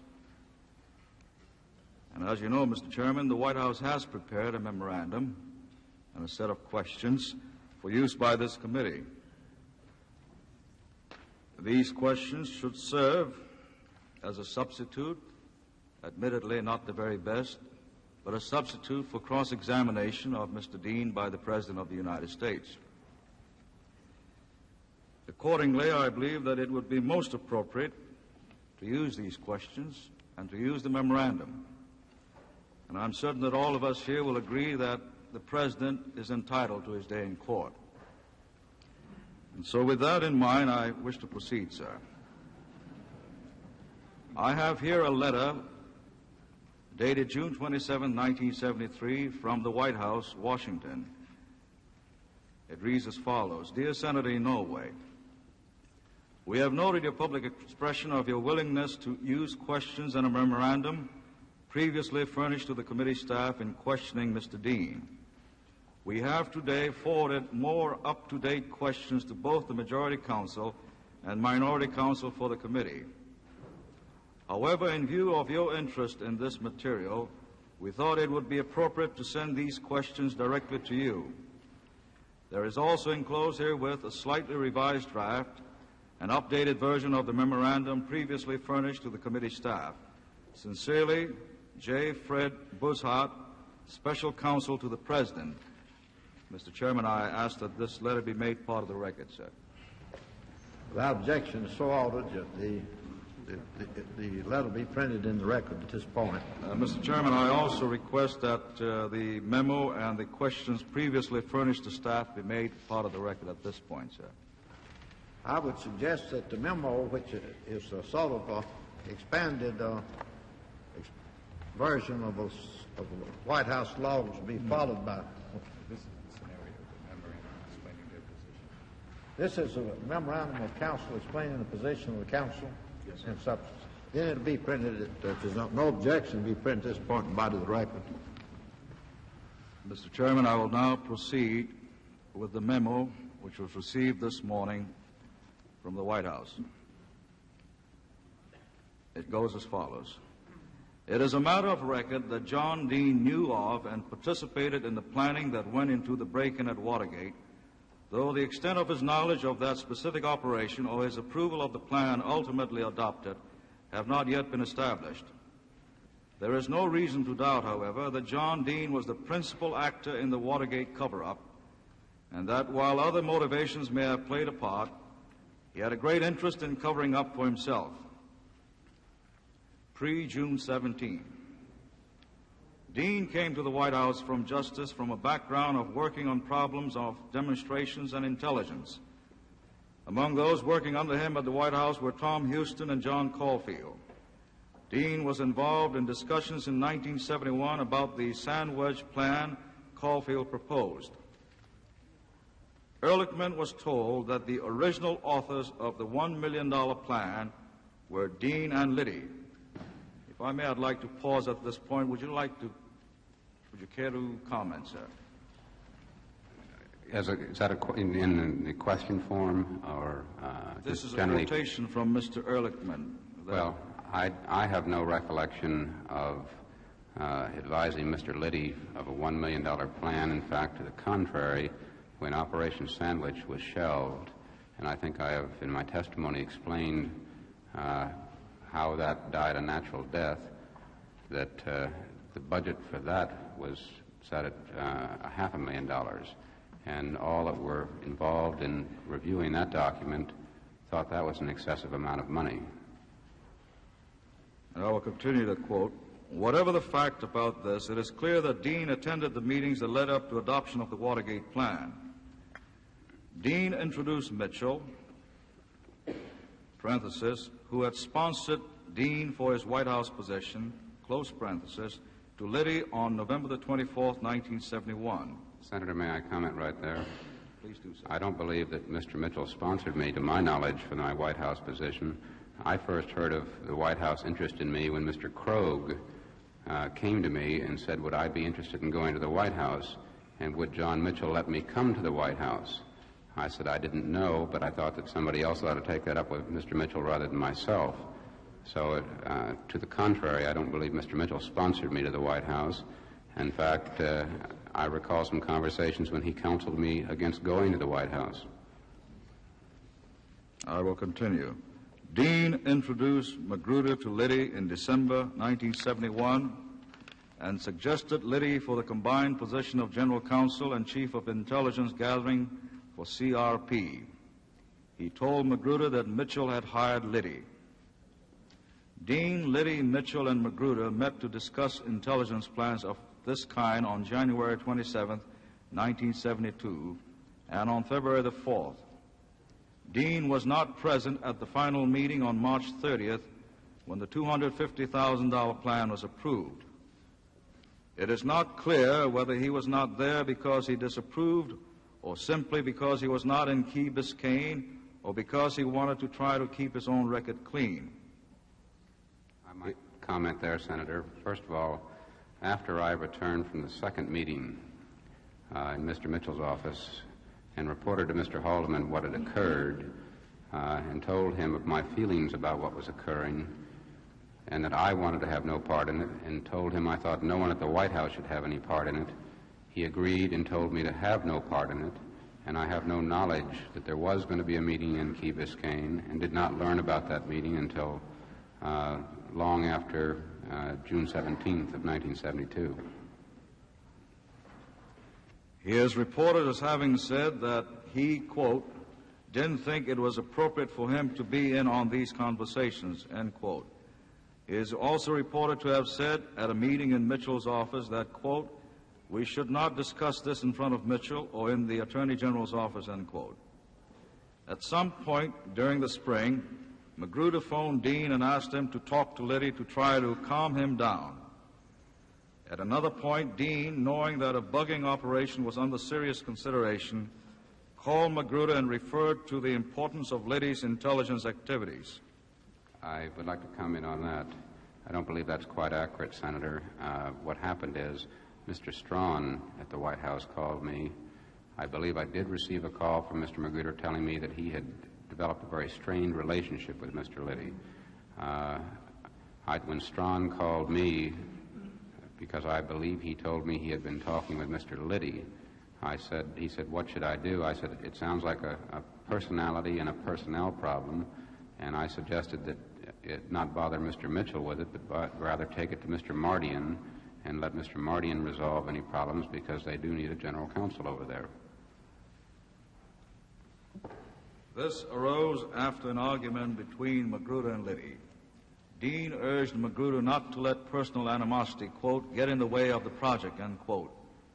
Also in March 1973, Dean claimed to Haldeman that in the spring of 1972, he had told Haldeman that he had been to 2 meetings at which unacceptable and outlandish ideas for intelligence gathering had been rejected by himself and by Mitchell, and that he, Dean, proposed not to attend any more such meetings.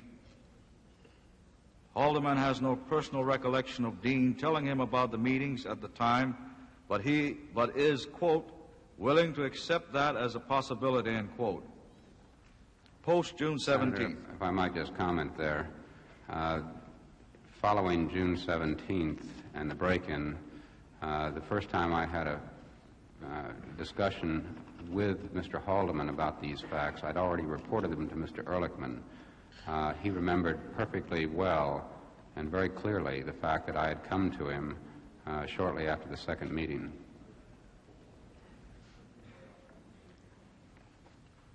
Whatever the facts may be on the matters that are uncertain in the spring of 1972 about Dean's knowledge of specific approval of the break-in, it must have been clear to Dean as a lawyer when he heard on June 17th of Watergate that he was in personal difficulty. The Watergate affair was so clearly the outgrowth of the discussions and plans he had been in on that he might well be regarded as a conspirator with regard to them. He must immediately have realized that his patron, Mitchell, would also be involved. It appears that Ehrlichman called Dean on June 17th to advise him of the problem and to direct him to take charge of it for the White House. Even without an instruction, this would have been his responsibility as counsel for the President from the time of the occurrence, and he was active in that role from the moment of his return to the city a day or two after the break-in. This is a statement from Mr. Ehrlichman's deposition. On June 19th, Dean met with Liddy, Mitchell, Strawn, Magruder, and Sloan. Dean, Mitchell, and Magruder also met with LaRue and Mardian that evening in Mitchell's apartment. At these meetings, the cover-up plan was hatched. This is from the Magruder testimony. A series of meetings followed throughout the summer. Senator, I just might footnote, excuse me, as you go along, I believe that the policy regarding the cover-up was set long before I returned from the Far East over the weekend of the break-in, and when I came into the office and talked to Mr. Strawn, I realized that the White House had already decided initially that he was going to start destroying incriminating documents and certainly wasn't going to step forward with what its knowledge of the matter was at that point in time. If I may ask at this point, when you refer to the White House had decided, who do you mean by the White House? I'm sorry, Senator, I didn't hear you. You had just testified that the White House had decided. Well, what I'm meaning by that certainly Mr. Haldeman and Mr. Ehrlichman, because Mr. Haldeman had given specific instructions to Mr. Strawn to destroy the incriminating documents that were in his possession. At these meetings, the cover-up plan was hatched.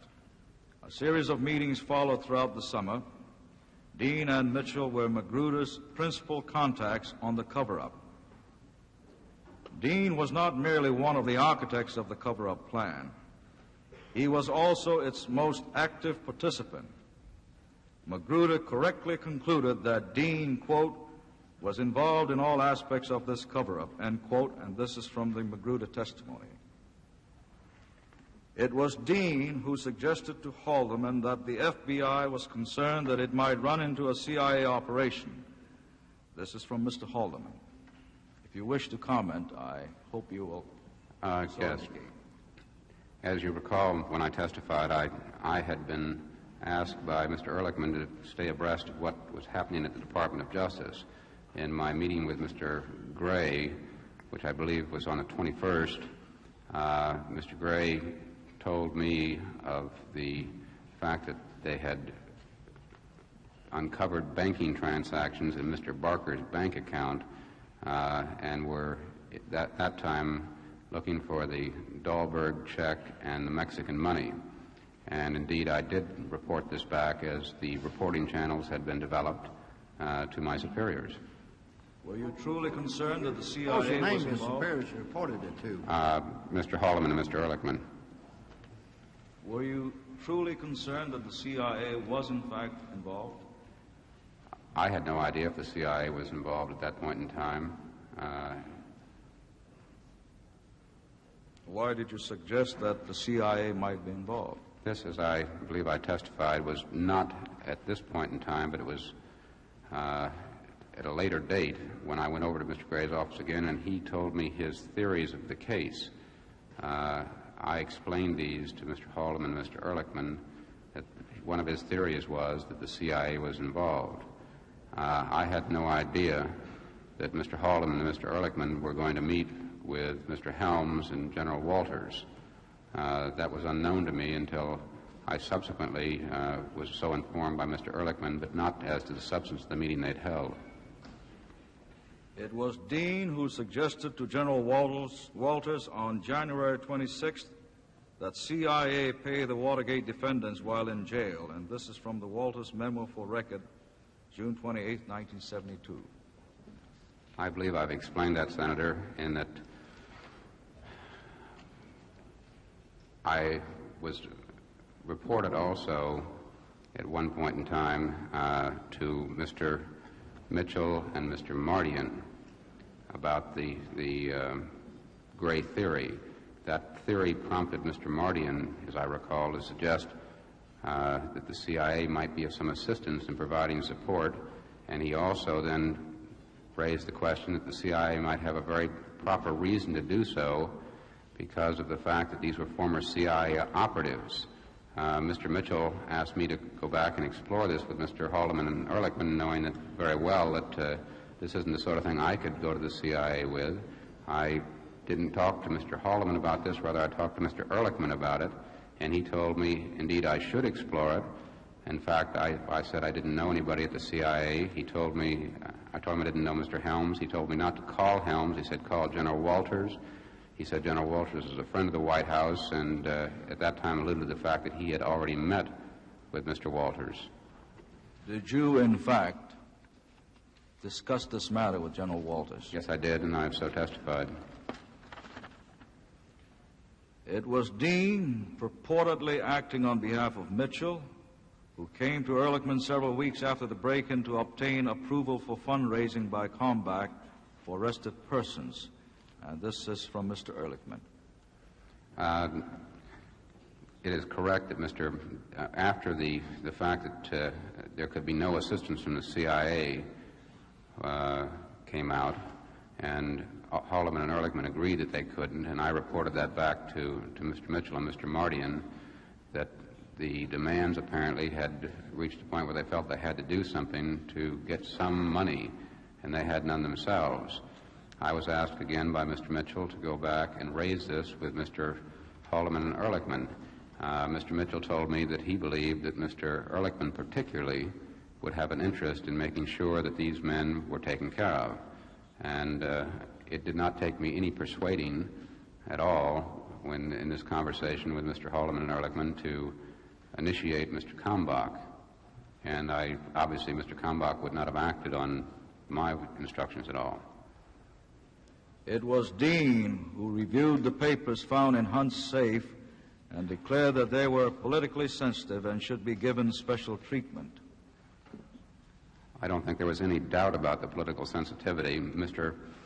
Ehrlichman, as you recall, on the 19th, there was a meeting in Mr. Ehrlichman's office late that evening. Mr. Colson is the one who had expressed anxiety over what might be in Mr. Hunt's safe. As I've also testified, that at a subsequent time I learned that apparently Mr. Colson and Mr. Hunt had talked about the fact that there were things in his safe that somebody at the White House should take possession of. It was during this meeting in Mr. Ehrlichman's office on the 19th that Mr. Ehrlichman said that I should report back to him the contents of the safe after he had directed Mr. Curlie to have the safe opened. What do you think Mr. Ehrlichman meant by should be given special treatment? Well, I don't know what Mr. Ehrlichman means by it. I know that Mr. Ehrlichman, when I described the documents to him, realized their political sensitivity, and that he had originally told me when I reported what the documents were to shred them. And it was subsequently, he told me to deep six the briefcase and shred the documents. And it was only after I had reached the conclusion in my own mind that I wasn't going to do that, and I had persuaded him that too many people had seen them, that might be what he refers to as special treatment, that they be given directly to Mr. Gray. We'll take a recess for a vote, another Senate vote. The The committee has once again halted temporarily for a vote on the Senate floor. When it returns, the examination of former White House counsel John Dean will continue. Public television coverage of the Watergate hearings will also continue after this pause for station identification. Unabridged coverage of these hearings is provided as a public service by the member stations of PBS, the Public Broadcasting Service.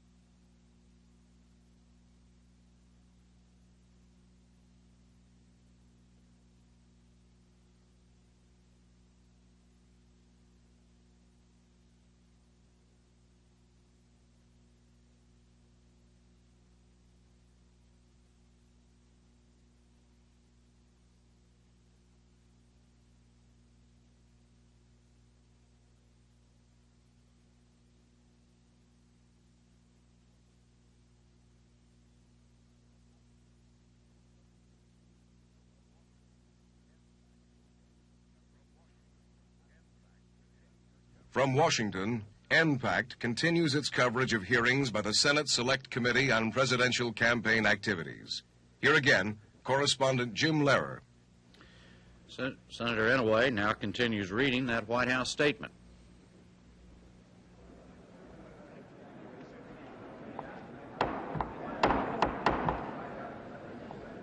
The committee will resume.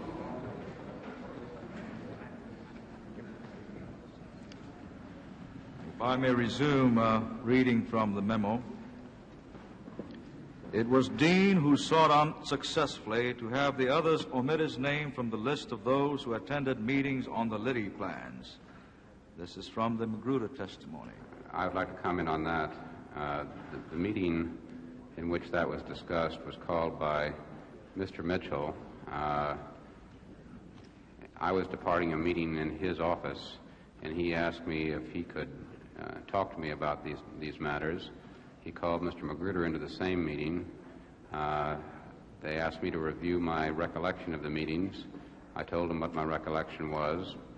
Then, as I've testified, Mr. Magruder asked me, well, how do I handle this before the grand jury? And I said that, well, I don't know what occurred at the second meeting. I know there was some brief reference at the first meeting to the election laws, and that would seem to me a way that you could explain my presence at the meetings.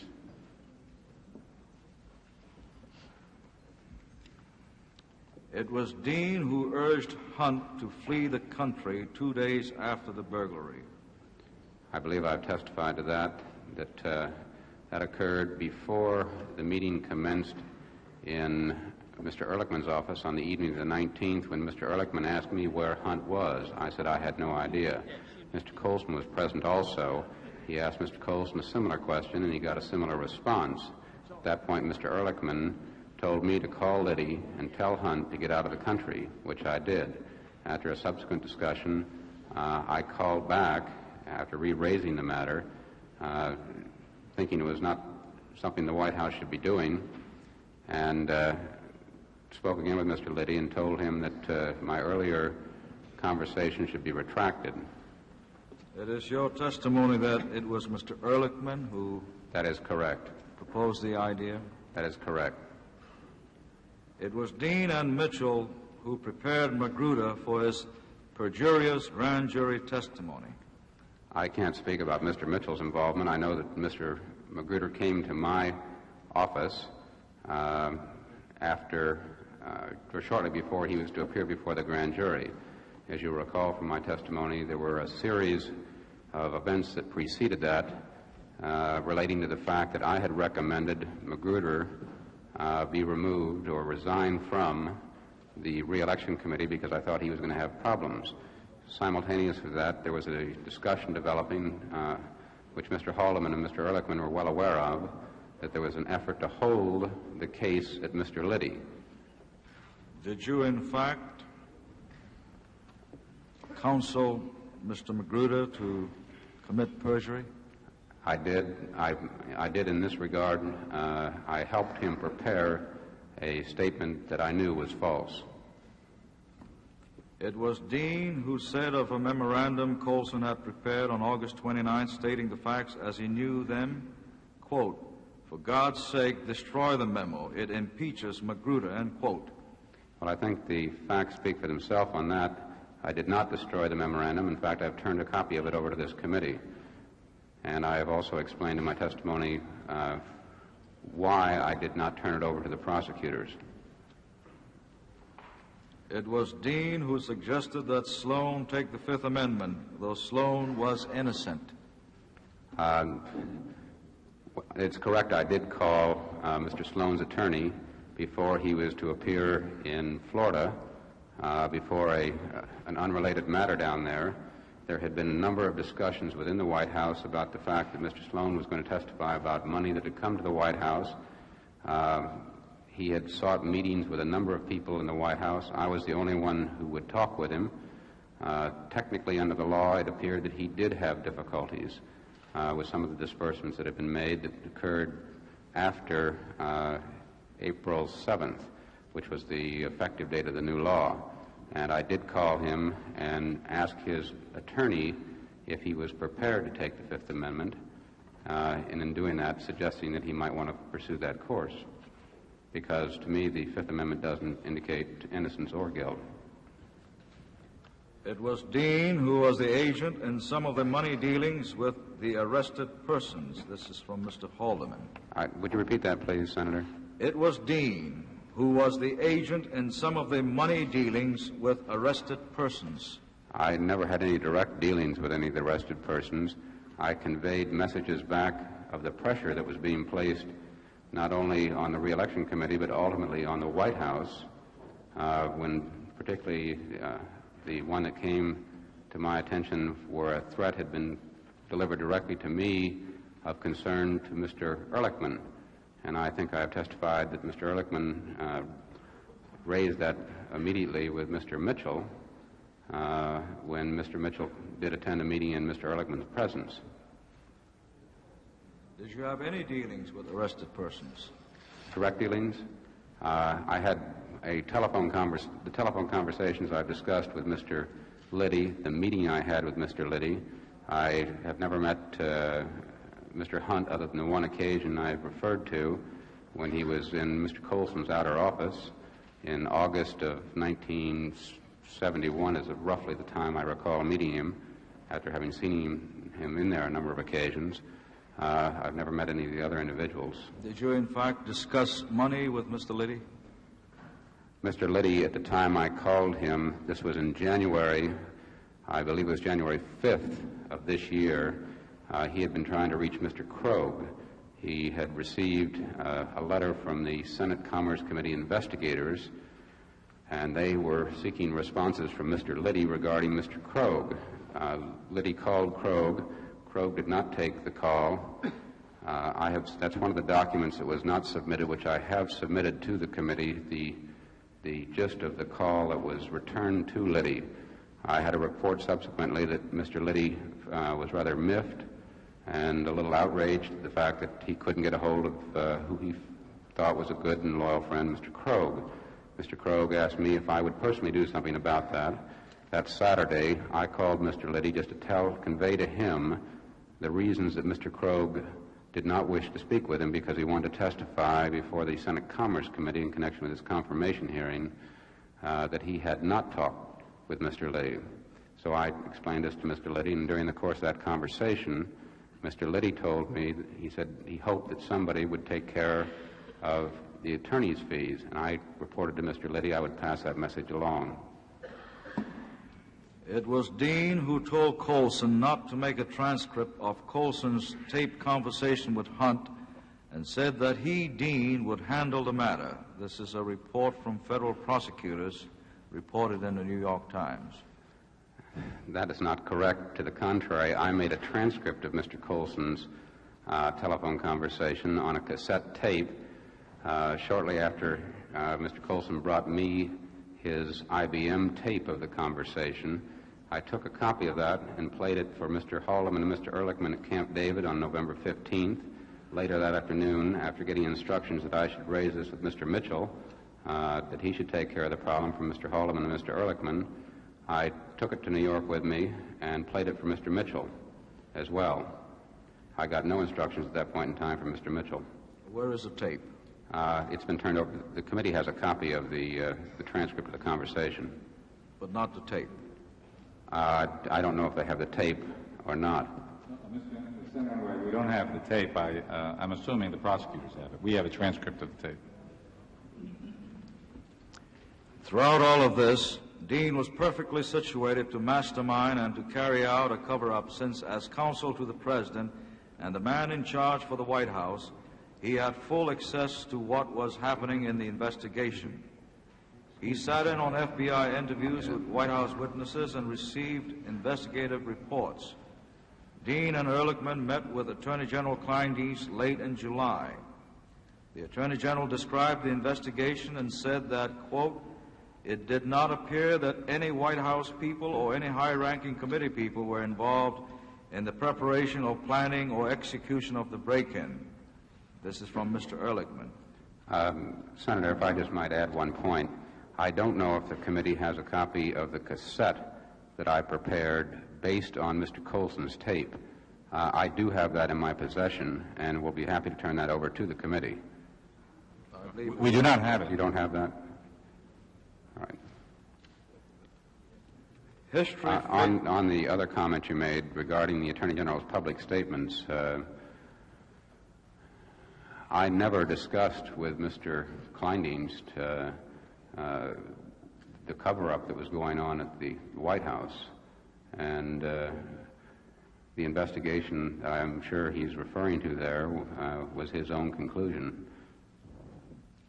History fails to record that at that moment, Dean corrected the Attorney General's erroneous impression by pointing out that Mitchell, Magruder, and Dean had all been involved in planning of operations of which Watergate was an obvious derivative, or that Strawn had knowledge of the fruits of this kind of operation, or that all of them were suborning perjury and otherwise seeking to conceal the facts. Senator, I'd just like to make a general observation. This document is obviously being prepared by somebody who wasn't at the White House at the time this was all occurring, and it sounds like they're putting it back together through newspaper accounts. This is from the office of your successor, sir. I understand. And I don't believe my successor was there and didn't spend the near 3 years in the White House that I did. Dean's activity in the cover-up also made him, perhaps unwittingly, the principal author of the political and constitutional crisis that Watergate now epitomizes. It would have been embarrassing to the President if the true facts had become known shortly after June 17th, but it is the kind of embarrassment that an immensely popular President could easily have weathered. The political problem has been magnified 1,000-fold because the truth is coming to light so belatedly because of insinuations that the White House was a party to the cover-up, and above all, because the White House was led to say things about Watergate that have since been found to have been untrue. These added consequences were John Dean's doing. Well, Senator, I think that my testimony answers in great detail my dealings with Mr. Olbermann, Mr. Ehrlichman, and the President. And based on what I know and knowing the position I held on the White House staff, there is no way conceivable that I could have done and conceived and implemented the plan that they're trying to suggest that I did. Dean was responsible within the White House for becoming apprised of what had happened. From June 17th on, Dean had periodic conversations with Ehrlichman, quote, about virtually every aspect of this case, end quote. This is from Mr. Ehrlichman. Dean reported also to Haldeman and to Ziegler, to whom he gave repeated assurances that he had made an, quote, intensive investigation, end quote, and had found no White House involvement. This is from Mr. Ziegler. Dean was, quote, the foundation of the proposition that the White House was not involved, end quote, and this is from Mr. Ehrlichman. Spring 1973. With the election passed and public interest in Watergate on the wane, Dean may have thought that this cover-up had been a success, although he purported to continue an ongoing investigation. Senator, if I might interject, I don't know how quickly they're jumping from winter to spring, but I would draw to the attention of the committee and the Senator the La Costa meeting and the events that transpired there, which I believe are documented by materials prepared by Mr. Haldeman and Mr. Higbee, his assistant, as well as subsequent agenda that were prepared for the President, and I think that these speak for themselves.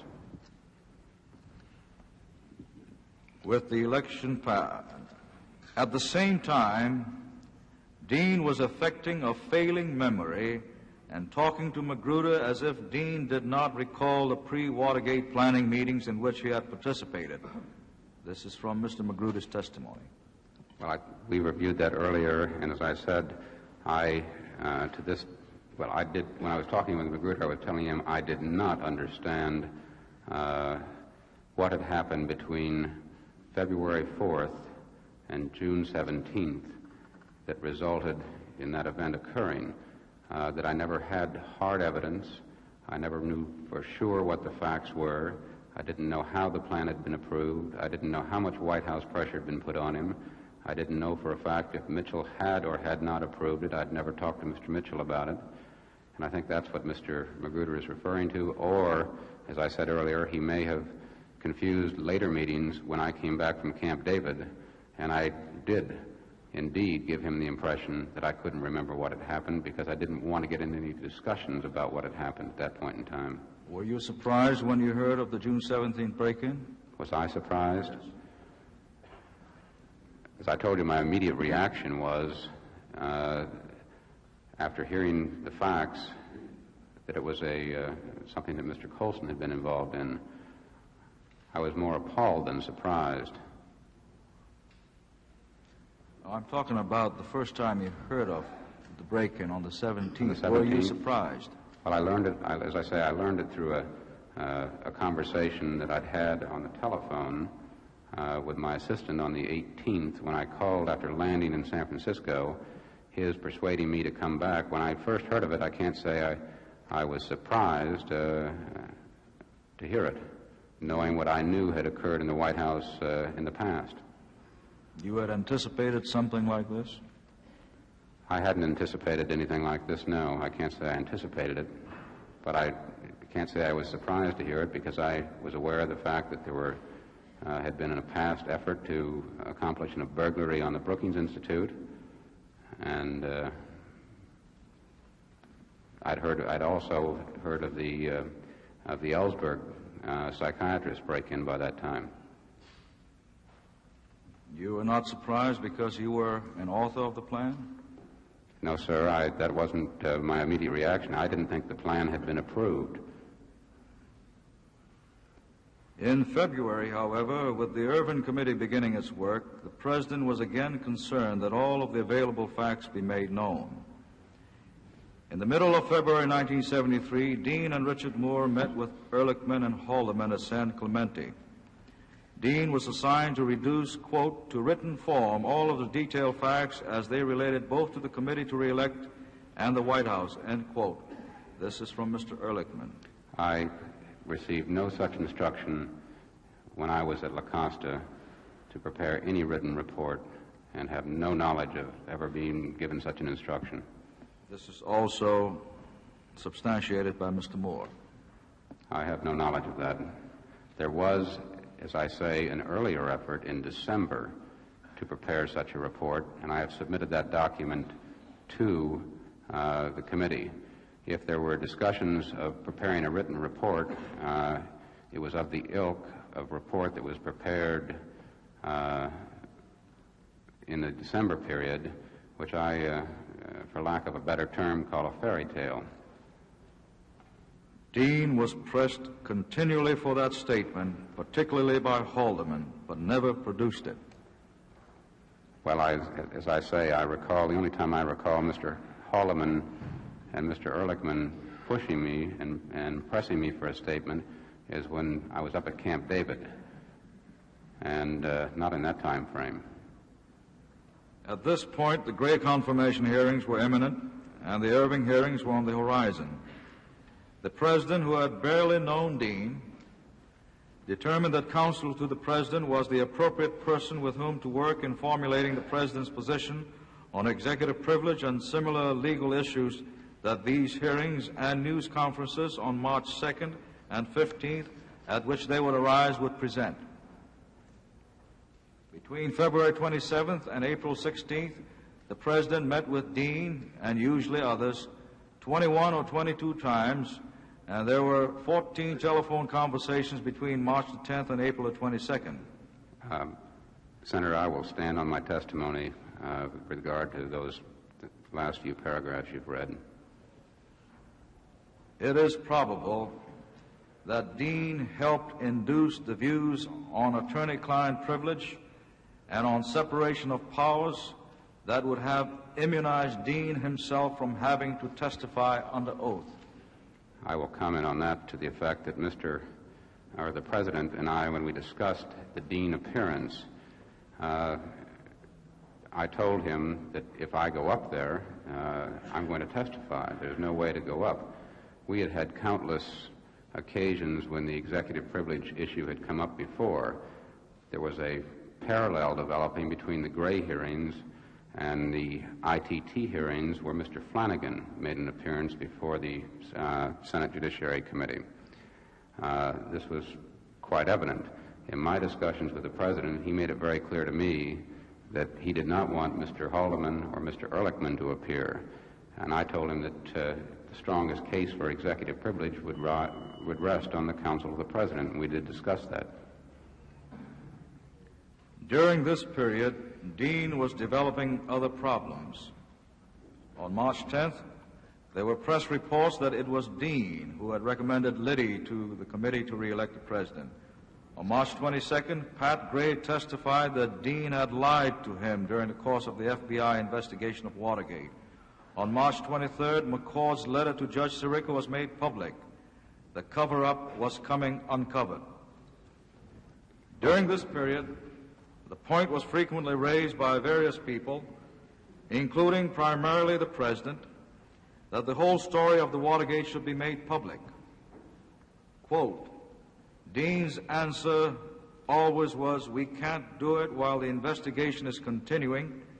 There are conflicting versions of events, and the rights of defendants might be prejudiced by a statement, end quote. And this is from Mr. Haldeman. I think that relates back to a conversation that I had with Mr. Haldeman shortly after the election and before I was requested to prepare a written version of the Dean report, when he asked me for what the facts would entail. At that time, I told him that I thought that the grand jury would be reconvened, and I thought that they would undoubtedly get it into obstruction of justice, and I thought that that investigation would come directly to the White House, and that Haldeman, Ehrlichman, and Dean could be indicted. And he said to me, I don't believe that's a very viable option. On March 20th, the President indicated that he still did not have all the facts. What date was that, Senator? March 20th.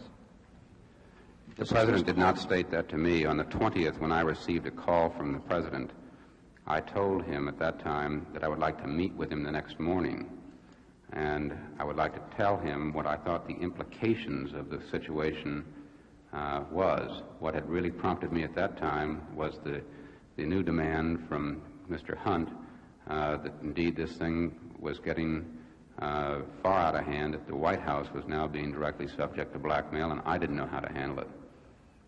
Is it your testimony that on March 20th the President did in fact have all the facts? I didn't hear you again, Senator. I'm sorry. Is it your testimony that on March the 20th the President did have all the facts?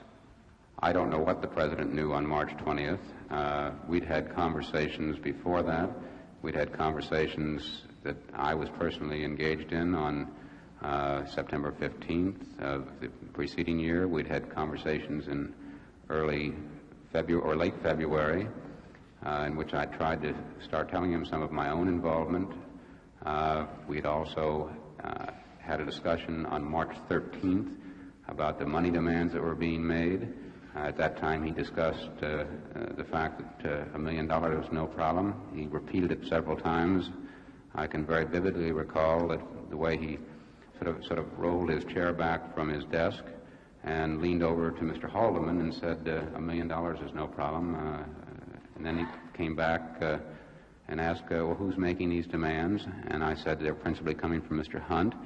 And he got into the fact that Hunt had been given clemency, and then the conversation about his annoyance that he'd also talked to Colson about this in addition to Ehrlichman. And the money matter was left very much hanging at that meeting. Nothing was resolved. As the President's counsel, did you, in a very legal fashion, advise him of your meetings in February in the Attorney General's office? My channel of reporting was through Mr. Haldeman or Mr. Ehrlichman. At the completion of the second meeting, I sought out an appointment with Mr. Haldeman. I recall having some... In the subsequent meetings with the President, did you clearly advise him of the break-in, your involvement, and the cover-up and your involvement? I certainly did on the 21st, and I had attempted to do it earlier in February, but he wasn't interested in it when I raised it, and the conversation got cut short. I told him I thought I had an obstruction of justice problem and started to give him the highlights. He didn't want to pursue it further. In the preceding week, Dean had begun to express to Richard Moore concern about Dean's own involvement, referring to the meetings in Mitchell's office, the Plumbers operation and the Ellsberg break-in, and the demand by Hunt, possibly on March 16th, for more money. I did discuss with Mr. Moore the fact that but that wasn't the first time I discussed with Mr. Moore. Mr. Moore and I had talked about this on many occasions, that I thought that the cover-up was harmful, bad, had to stop at some point. We were searching for answers as to how to end it. We couldn't find an answer. And finally, at one point, when I was having direct access to the President, I thought and discussed with Moore that I can do something to end it now, and I'll go in and tell the President what this is going to mean if it continues. After the two of them met with the President on March 20th, Moore told Dean, quote, I don't think the President has any idea of the kinds of things that you've told me about, end quote. When Dean agreed that the President did not, Moore told Dean that it was his obligation to advise the President and lectured Dean on this subject. Well, Richard Moore, to me, is a wonderful man, and I often went to him for counsel. He's an older man, and I respected his judgment very much. I believe I raised these things with Mr. Moore. I'd raised them before, and I told him what prompted my conversation that afternoon with Mr. Moore were the demands from Hunt, and I wanted, by this time he was aware himself of the money demands because this had come up at La Costa when Mr. Ehrlichman had instructed Mr. Moore to go to New York and get Mr. Mitchell to take care of these problems. So that, for that reason, I had never told Dick Moore everything I knew, but I had given him enough knowledge that he could see the breadth of the problem. As the trusted aide and counsel to the President of the United States, did you not feel that it was your obligation and duty to, as soon as possible, advise him of the involvement in the Watergate break-in and the ensuing cover-up?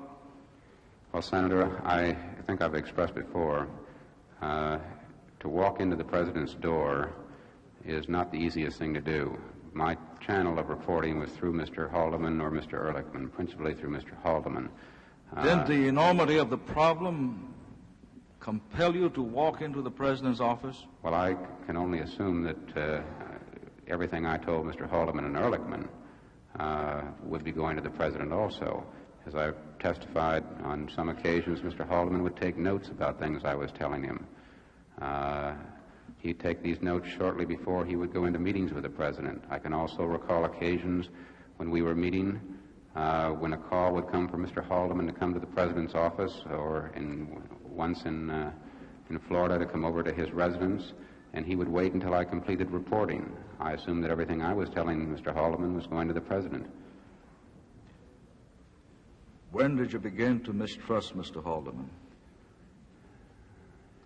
I think that the first signal I got that Mr. Haldeman had decided that you might say I was off the reservation was when I came back from Camp David. What was the date, sir? That was the 28th. I think that was prompted by my attitude in a meeting with the President on the afternoon of the 21st, when there was more discussion of different, essentially cover-up techniques, without getting into great detail, because I can't recall with great detail. And everything they were saying, the President was asking me, do I agree? And I was saying no. And finally, at one point in that meeting, I said that, right in front of the President, that I felt that Dean, Haldeman, and Ehrlichman could be indicted for obstruction of justice, and this has to be recognized. And I think as a result of that meeting,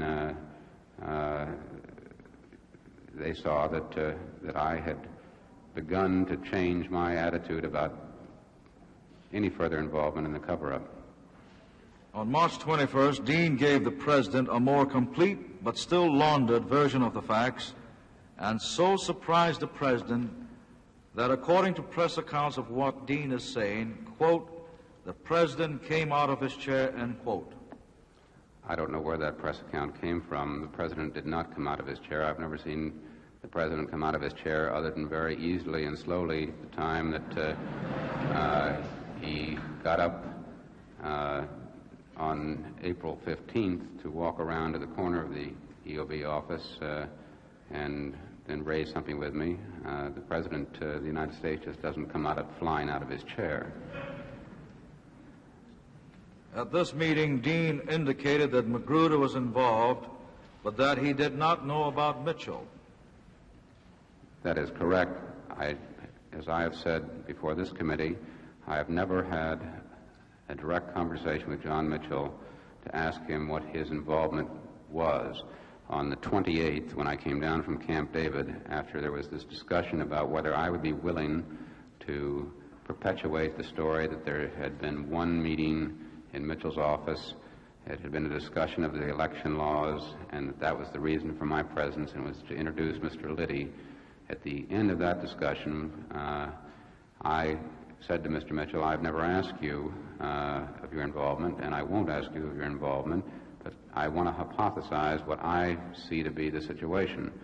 And I then gave them my hypothesis of the situation, and as a result of that hypothesis, Mr. Mitchell said, that's not far from accurate, but we thought it would be 2 or 3 times removed. If you did not know about Mitchell, why did you advise the President that Mr. Mitchell could be indicted? Because based on the information Mr. Magruder had given me, which was inferential, and my general assumption, the fact that I was aware of the fact he had received the information from the electronic surveillance that was occurring. So advise the President? Did I so advise the President? I don't recall that I got into a detailed discussion. I was giving the President what I would say was a general overview and letting him come back and ask any specific questions he might wish to ask. Then you feel it was important enough to advise the President of the United States that his former Attorney General was involved and implicated?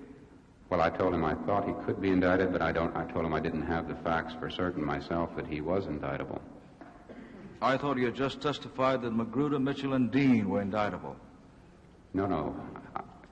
You're talking about the meeting that occurred on the 21st of March, sir. That was in the afternoon after I'd earlier met with the President, and I said that Haldeman, Ehrlichman, and Dean were indictable for obstruction of justice. He mentioned the Ellsberg break-in and possibly a second-story job at the Brookings Institute. He told about the attempt by Hunt to blackmail Ehrlichman over the Ellsberg break-in. He suggested that Haldeman, Ehrlichman, and Dean might all have some problem about the financial transactions with the defendants, but that he thought they were more technical and political than legal.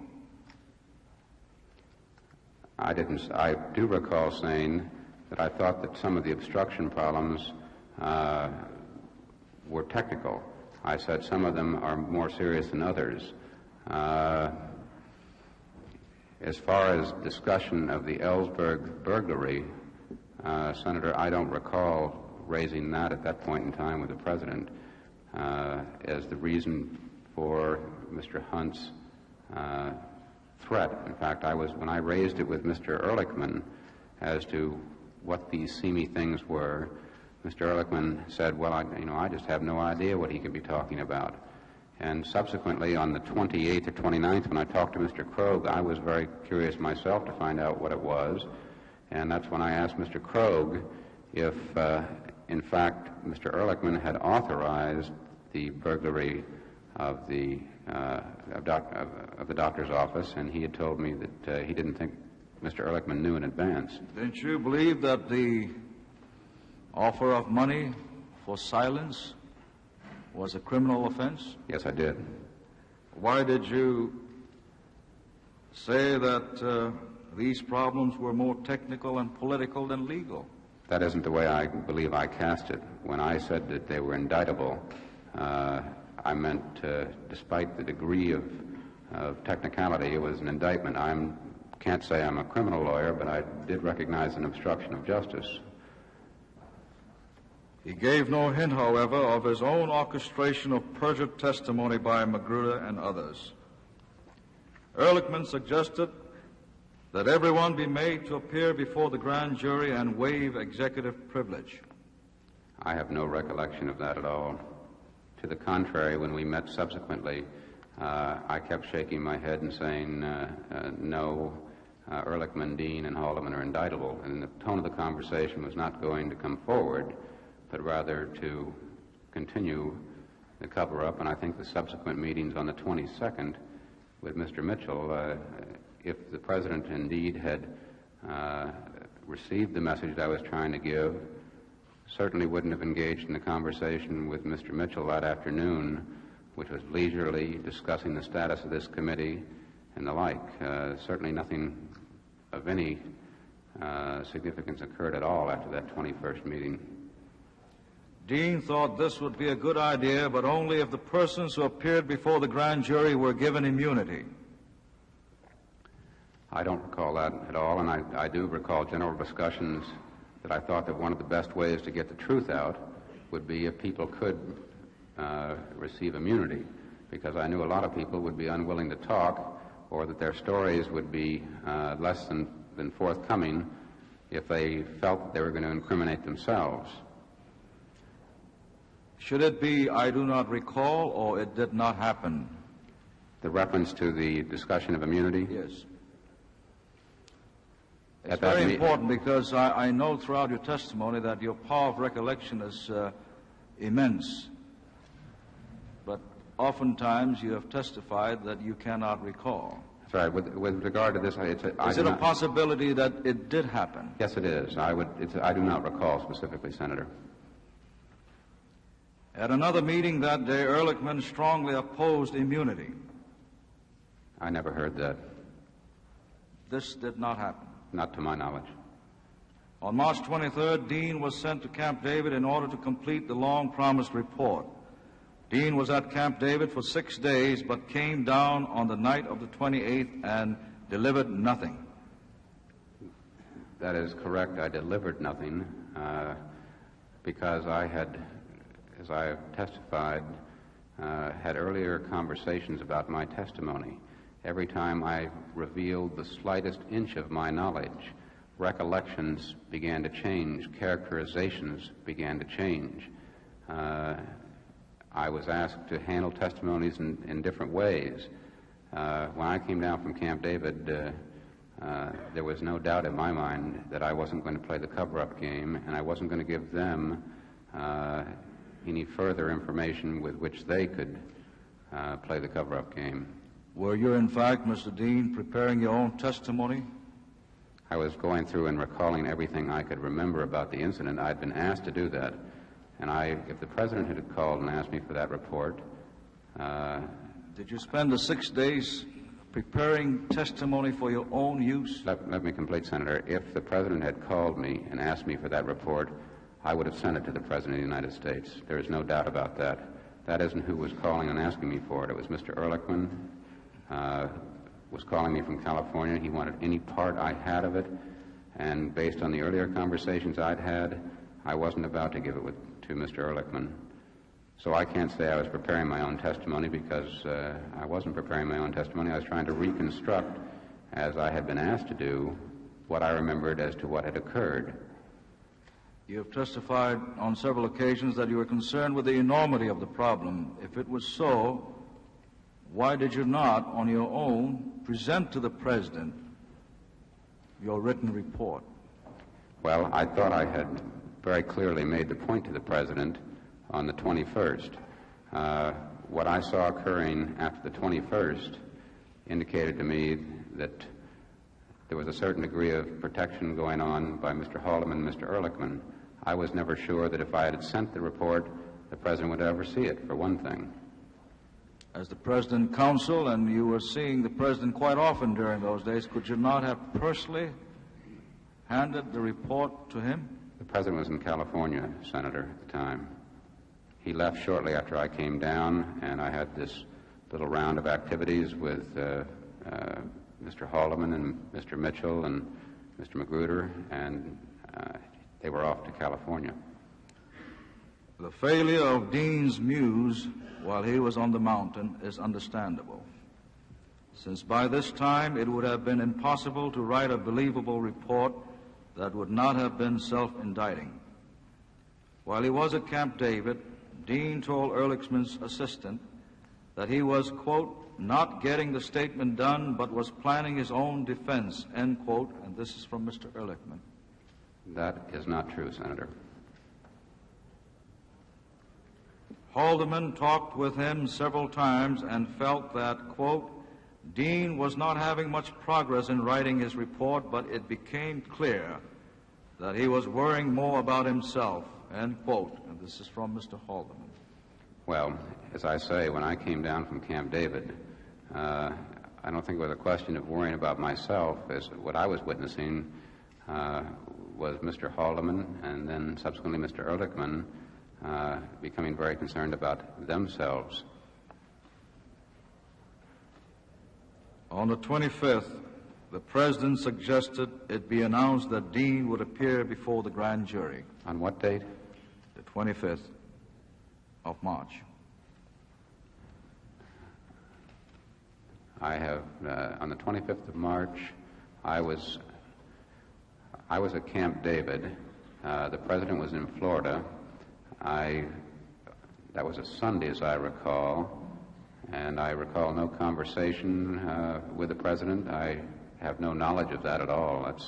That's a new one to me. On the 26th, Dean agreed, but said that he would do so only if given immunity.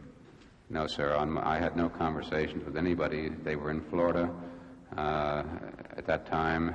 The discussion that morning, if you'll recall, was that the President came out with a statement that he warmly endorsed me. He expressed new confidence or renewed confidence in me, that he had allegedly spoken directly with me and had no concern at all about my prior knowledge of this matter. And I don't recall any statement about going before the grand jury being issued when he was giving me this very warm embrace. On March 30th, the President relieved Dean of any further responsibility for the Watergate investigation. He called Ehrlichman in, told him that it was evident to the President that, quote, Dean was in the thing up to his eyebrows, end quote, and assigned Ehrlichman to look into Watergate. This is from Mr. Ehrlichman. The President indicated to Ehrlichman that his conversations with Dean throughout the preceding month had given him, quote, a growing awareness of Dean's personal involvement in this, end quote. Relieved of his Watergate duties by the President, and aware... Senator, I just might note at this point to call the attention of the record that Mr. Ehrlichman also resigned from the White House on the same day that my resignation was requested, and as Mr. Haldeman as well. Relieved of his Watergate duties by the President, and aware that his own complicity had become obvious, Dean decided to strike out on his own to hunt for immunity for the long list of wrongs he had committed. According to the press, it was April 2nd when he first established contact with the prosecutors and attempted to bargain for immunity. While he carried on these negotiations, Ehrlichman completed his report and advised the President on April the 14th that Mitchell, Magruder, and Dean were all involved. On the 16th... I'd like to comment on that. As I have testified, Mr. Ehrlichman told me after he had returned from San Clemente back to Washington, I met with him on the late afternoon of the 8th, and had periodic meetings with him during the week of the 8th to the 14th. It was on the 14th that he told me that he had talked with Kleindienst and that the grand jury was doing nothing. He was continually asking me when I was likely to appear before the grand jury. I was already, per the instructions of my own counsel, limiting conversations with Mr. Haldeman and Mr. Ehrlichman about testimonial areas. But it was at that day that I drew up the list, which I wanted to get the message very clear to Mr. Haldeman and Mr. Ehrlichman that they had very serious problems. And it was as a result of that list that the Attorney General suddenly received a call, because I informed them my counsel had been in direct communication with the prosecutors, and the prosecutors had indicated that indeed Mr. Haldeman and Mr. Ehrlichman were potential targets of the grand jury. And at 1 o'clock that night, I realized that they had gotten the Attorney General late at night to get a briefing from the prosecutors, and that's when things really started moving. That's when the activities began to occur. On the 16th, Dean was asked by the President to resign, but refused to do so. On the 30th, he was dismissed. His increasingly shrill efforts since that date to save himself by striking out recklessly at others are too familiar and too painful to require mention. This ends the memorandum, Mr. Chairman. I would only add to that, Senator, that I think that if anyone who has been on the receiving end of adverse publicity, it's been this witness and not any of the other witnesses, and I have not dealt in personalities, nor will I deal in personalities any time during these hearings. Mr. Chairman, that ends the memorandum. I have several questions which were submitted by the Office of the Counsel for the President with a closing statement. Noting the lateness in the time, may I request that I be permitted to continue the interrogation tomorrow, sir?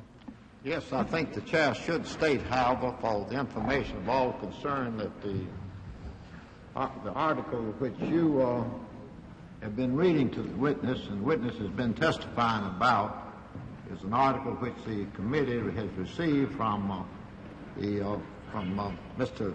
Fred Buzzard, counsel for the president. I understand, and not Chairman. A testimony of a witness. Mr. Chairman, I'd like to ask Chair. Excuse me. May I, before we leave Senator Noya, could I just add one point? One thing missing in that description of the sequence of events is the fact that on the 15th, was asked by Mr. Ehrlichman to come in and visit with him of April of this year. The 15th of April this year was asked to come in and see him. I did not want to visit with him. That's when I sent a message to the President requesting I meet with him. I did meet with him that night on April 15th, and that meeting is described, of course, fully in my testimony. Mr. Chairman, in view of the observations made in the memorandum submitted by the White House with the list of questions, and in view of the fact that the authorship of the memorandum is attributed to a Mr. Fred Buzzard, I would like to request the committee that the chairman, in behalf of the committee, issue a subpoena to Mr. Buzzard so that he can inform the committee as to the source of observations which led him to some of the conclusions in the memorandum. You're going to have the primary witnesses here anyway. My understanding is that Mr. Buzzard is the counsel, and I don't believe he claims to have any personal knowledge of any of these matters, and in a great many instances he cited depositions and statements of others. Chair will take that under advisement, but and rule on it later. Mr. Chairman, before we conclude, would it be in order for me to ask, in view of the rather extended testimony that Mr. Dean's given us, and now the certainty that his testimony will continue until tomorrow, what plans the chairman might have for the remaining schedule for the committee this week and thereafter? Well, it's apparent that we'll not finish with the witness until sometime tomorrow at the most optimistic period. The next witness who's been tentatively scheduled for hearing was former Attorney General John Newton Mitchell, and I do not believe that we could finish with Mr. Mitchell within the time allotted for the meetings this week, and I think it'd be unjust to the committee and the public and to Mr. Mitchell to have his testimony split between this week and by the recess for about a 10-day period. And I've talked to most of the members of the committee, and they feel like under these circumstances that we ought to complete the testimony of Mr. Dean and then recess till after the recess. Mr. Chairman, I entirely agree that. In deference to the request made by Senator Montoya, I would like to ask the staff to address a request to Mr. Buzzard as to whether he is able to testify to his personal knowledge to any of the matters set forth in his statement. If he says he has personal knowledge of the matters, then we could subpoena him, and if he says he has not, then we could refrain from so doing. Mr. Chairman, just to make sure I fully understand the schedule you've outlined, and by the way, I do entirely concur with it, and I have canvass the Republican members of the committee, and I believe they are in general agreement with that. But it's my understanding then that we'll finish with the testimony of Mr. Dean on tomorrow or Friday, as the case may be. But if we do conclude with Mr. Dean's testimony tomorrow, then the committee would stand in recess at the close of business tomorrow instead of Friday until we convene again on Tuesday, July 10th. Yes. Thank you, sir. The committee will stand in recess till 10 o'clock in the morning. Thank you, sir. So after this third day of Dean testimony, I suppose one thing is clear. There is no longer any plan, if there ever was one, to attempt to save everyone ever affiliated with the White House by simply denying it all. The lines that had only been rumored before are now clearly drawn. Those still at the White House say the Watergate break-in and the subsequent cover-up are the responsibility of John Dean, Jeb Stuart Magruder, and John Mitchell. Dean, in return, has made it clear that he thinks the President and the former aides Ehrlichman and Haldeman are the key people. Magruder has already testified about his role. Mitchell could provide further detail, but there's no indication yet as to whether he will. So far, the former Attorney General and law partner of the President has said very little. He's repeatedly issued blanket denials, even as his wife suggested that he was the fall guy nominated by the White House. We won't hear from Mitchell until July the 10th. In the interim, it will be interesting to watch what happens to the White House posture, which now seems to be shifting towards a more aggressive stance, and what is done by the special federal prosecutors, who could act to limit the investigation by bringing more charges. Well, obviously, there were two major happenings at the hearings today. First, Senator Gurney's intense examination of John Dean, and then the reading of that strong anti-Dean statement from the White House. Well, we wanted now to take them one at a time and get reaction from two gentlemen who watched the entire proceedings with us today. They are Bill Greenhall, a former Justice Department official who is now an Associate Dean of the Georgetown University Law Center here in Washington, and Stephen Hess, a former Nixon aide, author, and senior fellow at the Brookings Institution. All right, gentlemen, first, Senator Gurney's work on Dean. What was your assessment of that, Mr. Greenhall?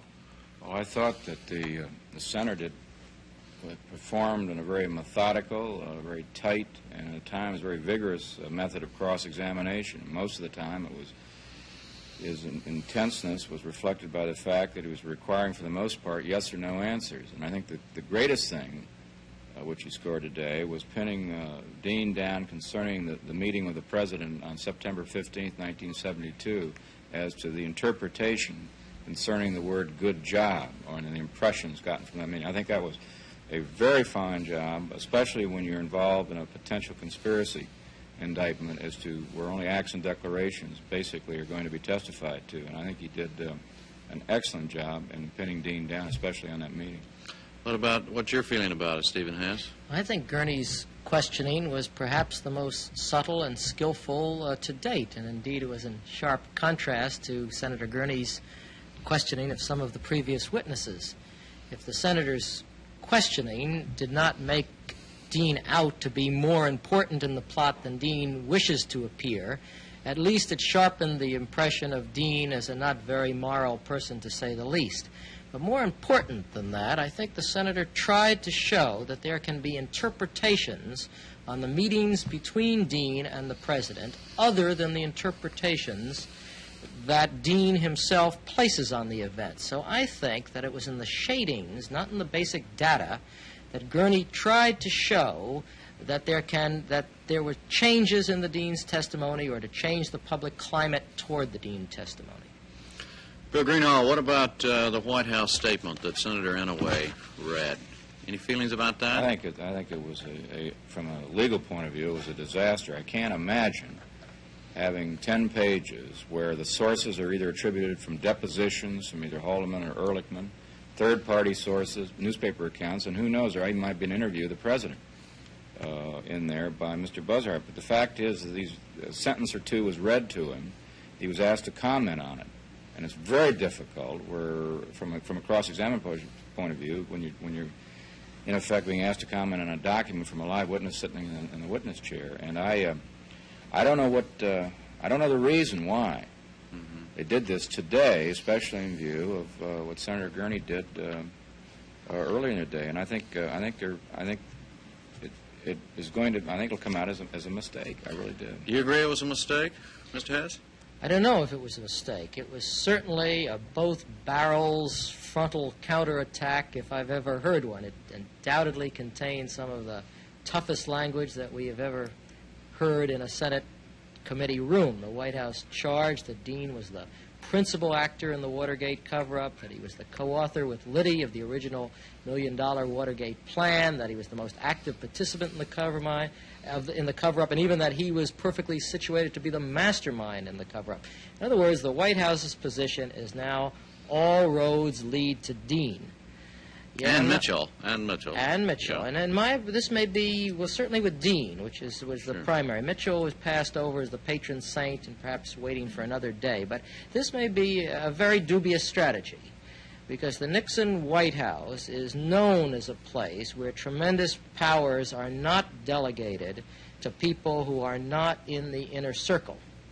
And here we have Dean, who was on the White House staff for a year and a half before he even had a discussion with his boss, the president. Clearly, he was not an insider. And so I think the question becomes, will this very strident attack now boomerang? And, of course, what do you think? I've got a hunch that John Dean and his believability may rapidly replace grocery prices and football as the major subjects of personal debate across this land. If you've been watching this right now with someone else, a wife, a husband, or a friend, you may have already been through it, and you know exactly what I'm talking about.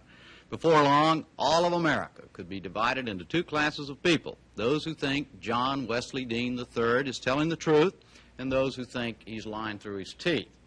All of our decisions, yours and mine and everybody else's, will be based on our impressions of his abilities as a witness, his manner, his honesty, his personality, his tenacity, and his performance in withstanding tough cross-examinations. Senator Gurney's been only the first of many that are bound to come in this forum and many, many others. Eventually, a jury in some courtroom or a congressional committee, either this one or some other one, will probably make some kind of official judgment. But unofficially, we're all involved in the verdict. And in that sense, the arguments among ourselves, the jury, will probably go on in the restaurants and the cocktail parties and at the dinner tables of this country for days and weeks and months and possibly even years to come. It's incredible, staggering, and sobering to think about right now, even at this very, very late hour. For Robert McNeil and Peter Kay, I'm Jim Lara. Thank you and good night. From Washington, you've been watching gavel-to-gavel videotape coverage of hearings by the Senate Select Committee on Presidential Campaign Activities. This coverage is made possible by grants for special events coverage from the Corporation for Public Broadcasting and the Ford Foundation, and has been a production of NPACT, a division of the Greater Washington Educational Telecommunications Association.